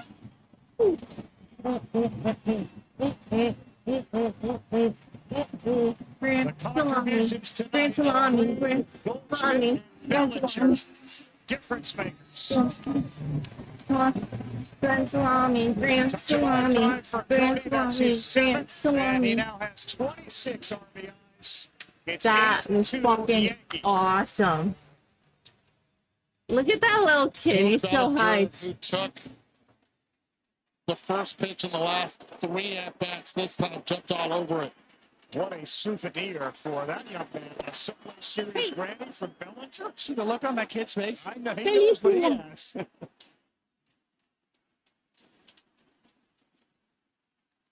What a pick-me-up after Judge strikeout. Cody That was Bellinger, awesome. left on left. He's been known to go yard with the bases loaded. For Bellinger, that's his 9th career grand slam. For Cabrera, you have now joined the Porched Club. Welcome to Yankee Stadium.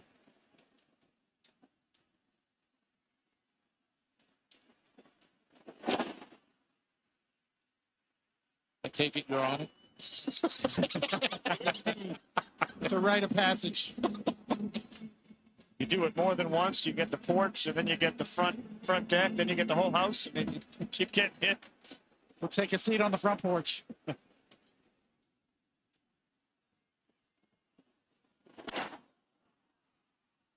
Amazing what this will look like on the back pages when it was 2-2 entering the 8th, and the Yankees have played in 6.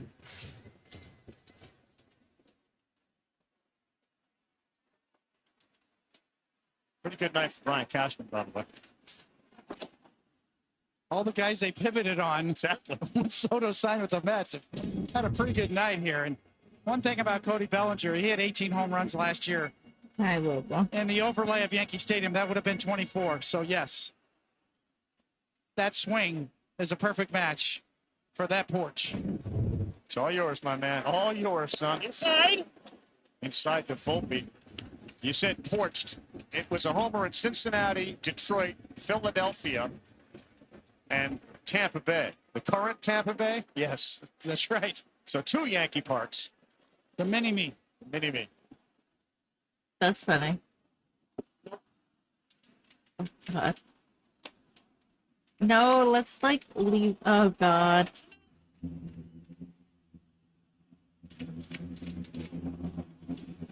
Memory of a lifetime for that young man. What a cutie. You know, it's Gary Cole. You know, when he becomes a Yankee 15 years from now, that kid, he'll be able to show that. I had a ball here on Grand Slam. Now I'm going to play right field for the Yankees. Aaron Judge, a rare chase, sets up the stage for Cody Bellinger. Ding dong, pitch is dead. And barring a miracle comeback, the Yankees are going to take this series. That's awesome. Never sitting. What a great city. What a great night here at the ballpark. It was fun. That was fun. Support giving you the bed aches? Then it's time for a change. We engineered the new Sealy Posturepedic to help stop those nagging aches for good. Because only Posturepedic features our exclusive precision fit coils that respond to your pressure points for targeted support like no other mattress can. Say so long to bed aches and hello happy mornings with Sealy Posturepedic. Shop Sealy Savings during the Memorial Day sale. Did they just hop from a baseball game to a show on Max without leaving DirecTV? It's like all their apps and channels are connected? Oh, it's all connected. Shows, movies, sports, cooking shows. Oh my God. Is she talking to us? Tell me, how does DirecTV put all your favorite stuff on one home screen? Uncanny content suggestions based on your watch history? Or mind control? Were you recently electrocuted? Introducing genre packs starting at $34.99. Well, I, for one, am intrigued. Having insurance isn't the same as having State Farm. It's like getting Bateman when you need the protection. I of want that. to post the video at the school. Any last word? I want to post the clip. It's a long one. Dermatologist. That's why you need the real deal. I want to post the clip I made. Go home, Bateman. Do a podcast or something. That's hurtful. So don't settle for just any insurance when there's State Farm. You're telling me when I switch to T-Mobile, you'll give me an iPhone 16 Pro, you'll help pay off my old phone, and I still get to keep it? That's right. No trade-in. There's always a trade-in. Not right now at T-Mobile. No! Yes. Also at T-Mobile, you save at least 20% versus the other big guys. I feel like I have to give you something in return for karma. Box of raisins. I'm a mom. A balloon. Banana peel. It's our best iPhone offer ever. Switch to T-Mobile, get a new iPhone 16 Pro on us. No trade-in needed. We'll even pay off your old phone up to $800. Take whatever you want. 9 career Grand Slams, an awfully impressive number for a former Little League World Series star, now Major League Baseball star. And the East Coast, Cody Bellinger, has helped the Yankees to an 8-2 lead. Hill is now Oh on my the lefty gosh, for the Yankees. that's so exciting. Cody Yay. Bellinger's signature moment as a Yankee so far. He's had a few signature moments, I feel like.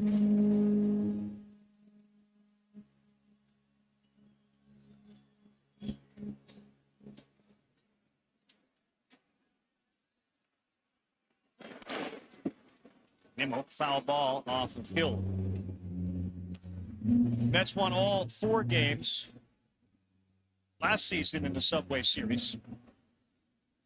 They did. Oh, good thing I was not aware.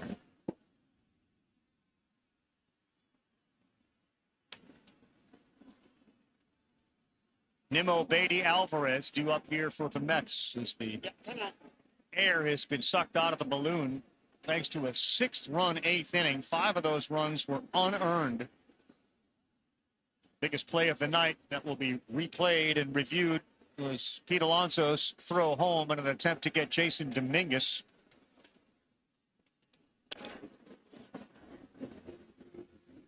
I feel like there was like a lot of really good plays.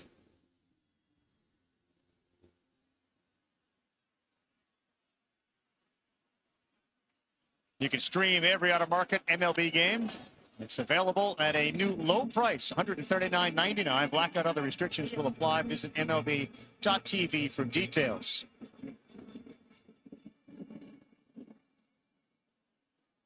It's going to be a summer of baseball love, but we'll have to see how the Knicks do in the NBA playoffs. They rekindle their rivalry with the Indiana Pacers. OKC destroyed Denver today. The Western Conference Finals are set as well. Yeah. And Nimmo, who's just been soft serving. Hill pitches the other way.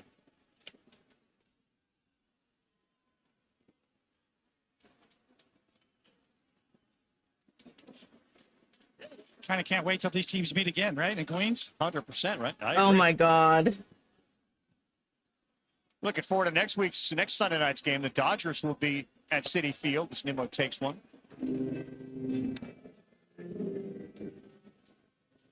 The Dodgers or the field guy as far as World Series goes? Originally, I was a Dodgers guy. Now you're the field guy? Can I change my vote? Of course. It's Sunday night. And you can change it again later, too. After a rough weekend for the Dodgers. It's been a rough weekend around baseball. Brandon Hyde let go by the Baltimore Orioles.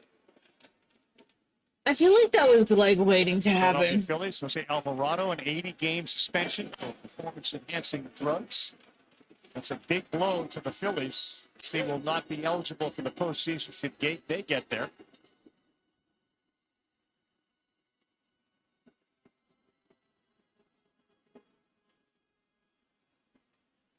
Hill has now thrown a dozen pitches to Nimmo. And we're only 2-2. Well, Nemo's certainly a first-team All-American on our microphone team. Yes. Without a doubt. Love his voice. He's got a future anywhere he wants. I mean, he keeps this up. We can talk about the rest of the stuff that happened all this week in Major League Baseball. 13 pitches so far.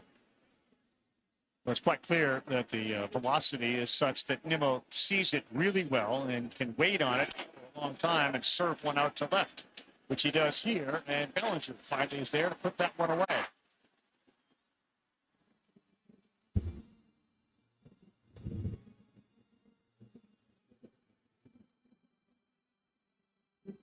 Got to check, right, Tony? You always got to see the right fielder, how far he's going. Is he stopping? Is he stopping short of the DJ's wall? doing emotions. Is he What is leaping? How high happening? is he leaping?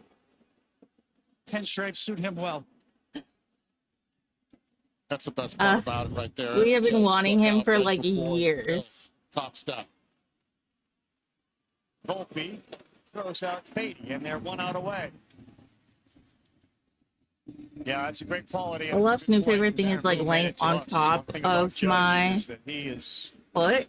very That's like willing his to new share thing. the spotlight with anybody that performs on his team. It does not have to be about him, and he had just struck out badly, and it led to the grand slam from Bellinger. You mentioned the most important thing for him, get me to a World Series again, let me win one. Yes. And you know, one thing that I did miss when we went into the Yankee clubhouse is the Spavos, Waldo Cabrera. You know, just get better. Mejorate. You know, just injured in Seattle. Tough injury. But we know that you're going to bounce back. Who are we talking about? Yeah, we all wish him the best, no doubt. Coming up, Sports Center right after the game. 2 Sunday No night idea who games, they're talking sevens. OKC pounds Denver. Kendrick Perkins is joining the show as that ball rolls foul. He'll give you his first impressions of the Western Conference Finals. The Kendrick Leafs are Perkins on home is ice on up north. They annoys have me. enough to edge out the Panthers. He always has shit about the Scotty Celtics, Scheffler but then when the continues to Celtics do are his good, best Tiger Woods impression. is like Scotty, his major count continues, destroying the field at the PGA Championship. KC, Kevin Connors, Christina Alexander on Like, ESPN and the ESPN app. oh my god, that guy scared the fucking shit out of me. Baseball fans in New York treated to an outstanding 3-game set. Don't let the 8-2 score fool you. That was awesome. I thought the Goldschmidt at bat was as impressive as any of them short of that grand slam. That was jumping on top of that fastball to keep a phenomenal season going for a rejuvenated Goldie. It's been so Oh yeah, quick 100. with his The fact that hands. he's 37 is fucking insane. He was embarrassed with what happened in the first Hey. half of the season last year. He No, really turned it around in biting. the second half, and the Yankees noticed. They grabbed him immediately. No biting. On the ground, Volpe across the Yeah, I'm diamond. talking to you, bitch. No biting. Three in the Subway Series. No biting. Behind a grand slam from Bellinger, they beat the Mets 8-2. We gotta play Frank.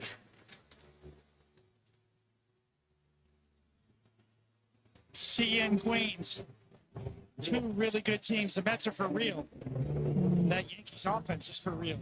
And that guy right there leading the way tonight. What a night for Bellinger. Double, a couple of walks, single, a grand slam in there. 6 RBI, and the smiles continued for the team in pinstripes. Mets These leading at least now a half vagabond game over the Phillies. The shoes Yankees continue to be the are cream in the insist-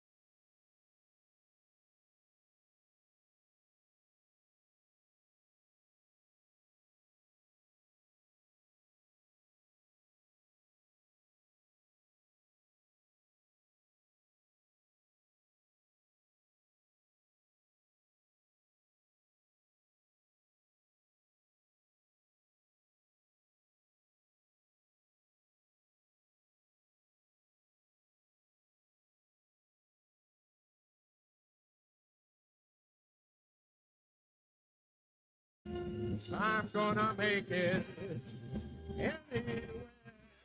It's up to you, New York, New York, New York.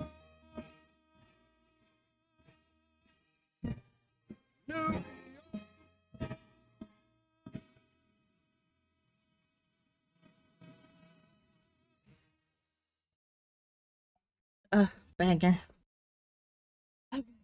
So, now, we're gonna switch things around. We are not gonna be talking. We're gonna be. Let me see what's exactly. Oh.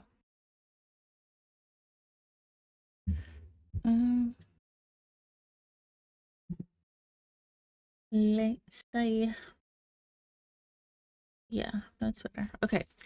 Let's switch everything and then we'll go back to what we're talking about, which is the Tamil genocide. But that was such a banger. What a game.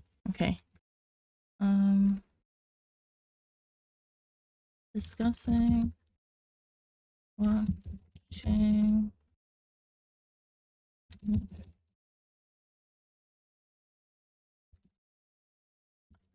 Learning. It's either about the Tamil. Okay.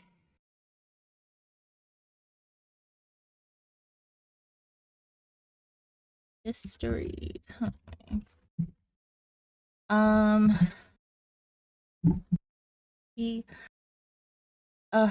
I always love like when we win like good games, like really good games and not like shitty ones.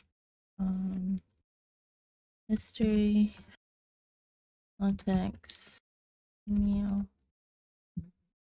Okay. I want to wake up in a city that never sleeps. Okay.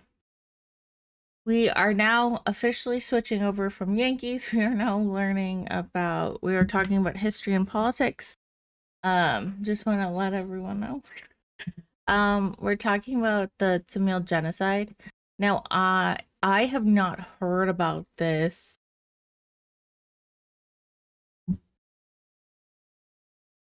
I don't know.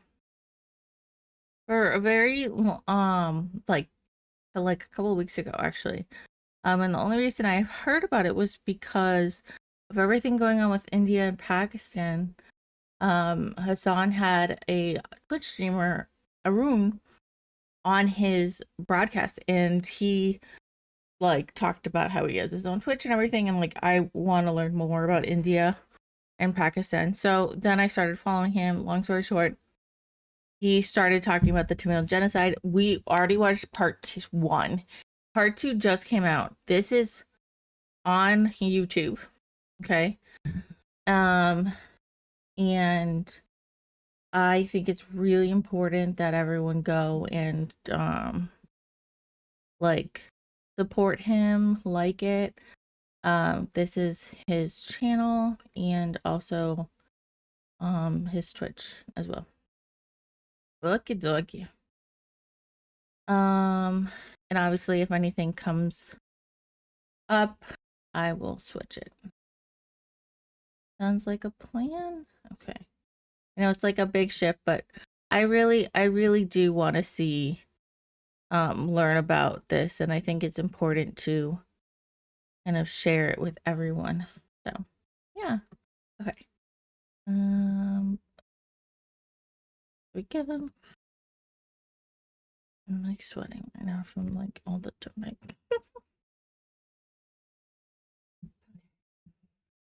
This is when the similarities with what's going on in Gaza right now really come into the forefront. Decades of war crimes committed by ethno-nationalist governments under the pretense of fighting terrorist groups. Both militant groups involved in each conflict sparked by horrendous crimes against their respective ethnic group, employing tactics such as suicide bombs, direct conflict with militaries, sabotage, and more. Propaganda from the state apparatuses then follows, justifying the use of collective punishment such as bombing schools, hospitals, and refugee camps, housing civilian population centers. The reasons? Human shields, child soldiers. He said something about human shields today, or maybe it was yesterday. And like, I was in shock. Because it's literally like the playbook of genocide, apparently. Like, everyone fucking knows, like, what's gonna work. Like, it's insane.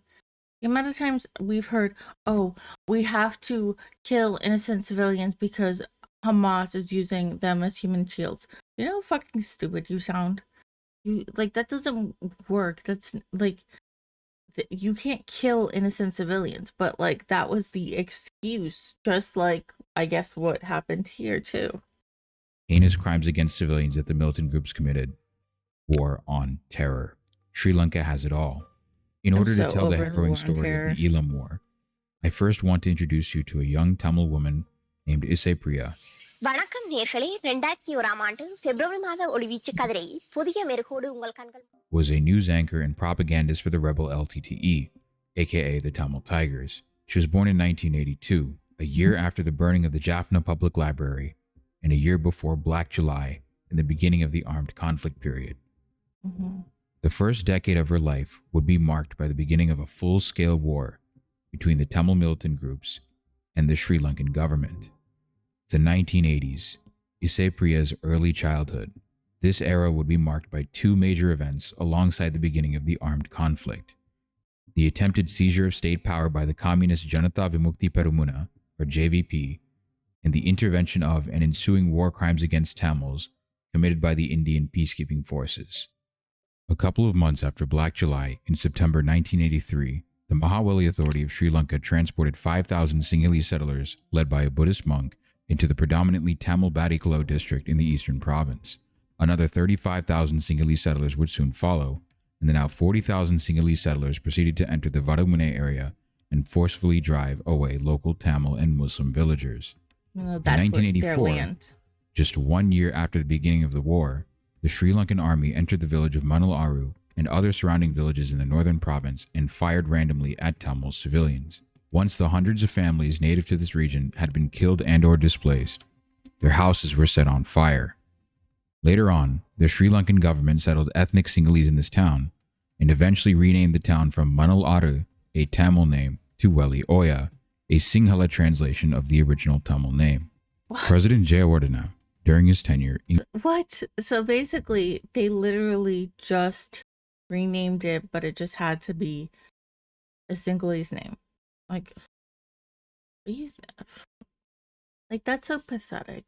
Like, so pathetic. And gross. Increased cooperation with Israel, especially when it came to two projects, the counterinsurgency against the Tamil militant groups and the Mahaweli colonization project. In 1984, in a press conference in Hong Kong with Western journalists, when asked on the subject of Israeli help, President J.R. Jayawardena said, quote, "We are prepared to align ourselves even with the devil to fight terrorism." That month, the Israeli interest section was opened in the U.S. Embassy in Colombo. What? Later that year, on June 21st, former captain of the army and President Jayawardena's son Ravi visited a Mossad agent, Amy Yar, in Israel and stayed until July 1st. At the time, Ravi was serving as a national security advisor to Sri Lanka. Ravi had also met with the head of Mossad and the Prime Minister of Israel, Yitzhak Shamir. Oh, okay. Ravi had been taken on a tour of the, quote, border towns and settlements in the West Bank. What's curious about this point in time is that back... He had tours of the West Bank. Oh God, I know where this is going. Home on the island of Sri Lanka. Until this point, no Sinhalese-dominated town on the border with LTTE-controlled areas of Tamil Elam had been attacked by Tamil militants. It wouldn't be until May 1985 where a Sinhala-dominated town, Anuradhapura, would be attacked by Tamil militants. This is because up until this visit, the Sinhalese settler colonies in the northeast were not armed, which was something that Ravi Jayawardena was looking to change after seeing the armed settlements in the West Bank. The government is determined that the Sinhalese presence in the northern and eastern provinces, claimed by the Tamils as their historic homelands, shall not be diminished. Indeed, they are proposing to increase the proportion of Sinhalese in the area by establishing new settlements of Southerners. The new settlers will also be armed and given weapons training. They are also likely to be recruited from prisons. The Tamils, recognizing this as a threat to the integrity of those areas, would like to make independent under the name of Elam, are determined to fight the proposals. Okay, so they're giving them weapons, they're giving them training to fight the Tamil and the Muslims who were in that land, aka their land. And they learned this from fucking Israel with their bullshit with the West Bank and how the fucking settlers treat Palestinian people. My God, I can't. This new approach of arming settlements with what developed into the Home Guards would result in the Tamil Tigers' first set of massacres against Sinhalese civilians and armed settler Home Guards in November 1984, namely the Kenton Dollar Farm massacres. The Kenton Dollar Farms were located in northern Elam, in Mullaitivu district, next to Manal Aru, later renamed Weli Oya after being settled by Sinhalese settlers. It was crucial because it was on the border between the Tamil speaker-dominated northern province in Tamil Elam and the Sinhalese-dominated north-central province in Sri Lanka. These farms were originally given by a Tamil landowner to house Malayaga Tamil refugees that fled from the 1977 anti-Tamil pogroms in the central parts of Sri Lanka. However, in June 1984, the same month Ravi Jayawardena took a tour of the armed settler colonies in the West Bank, the police in Vavonia, led by an ethnic Sinhala superintendent of police, Arthur Harith, raided the farms and drove out the Tamils living there. He saw the farms nearby the Weli Oya colony as an obstacle to Sinhalese northern expansion. The government subsequently took the farms and settled 450 Sinhalese prisoners and their families as part of National Security Minister Lalit Atulathmuladi's plan to solve the, quote, Tamil problem. 450. One of the things that the settlers would do was abduct young Tamil women from nearby into the colony and then proceed to gang rape them. Tamil women were gang raped first by security forces, then by prison guards, then by the prisoners themselves. What the fuck? On November 30th, 1984, 50 LTTE cadres entered the Kenton Dollar Farm massacres armed with rifles, machine guns, and grenades. One bus went to Kent Farm and the other to Dollar Farm. The LTTE fighters shot and killed the guards, then the women, the children, and the remaining male members of the families. 62 Sinhalese were brutally murdered by the LTTE, with half of them being women and a third being children. Immediately in the wake of the massacres, the Sri Lankan state kidnapped at least 100 Tamil civilian men from the surrounding areas, brought them to an army camp, and executed them. In April 1985, President Jayawardena sent former Member of Parliament M.H. Mohammed along with his supporters to attack the Tamils living in Karithivu in Ampara district. Mohammed gathered a crowd of about 3,000 men, all belonging to the Sri Lankan Muslim ethnic group hailing from Colombo district on the opposite side of the country.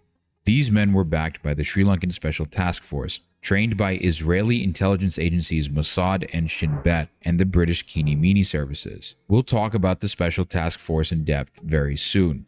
The 3,000-strong government-backed mob killed 11 Tamils, raped several women, and burned over 2,000 Tamil homes, rendering 15,000 Tamils homeless. Shops were also looted and several Hindu temples were destroyed, including a temple of Kanagiaman, where the statues were broken.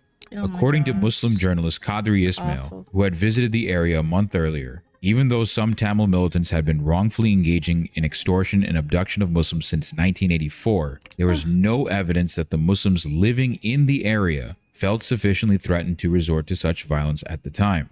On April 12th, Sri Lankan Member of Parliament from Muttur, Batticaloa district, A.L. Abdul Majid, accused an outside force, quote-unquote, of instigating the attacks on Tamils. The Tamils and Muslims have been living peacefully for hundreds of years. I wish to bring to your notice that certain sinister forces and self-interested parties are trying to bring about a violent clash between Tamils and Muslims. Therefore, Muslims should be vigilant. We learned that certain fake politicians are doing their damnedest to provoke a violent ethnic conflict between the Tamils and the Muslims in the eastern province, which will only result in the loss of life and property. It is important to note that Muhammad himself wasn't from Karithivu. He and the other 3,000 people that attacked the Tamils were from the Sri Lankan capital of Colombo.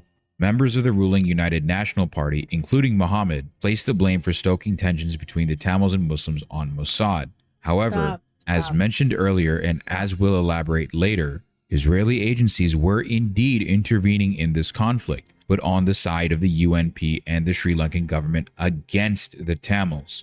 Muhammad, years later, would make a claim that Israeli experts had joined the LTTE. No one to date has taken this claim seriously. Due to the active fighting that was taking place in the northeast between the Tamil militant groups and the government, settlers were far more reluctant to colonize the land on their own without the help of the Sri Lankan army or government. As a result, the Sri Lankan government started designating huge swaths of land in Tamil Eelam as high security zones, or HSZs. This was to facilitate military acquisition of Tamil and Muslim land. This technique evolved out of the buffer zones and colonies that were declared around military installations throughout the Northeast in the 80s. The HSZs removed the original owners from their land and water resources and denied all civilian access, as those that were caught quote-unquote trespassing could be detained, fined, or shot and murdered on the spot. The first high security zone was created in Jaffna district, with the HSZ around Valigamam being the largest. To understand the magnitude of what's going on, the total area of Jaffna district amounts to 660 square kilometers, or 254 square miles, just a bit smaller than New York City by area. Within the 660 square kilometers, 220 square kilometers amounting to 1/3 of the district were made of high security zones, completely inaccessible to local Tamils. Once again, the Sri Lankan state's oppression of Tamils has resemblance to the Israeli strategies of colonization of Palestinian land, with the HSZ resembling the Israeli policy of zoning around sensitive areas. Of the numerous HSZs in Jaffna, the Valigamam North High Security Zone is the biggest and one of the longest sustained military zones on the island. Prior to the beginning of the war, there were roughly 84,000 Tamils comprising 25,000 families, where livelihoods were primarily dependent on 30% fishing and 60% farming. When the expansion of the Palali Air Base and the KKS Naval Base began in 1983, the Sri Lanka Armed Forces stole 6,000 acres of land from the surrounding villages. Of course They then proceeded to ban fishing and proceeded to fire shells into the surrounding villages at night to terrorize the people into leaving the area. These people who left their villages that were turned into high security zones were then designated as internally displaced persons, or IDPs. It was also around this time the Sri Lankan Special Task Force, an elite police unit that received extensive training from the British Kinimini services, started to engage in operations in the Tamil-dominated northern province. In particular, there was an operation that they engaged in at Point Pedro near Jaffna, wherein the LTTE ambushed the Special Task Force using landmines and killed 5 to 6 of their elite members. In response, the survivors then set out on a revenge mission, described in this declassified document. 10 civilians were killed by police commandos. There was a random shooting at Point Pedro town. The army joined in the carnage, and together with the STF, they burnt down Point Pedro's historic Hartley College Library. I'm noticing a trend about destroying libraries, just like Israel has a trend of destroying universities. Because education is power. I've always said that. Education is power. Because you're learning the truth about things. Unfortunately, if you're not educated, it's easy to believe a lie more at times. Not always. There's manipulation and stuff, but education does help. All of those books and all of that history lost. It's awful. That's awful. It's 94. I was a maths teacher. In 1984, the library was burnt. There is about more than 2,000 books, valuable books, everything burnt. the Special Task Force would become more animalistic and brutal over the next several years as they continued receiving training from the Kinimini services. There's a record of missing people from deep villages. They would come. My husband has disappeared, my son has disappeared. By whom? STF. People have been killed. They're just ordinary poor people who earn their living hand to mouth. They would take the person, There are many persons tie them together and tire over them and burn the tire. So the body is burnt completely. What? So that's what happened. Everywhere, tire. Were many of these people who were burnt Civilians. They are not terrorists or militant groups. They didn't belong to any LTT or anything. Ordinary citizens. The Special Task Force went into very deep and rural areas of Elam, kidnapped random villagers struggling to make ends meet, forced tires drenched in gasoline around their chests and arms, and set them on fire, burning the villagers alive in a form of extrajudicial execution known as necklacing. But what the Special Task Force was about to do next outdid the previous heinous acts of violence on civilians. காலை 5 மணிக்கு நாங்கள் படுத்து கொண்டிருக்கின்ற போது சத்தங்கள் வெடிச்சத்தங்கள் கூடுதலாக கேட்டுக்கொண்டிருந்தது. அப்பொழுது சனமெல்லாம் ஓடி வந்து வளமையாக கூறுகின்ற போது ஆமி வருகின்றான், நாங்கள் ஓட வேண்டும், மாற வேண்டும் என்கின்ற சத்தம் போட்டு ஜனங்கள் எல்லாம் கூறிக்கொண்டிருந்தது. அதில் வந்து ஆமியையும் நேவியையும் ஏற்றி வந்து எஸ்டிஎவையும் இடத்துக்கு இறக்குனாங்க. இந்த ஏரியாவில் ஜனங்கள் வராமல் இருக்கிறதுக்கு முதல் அங்கால ரவுண்ட் அப் பண்ணி ஜனங்களுக்கு அங்கே ஃபயரிங் கொடுக்க ஜனங்கள்லாம் ஓடி ஓடி ஓடி ஓடி இங்கே வந்து சேர்ந்தாங்க. இந்த ஃபார்மு கூட வந்தோடனே ஜனையும் கொலை செய்து விட்டு இந்த பொடியை 85 civilians were shot down by Sri Lankan forces on this day of bloodshed. 85? The Special Task Force, along with the Sri Lankan army, chased civilians out of their homes, herded them into a farm, and shot all of them dead. 85 civilians died that day. But the situation would only become worse for the Tamil civilians. And a South African helicopter pilot was explaining one of his experiences. And he told me that he'd been responding to a vehicle ambush where a Sinhalese vehicle, a Sri Lankan vehicle, had been blown up by a road mine.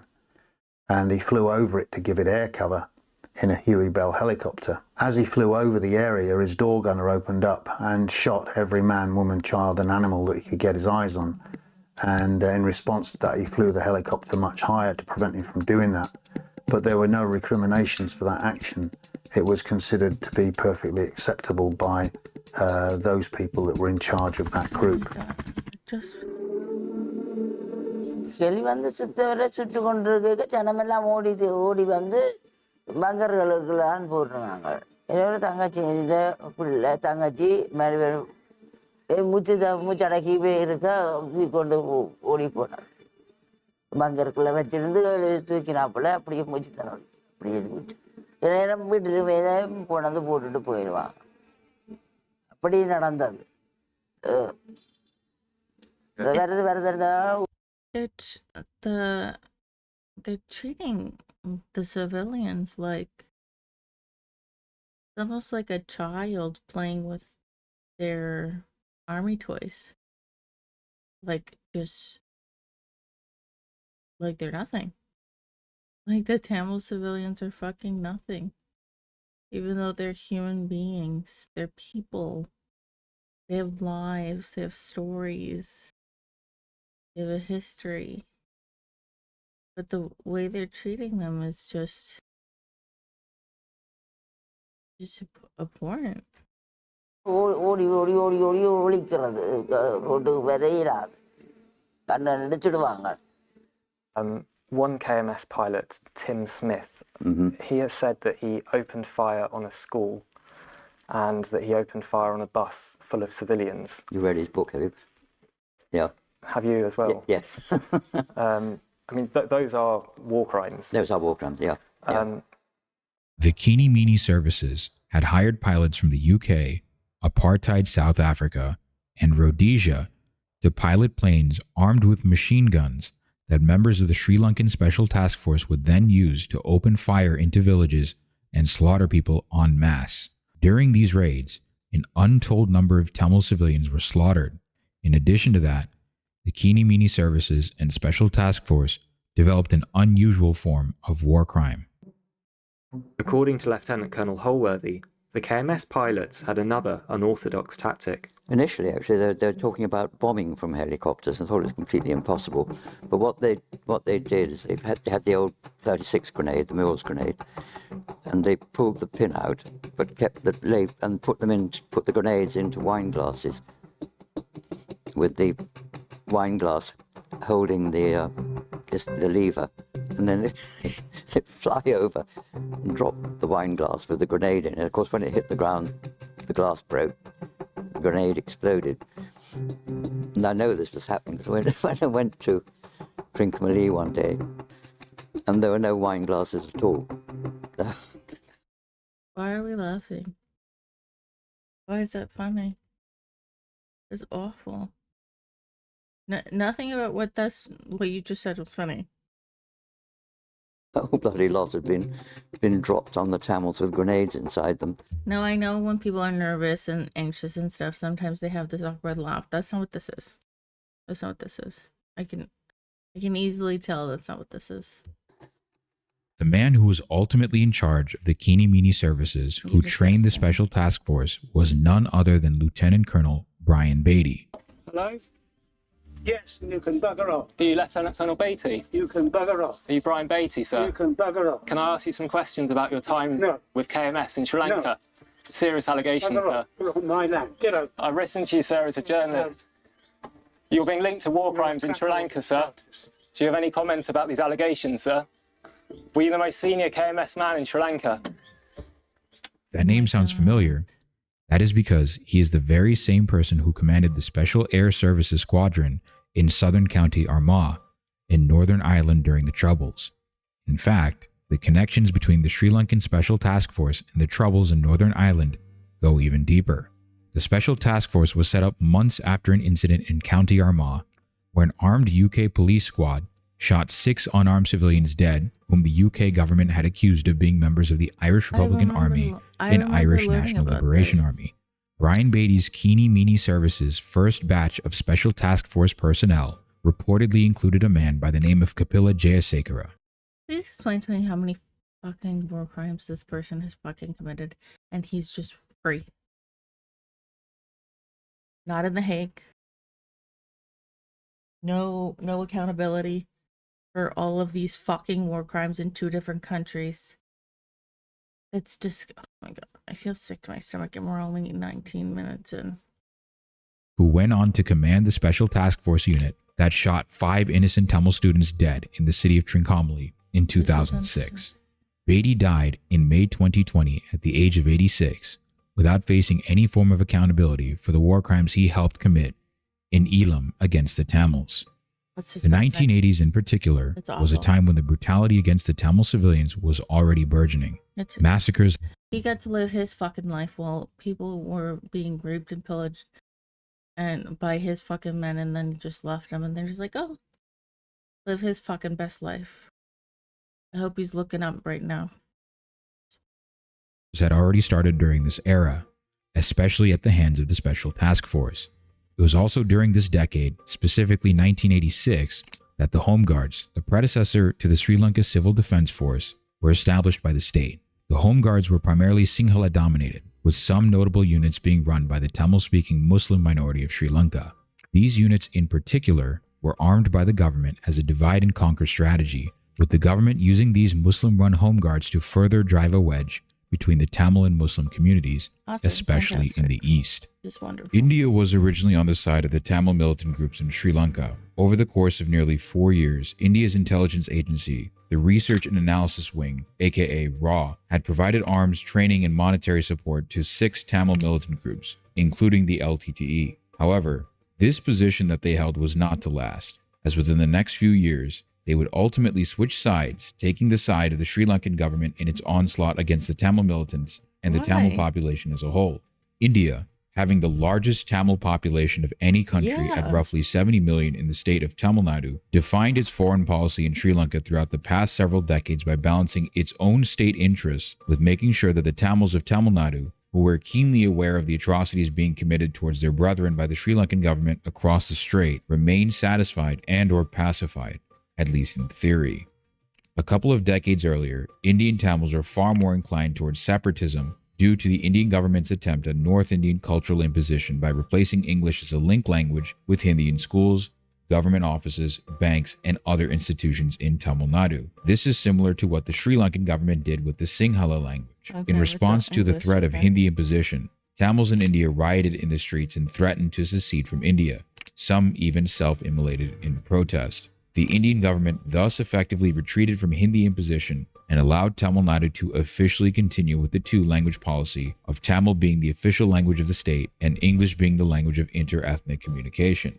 Thus, in order to remain in the good graces of the Indian Tamils, India thought it best to take the side of the Tamil militant groups. There is another, far more important reason as to why the Indians originally took the side of the Tamil militants, which will resurface later, and it's regarding the fact that this was during the Cold War. And while both India and Sri Lanka were part of the non-aligned movement, India was unofficially allied with the USSR, while Sri Lanka under Jayawardena was unofficially allied with the United States. In 1987, under Prime Minister Rajiv Gandhi, the Indian Air Force engaged in Operation Pumale, where they airdropped supplies to the LTTE over Jaffna, which was under siege by the Sri Lankan army. This was a show of force by the Indian government which drew the ire of the Sri Lankan government under President Jayawardena, who accused the Indian government of violating Sri Lankan sovereignty. Faced with the possibility of further Indian intervention, Sri Lankan President Jayawardena offered to hold talks with the Indian government. We need the sympathy of the world. We need the support of India.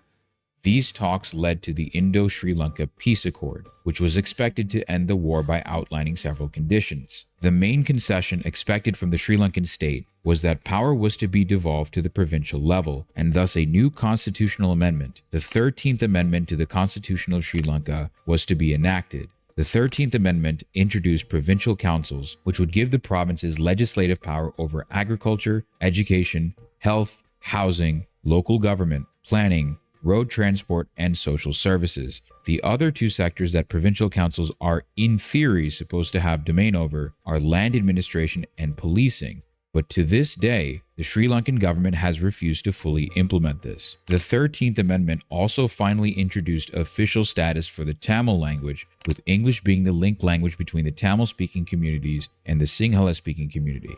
The main concession expected from the side of the Tamil militants and the Indian government was that the Tamil militants were to disarm completely and there was to be a complete cessation of hostilities. Every Tamil militant group complied with this concession except for one, the Liberation Tigers of Tamil Eelam, or the LTTE. The LTTE, despite themselves being trained by the Indian intelligence agency RAW, ultimately saw the Indian state as self-serving. That is, they saw that the Indian state wasn't actually interested in the well-being of the Tamils on the island and were doing it to further their own geopolitical interests. As a result, they were not a part of the Indo-Sri Lanka peace talks. The Indian government, in order to uphold their end of the bargain and guarantee the cessation of hostilities in the Tamil-dominated provinces, deployed the Indian peacekeeping forces. The Indian peacekeeping forces tried to force a surrender from the LTTE, but due to the strategic advantage the LTTE had fighting on their home turf and their refusal to accept anything less than a free Tamil Eelam, the Indian peacekeeping forces ended up mired in active conflict with the Tigers. It was at this point in time that the Tamil Tigers effectively became the last remaining militant group fighting for any form of Tamil autonomy, let alone a free Eelam. This is one of the reasons the LTTE to this day remains incredibly popular among both the Tamil diaspora population and locally within Sri Lanka. Despite all the war crimes the LTTE committed, they were indeed the last line of defense for the Tamils against both the Sri Lankan government and now the Indian government. The Indian peacekeeping forces, predictably, also engaged in heinous war crimes against the Tamil civilian population, making India the only other country whose soldiers also directly committed war crimes against the Tamils. We'll touch upon this later in the documentary. In 1989, the longest-serving prime minister at the time, Ranasinghe Premadasa, was elected as president. He served as prime minister under the Jayawardena administration. Premadasa, unlike many of his contemporaries, didn't come from an elite family like the Bandaranaikes, who ran the Sri Lanka Freedom. What's the difference between prime minister and president in India and Sri Lanka? What is the difference between prime? Because I thought prime minister and president,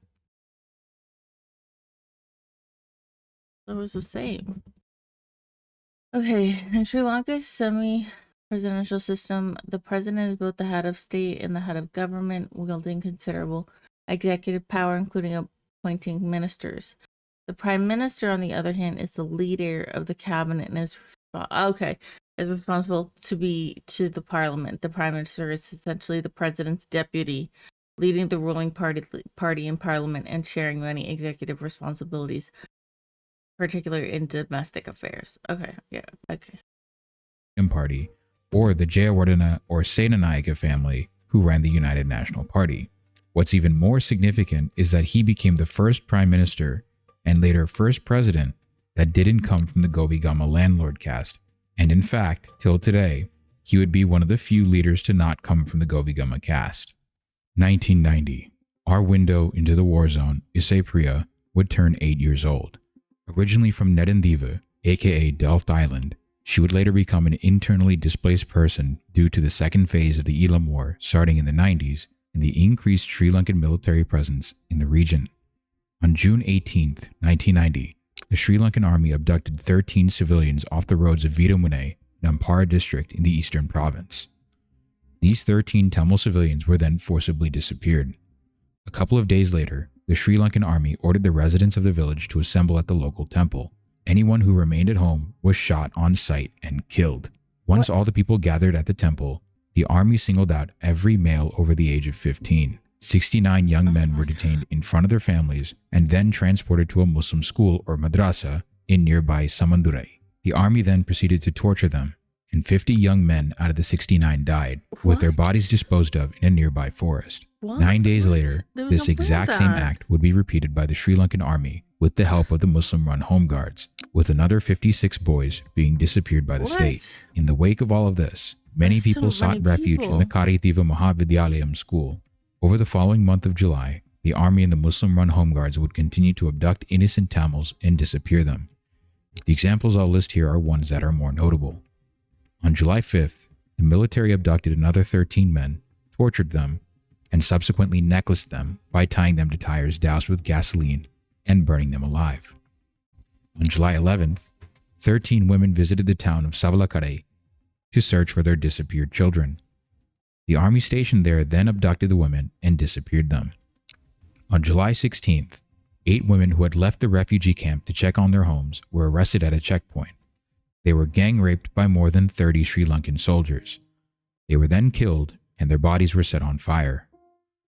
On July 29th, 8 school teachers who were traveling with their families from the refugee camp were arrested and then subsequently disappeared. On August 1st, 18 civilians, including a baby, were arrested by the military and Muslim-run Home Guards while passing on Savalakarai Road. The military and Home Guards murdered them all with sharp weapons, and their bodies were disposed of inside of a Hindu temple and set on fire.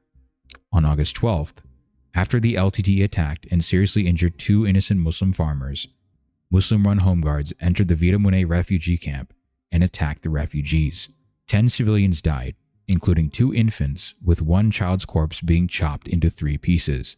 The injured people that managed to escape fled to Samandurai Hospital and were subsequently denied treatment. One of the injured that were denied treatment was a child who died after being refused water. Jesus Christ. The injured then had to be transported into the larger Ampara hospital, but as they arrived, so did the Sri Lankan army, who then abducted 3 of the 7 victims who were injured and disappeared them. The army then killed a 17-year-old boy by disconnecting the necessary IV fluid from him. The Telugu community of the island are a minuscule population, numbering at most at about 4,000. Telugu. It boggles my mind how cruel people are. Like, it boggles my mind that some people can be just so evil to do any of these things. Like, it's no big deal. Like, they were kidnapping people almost every day, probably every day.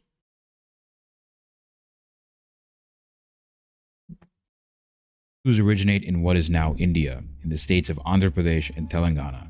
They speak a Dravidian language, Telugu, thus making them culturally and linguistically cousins of the Tamils.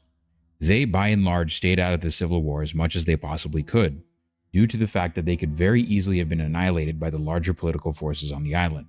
The vast majority of Telugus on the island had lived in Badikalo and Ampara districts in the east, settled around the town of Alikampai near Akaripattu. This community has traditionally survived on snake charming and some cultivation of land. Despite wanting to live simple lives, the Grim Reapers that are the Sri Lankan state and its forces ultimately came knocking on the Telugu community's door. On August 7th, 1990, just after the Telugu community had helped members of the Muslim community harvest their fields, Muslim-run home guards and hooligans came to Aligambai in 18 tractors and other vehicles. Alphonsus, a Roman Catholic priest and one of the few educated members of the Telugu community, was dragged out of his home and taken away, and was never seen again. A man named Yaranna and his wife, Arya Malar, who had a young infant, were just preparing to eat when the attackers came in. One of them swung at them with a harvesting knife, injuring both husband and wife. He was stopped by another Muslim from proceeding further. Yaranna attributes this to the presence of the baby. Arya Malar's cousin, Krishnampule, was killed in the attack. Sankaran, another Telugu man, was cut in one eye and as a result permanently lost sight in that eye. Vile Munayan, an elderly man, suffered a deep cut in his head and his back and is now mentally abnormal. In total, 7 were killed and 12 were badly injured before the attackers left at 1 p.m. As a result of this attack, many of the Telugus fled Aligambai as refugees and resettled further southeast next to Tirukhovil in the town of Kaliyantivu. The Telugu community were attacked by these home guards because the Tamil Tigers had attacked several Muslims prior. However, the Telugu community had no affiliation whatsoever with the Tigers. They simply wanted to live their lives. However, the Sri Lankan state spared no one in this conflict, not even the tiny minority of Telugus. On September 9th, the Sri Lankan army entered a village named Satrukondan near Badikalo and ordered everyone to enter the main road. They were then marched into the army camp, saying that they would be questioned and then promptly let go thereafter. 50 commandos walked about 150 of us to the army camp, which we reached at about 7 or 8 p.m. 4 were separated from the rest, attacked with swords and crisp knives, and were pulled away out of the camp. All were then taken to one place, attacked, and burnt with tires. Kandaswamy Krishna Kumar, the person that said that, was the only survivor among 185 civilians.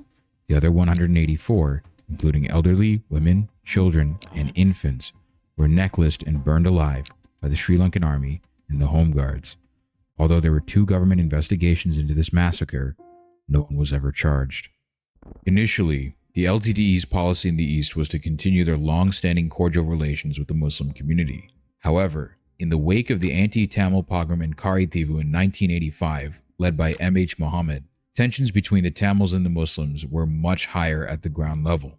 At this point in time, the LTTE in the East was under the command of Bashir Kaka and later Kumarappa, both of whom came from the North. The relations between the Tamils and Muslims in the North were far better than they were in the East. Bashir Kaka and Kumarappa, not wanting to endanger the LTTE's relationship with the Muslim community, gave little heed to Eastern Tamil grievances regarding the crimes committed against them, such as the Karithivu pogrom in 1985, or the war crimes committed by the government-backed Home Guards, who happened to be headed by Muslims. Furthermore, during the Indian peacekeeping forces' presence on the island, especially in the east, the Tigers relied on Muslim support in order to maintain their influence in the area.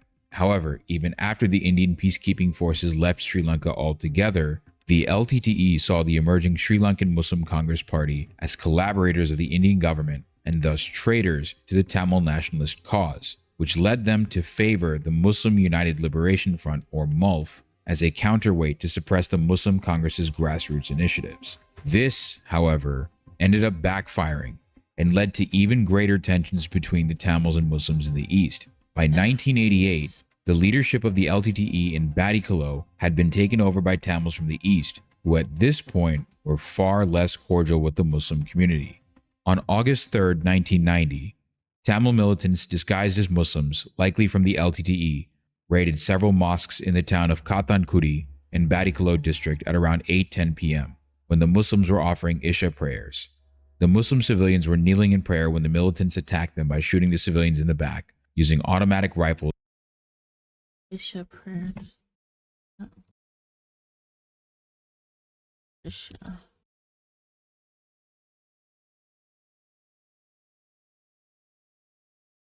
The 5th and final of the 5 daily, and is not performed at night after sunset. This cycle, and throwing hand grenades at them. Initial reports put the death toll at about 100, but many of the injured that were rushed to the hospital succumbed to their injuries. raising the death toll to 147. Among the dead were children as young as 6 and elderly as old as 70. The LTTE, to this day, deny any responsibility for the attack.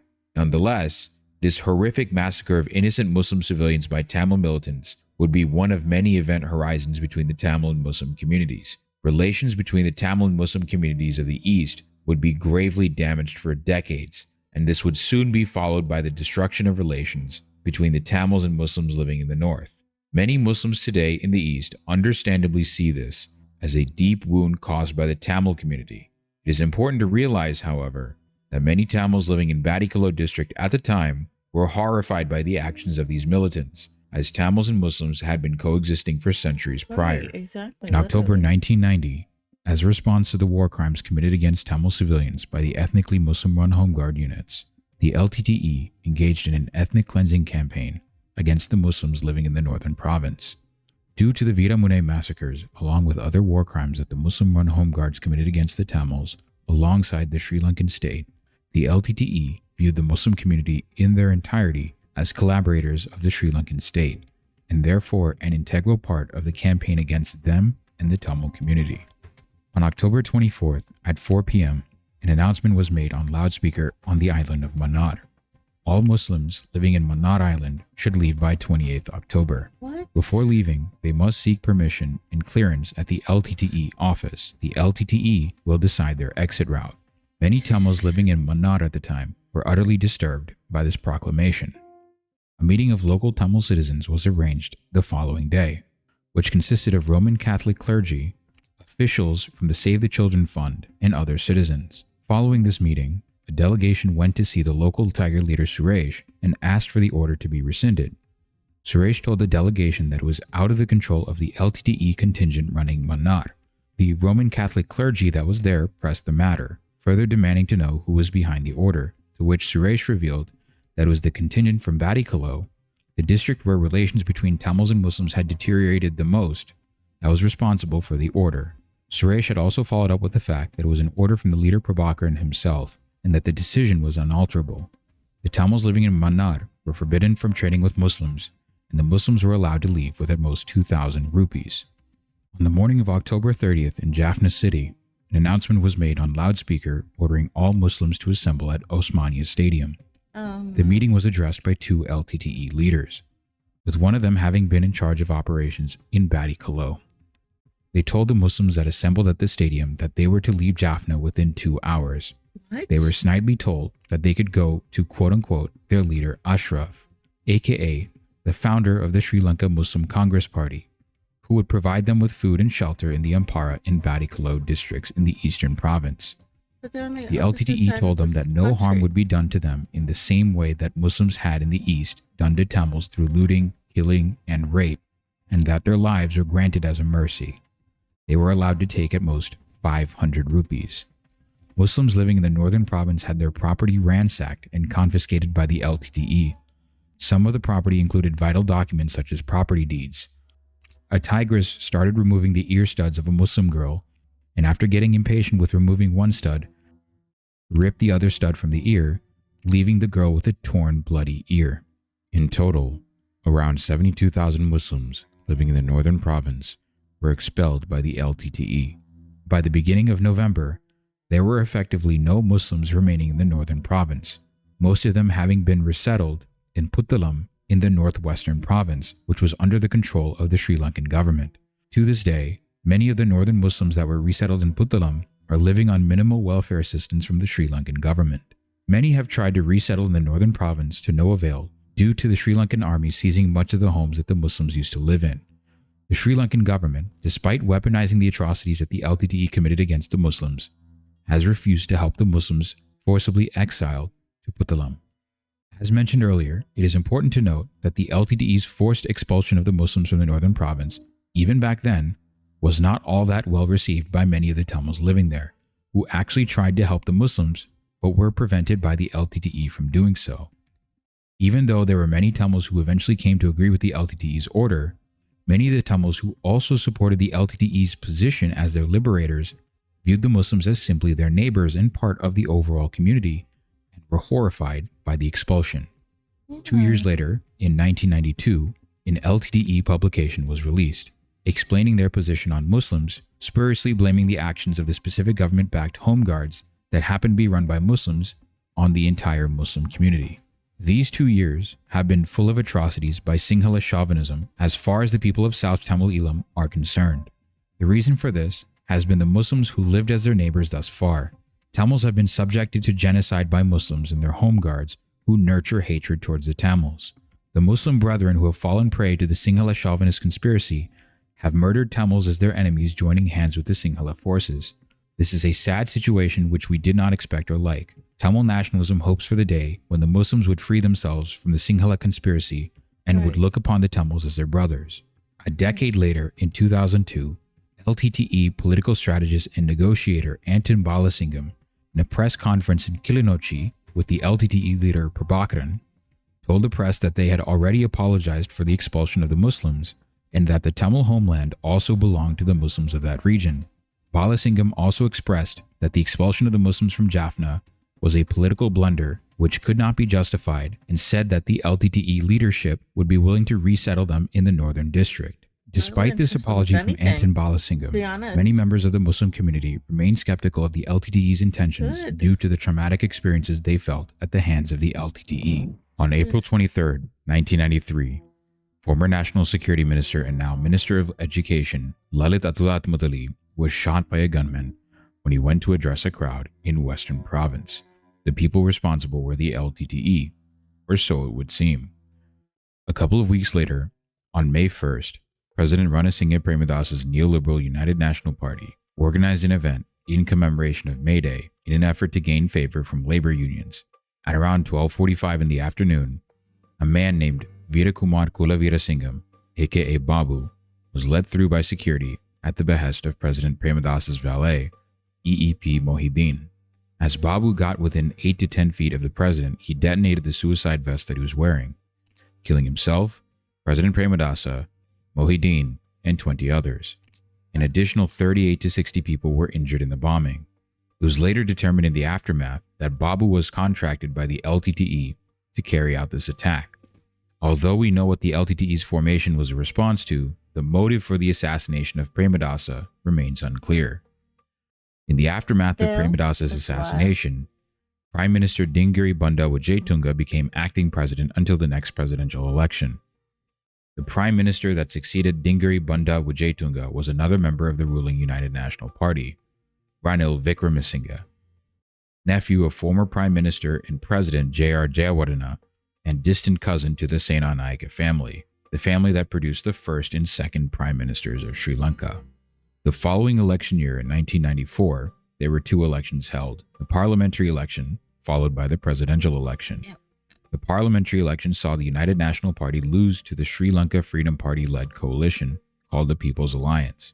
At the helm of the People's Alliance was none other than Chandrika Bandaranaike Kumaratunga, the daughter of former Prime Ministers SWRD and Sirima Bandaranaike. As soon as Chandrika became Prime Minister, she ran for president in the same year. Her presidential opponent was Gamini Disanaike, the Minister of Mahawali Development under President Jayawardena, who was also ultimately responsible for the burning of the Jaffna Public Library. However, in October 1994, Gamini's campaign was cut short when he was assassinated by a female LTTE suicide bomber. Oh my God. His wife Srima then campaigned in his place for the remaining month. Chandrika ultimately won the presidential election and thus re-established Govigama caste dominance in Sri Lankan politics. The person that would take her place as Prime Minister was none other than her own mother, Sirima. You are the first woman Prime Minister in the world. Who had already served her second term as Prime Minister from 1970 to 1977. The following year, President Chandrika Bandaranaike launched an investigation into Education Minister Lalit Attulatmudali's assassination. The investigation yielded results that were drastically different than what the public had been originally led to believe.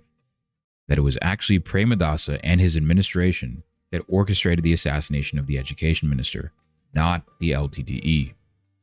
Lalit Attulatmudali, during his tenure as the Minister of National Security, brought in agents from Israeli intelligence agencies Shin Bet and Mossad to train the aforementioned Sri Lankan Special Task Force alongside the Kini Mini services against the LTTE. In Lalit's own words, about 10 Israeli agents have trained about 100 Silonis in intelligence tactics in the last 2 months. They come in batches and give a course. They do not go outside the classroom. We felt, faced with the situation in Jaffna, we had to get people experienced in this kind of thing. According to So our they can people, do it again, they've never back had at you. such good training. This position, which was echoed by former President Jayawardena, was in stark opposition to Premadasa's foreign policy, which favored the surrounding MENA countries in the Arab League. In 1991, Premadasa voted against a UN General Assembly resolution that would remove the classification of Zionism as a form of racism. The following year, in 1992, Premadasa then severed ties with Israel, much to the ire of political rivals Lalit Attatmudali and Gamni Disanaika, who had strong relations with Mossad and Shin Bet. In 1993, the LTTE gained control of the largest high-security zone in the Jaffna district from the army, Walikamam. During this time, many internally displaced persons attempted to re-establish their lives in the Walikamam area. However, this was not to last, as 2 years later, the Sri Lankan army would again take control, force out the Tamils living there, and gain an additional 217,000 hectares provided to them by the Sri Lankan government. These displaced Tamils would never receive a right to return. On April 19, 1995, the LTTE broke an ongoing ceasefire and blew up 2 Sri Lankan Navy gunboats.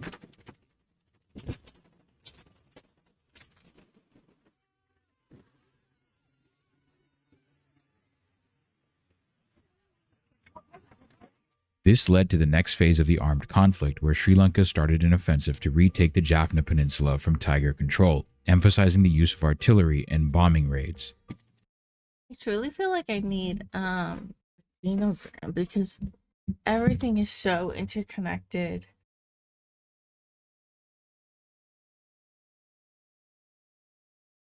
The different militants and armies. It's just like this is extremely intense. This is definitely something that you need to do a lot of research on to really understand, because I keep getting confused with the two militant groups. We are good at peace, but we are good at war also. As much as the government is committed to peace, it is equally committed to the country's unity. To this extent, the Sri Lankan government started dropping leaflets telling civilians to take shelter at local places of worship. A few hundred Tamil civilians had then taken shelter in a Catholic church in the town of Navali, near Jaffna. A couple of months later in July, the Sri Lankan Air Force bombed the church, originally killing 65 people and injuring 150. The death toll eventually rose to 147 people dead as civilians succumbed to their injuries. Yeah. Oh, you watch him too? Yeah, we're watching part 2 of the Understanding the Tamil Genocide. And I'm reacting to it. Yeah.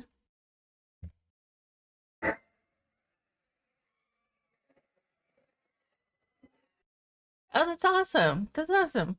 Yeah, no, I found him a couple on Hassan's stream when Pakistan and India, and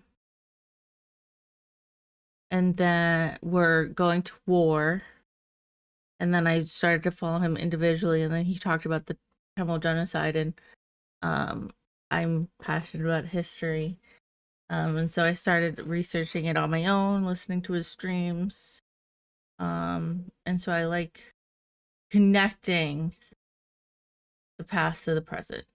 That's what I like to do. And the similarities are a little too scary.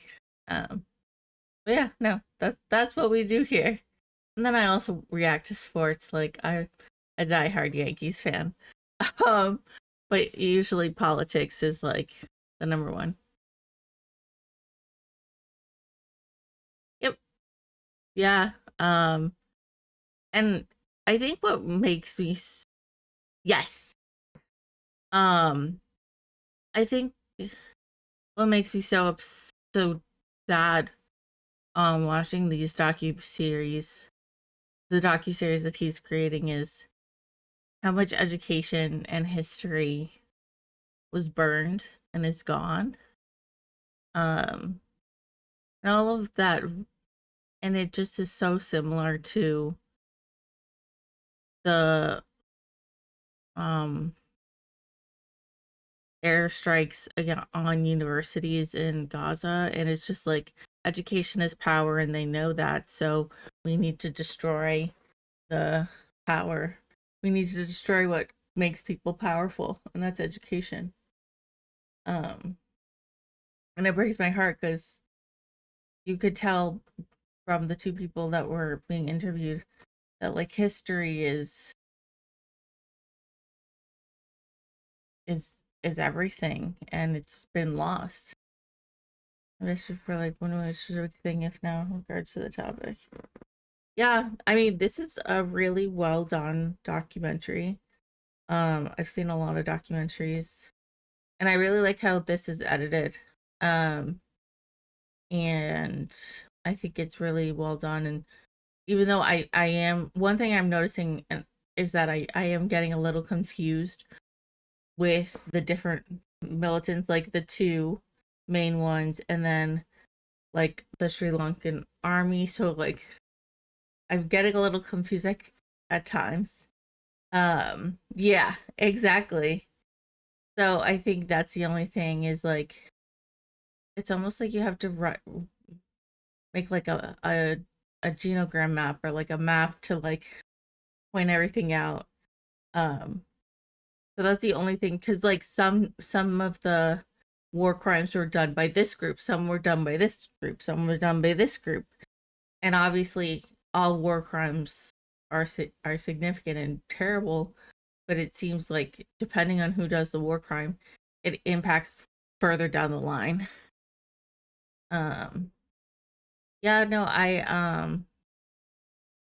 I definitely will. Right now, I think I'm okay. But also we're 47 minutes in. So, oh no, I appreciate that. That's awesome. No, we're 47 minutes in. So right now I don't have any questions except me getting confused, but that's just a me thing.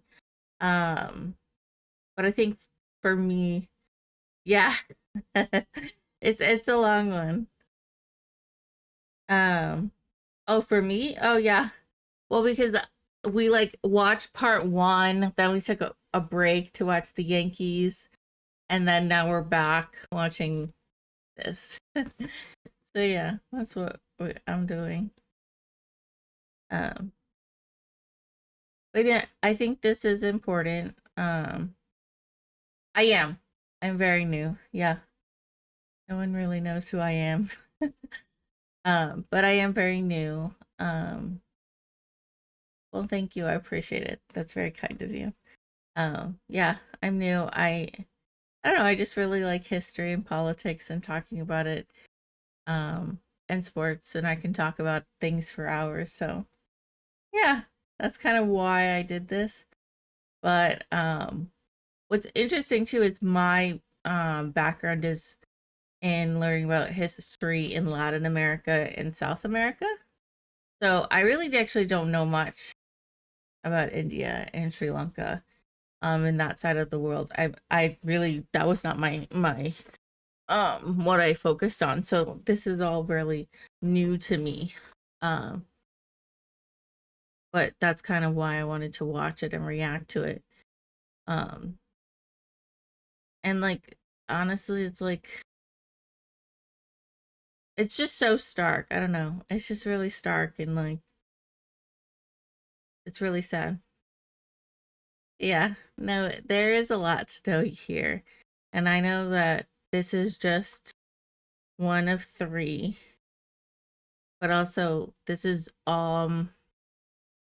you can only like exactly. I was gonna say like you can like from what it sounds like there is so much from even just the start that you have to work up to and learn, especially like understanding the history between the Sinhalese, and there's just severe hatred for no reason.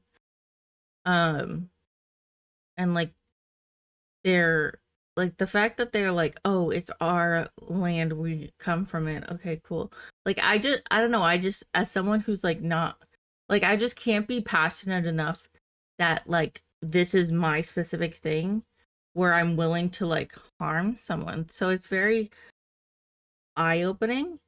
And I think one thing I said in the beginning was it's very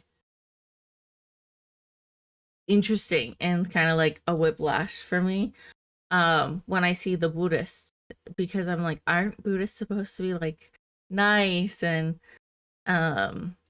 very peaceful, not like in the beginning where they just want to kill all the Tamils. But yeah, that's kind of the little things I've kind of gone into. But Israel's fucking everywhere, so yes, exactly. But yeah, no, it's weird to say I'm enjoying this documentary because like obviously I don't want to enjoy people being murdered and raped and everything, because it's horrific. But I'm enjoying how it's done, but I'm also enjoying learning about it because I know nothing about it.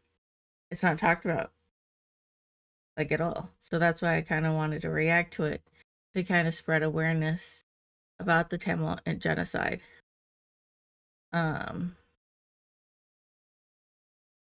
I'm from, like my ethnicity or like where I live, because I feel like those are two questions.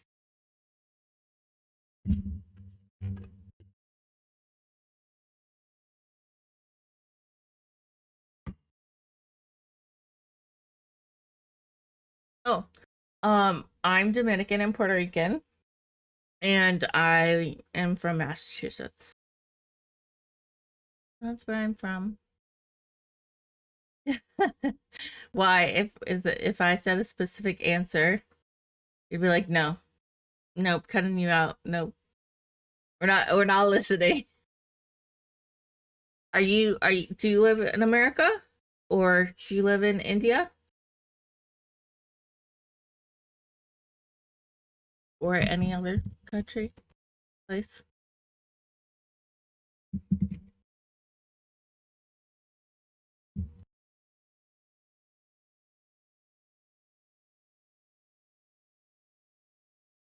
Oh, that's awesome.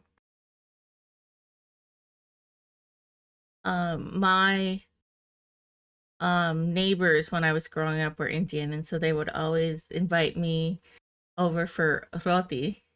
I say it with the Spanish like R. I know it's not.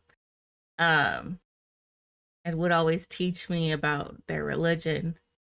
And it was just like a really beautiful introduction into their world. And every time my dog got out, she would always be found next to their house because she was like, I want some roti, like I want some roti, like feed me roti. So yeah.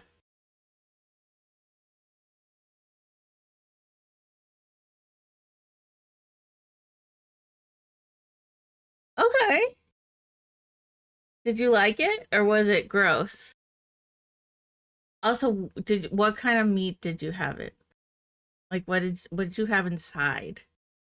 I feel like that also is important when you have pastelillos. Like sometimes you have cheese, sometimes you have meat. Okay, you have meat. Because sometimes there's like so many different things.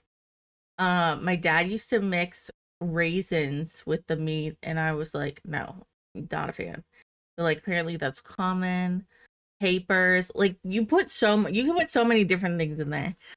So that's why I asked like what was inside. But I'm glad you liked it. That's good.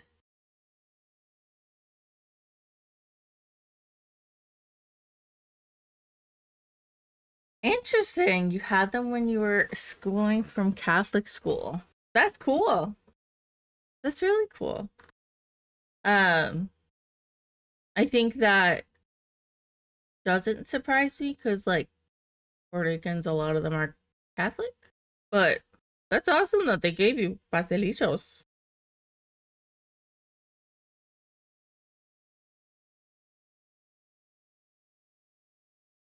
Oh, like other meats, like you were like, I can only have this kind of meat. Is that what you mean? That makes sense. I think you would be surprised if you go to a place where it's like authentic rather than maybe from a Catholic school cafeteria. I think you'd be surprised at the different tastes, but I completely get what you're saying.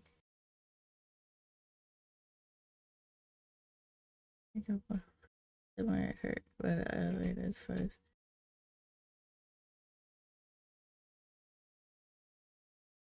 Who? That's the reason I prefer not to say that I don't.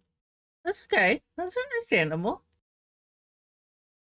I completely understand.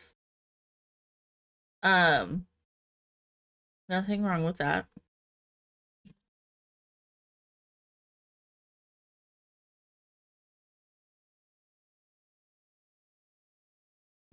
But if you're able to have cheese, that's another option.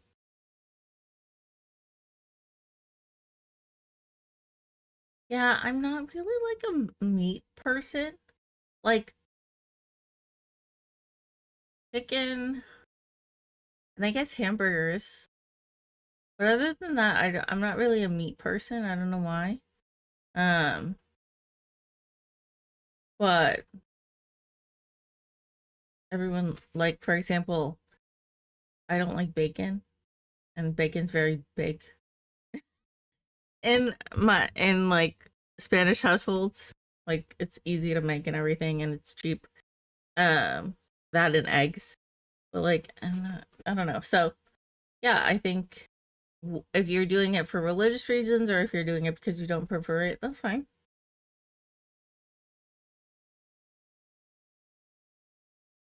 Oh, that's awesome that your friend's mom was Puerto Rican. When you were in India, that's cool.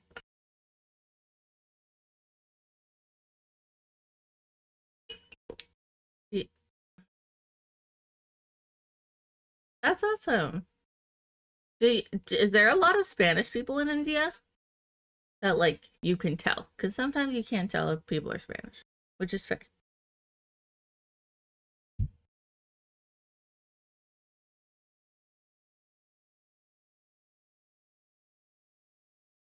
Oh, okay. So your best friend's mom was like precious. That's cool. So like you've like found like the perfect area to find all the Spanish people to help. That's awesome. Um no, that doesn't surprise me. But also because like Spanish people don't really go anywhere. So going that far is a big deal. So that's why I'm asking. I'm just curious. Um but the fact that you have 6 in your circle is wicked cool.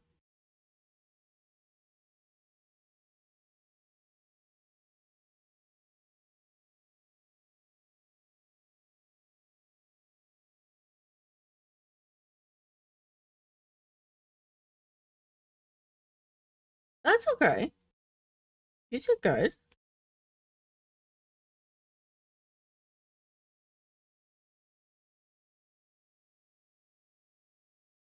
Have you been streaming for long? Or are you like semi newbie? I don't know. Mid beginner?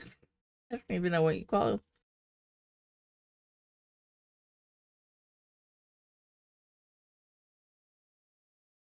Am I recording my stream? Like the VODs? Yeah. And then like I like clip. Okay, I'm learning. I can't say I'm learning. Oh, you've been doing it for like a year-ish. I think that's what you. Yeah. I'm learning how to do all of that.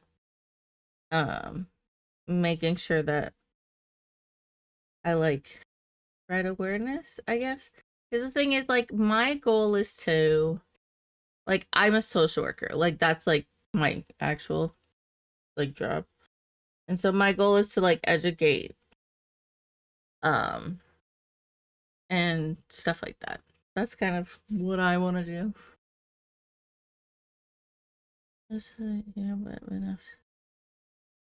You were asked to stream for more than 3 years? Oh my gosh. What took you so long? Oh, cats and dogs. I love my cat is probably sleeping. I have a cat named Olaf. He's a white cat with blue eyes, and he's chunky monkey. So I love cats and dogs. Oh, okay. What I've always like, no, he's like a short-haired cat. I really don't know. So like, my best friend gave him to me. She had adopted him when he was like a baby. And they, for whatever reason, he didn't connect with her and her husband and the other cat. So he would always be hiding. And one day I came over to sleep over and I was on the couch. My cat's 5 now. Yeah. So I was sleeping on the couch and I woke up the next morning and he was like right like in the living room. And my best friend, she was like, he's never done this. Like he's never been out. He's never done this. And I was like, oh, okay. And then every time I came over, he like would come closer and closer. And then I told her I was moving out of my parents' house and that I was looking for a cat. And she's like, well, it seems like Olaf has chosen you. She named him Snowball. I think that was his name. But I changed it to Olaf. And he's been my little buddy ever since. So yeah. He's 5. And whenever I tell everyone that, they're like, why usually cats with white hair and blue eyes are deaf? And I'm like, he's not deaf. But I think that's very interesting that that's like a thing apparently. I don't have a partner. Olaf is my partner. My partner in crime. Yeah. Yeah. I don't know. I think animals choose you for a reason, and it's just like, wow. I don't know. It's like, it's nice. It's nice that you're chosen. I wonder how. That's the only thing. Like, how do they find you? And they're like, you're my person. Like, we connect. You give good vibes, and I feel safe with you. Yeah. Yeah. Well, it's funny because when he was like young, he didn't like meow. And now all he does is meow. He likes to meow. He's become sassier. It's funny because I'm very sassy. So I think he's picked up on that.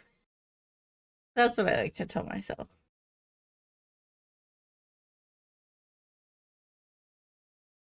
Yeah, I can totally see that. I wish we could like I get not seeing it, but I wish we could at least feel it. Like that aura like of, I know like if you're like with your friends or like your family, whoever you feel connected with and safe, like I know like that you can semi feel like that, but it's not the aura or the emotions that help. So that is definitely something that I wish we could feel. I just want to know what he feels, and I also want him to talk. I think he would have a lot to say. I think animals should talk. That'd be cool. Oh, yeah. No, I agree.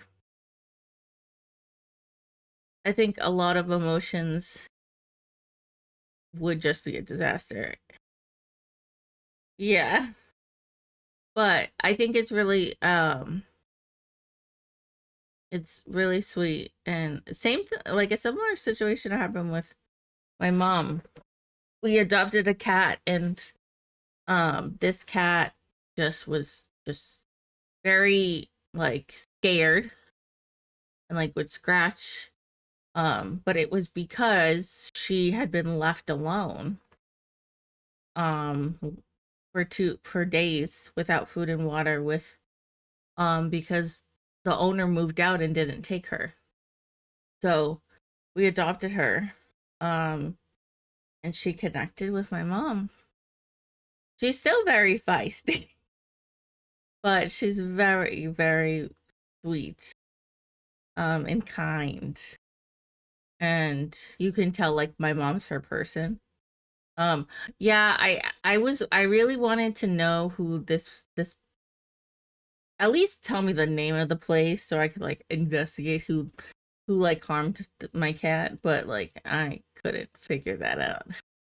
I just don't know how people could do that. Like literally just bring them to the fire department or animal shelters. There's animal shelters literally everywhere. Like I don't know. Or a church. There's so many places. Or a mosque or a temple. I hope so, because Sweet Pea, even though she's a minx, she's a beautiful cat, but also no kitty deserves that. Oh my gosh, that's terrible.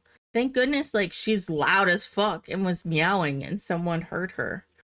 So yeah, I have a feeling that she like secretly puts that energy out by herself. Like, give these people karma.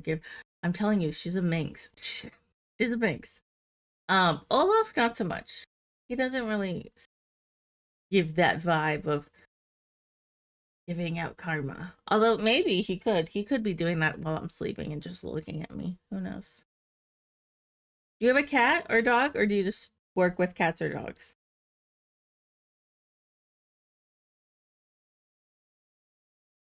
Yeah, I can totally see that. When I was younger, I was really into Indian culture, like Bollywood. I really wanted a sari. Like I was really into, so I know like a tiny bit of Indian culture. But I don't know this culture. Um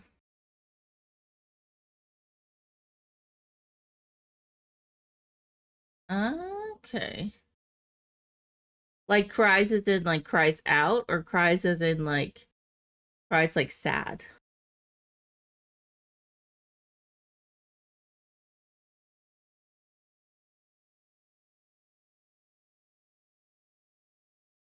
Oh, he's never done that. Well, okay, maybe he has and I just don't know.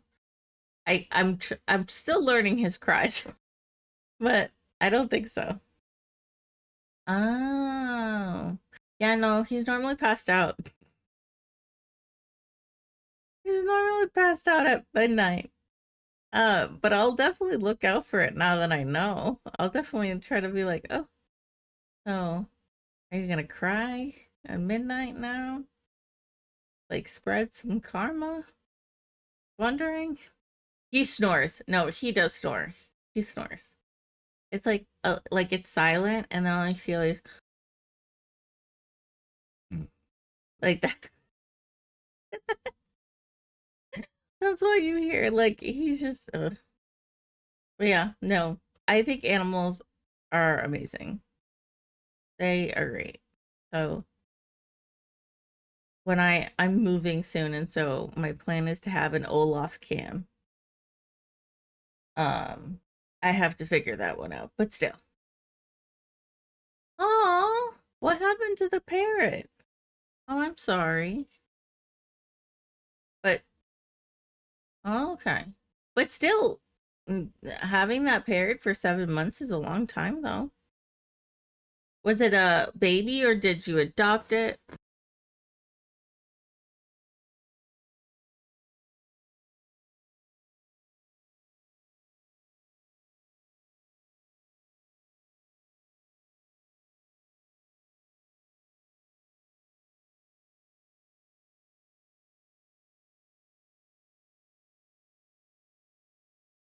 Understandable. That's always the hardest. The first one that your parents agree for you to have. That's always like the hardest one. Okay. You think you'll be able to get another one? Like one day? Oh, wow. I think parrots are so beautiful and fascinating. I don't know much about them. Oh, like she came to your house? Or like wherever you were? That's cool.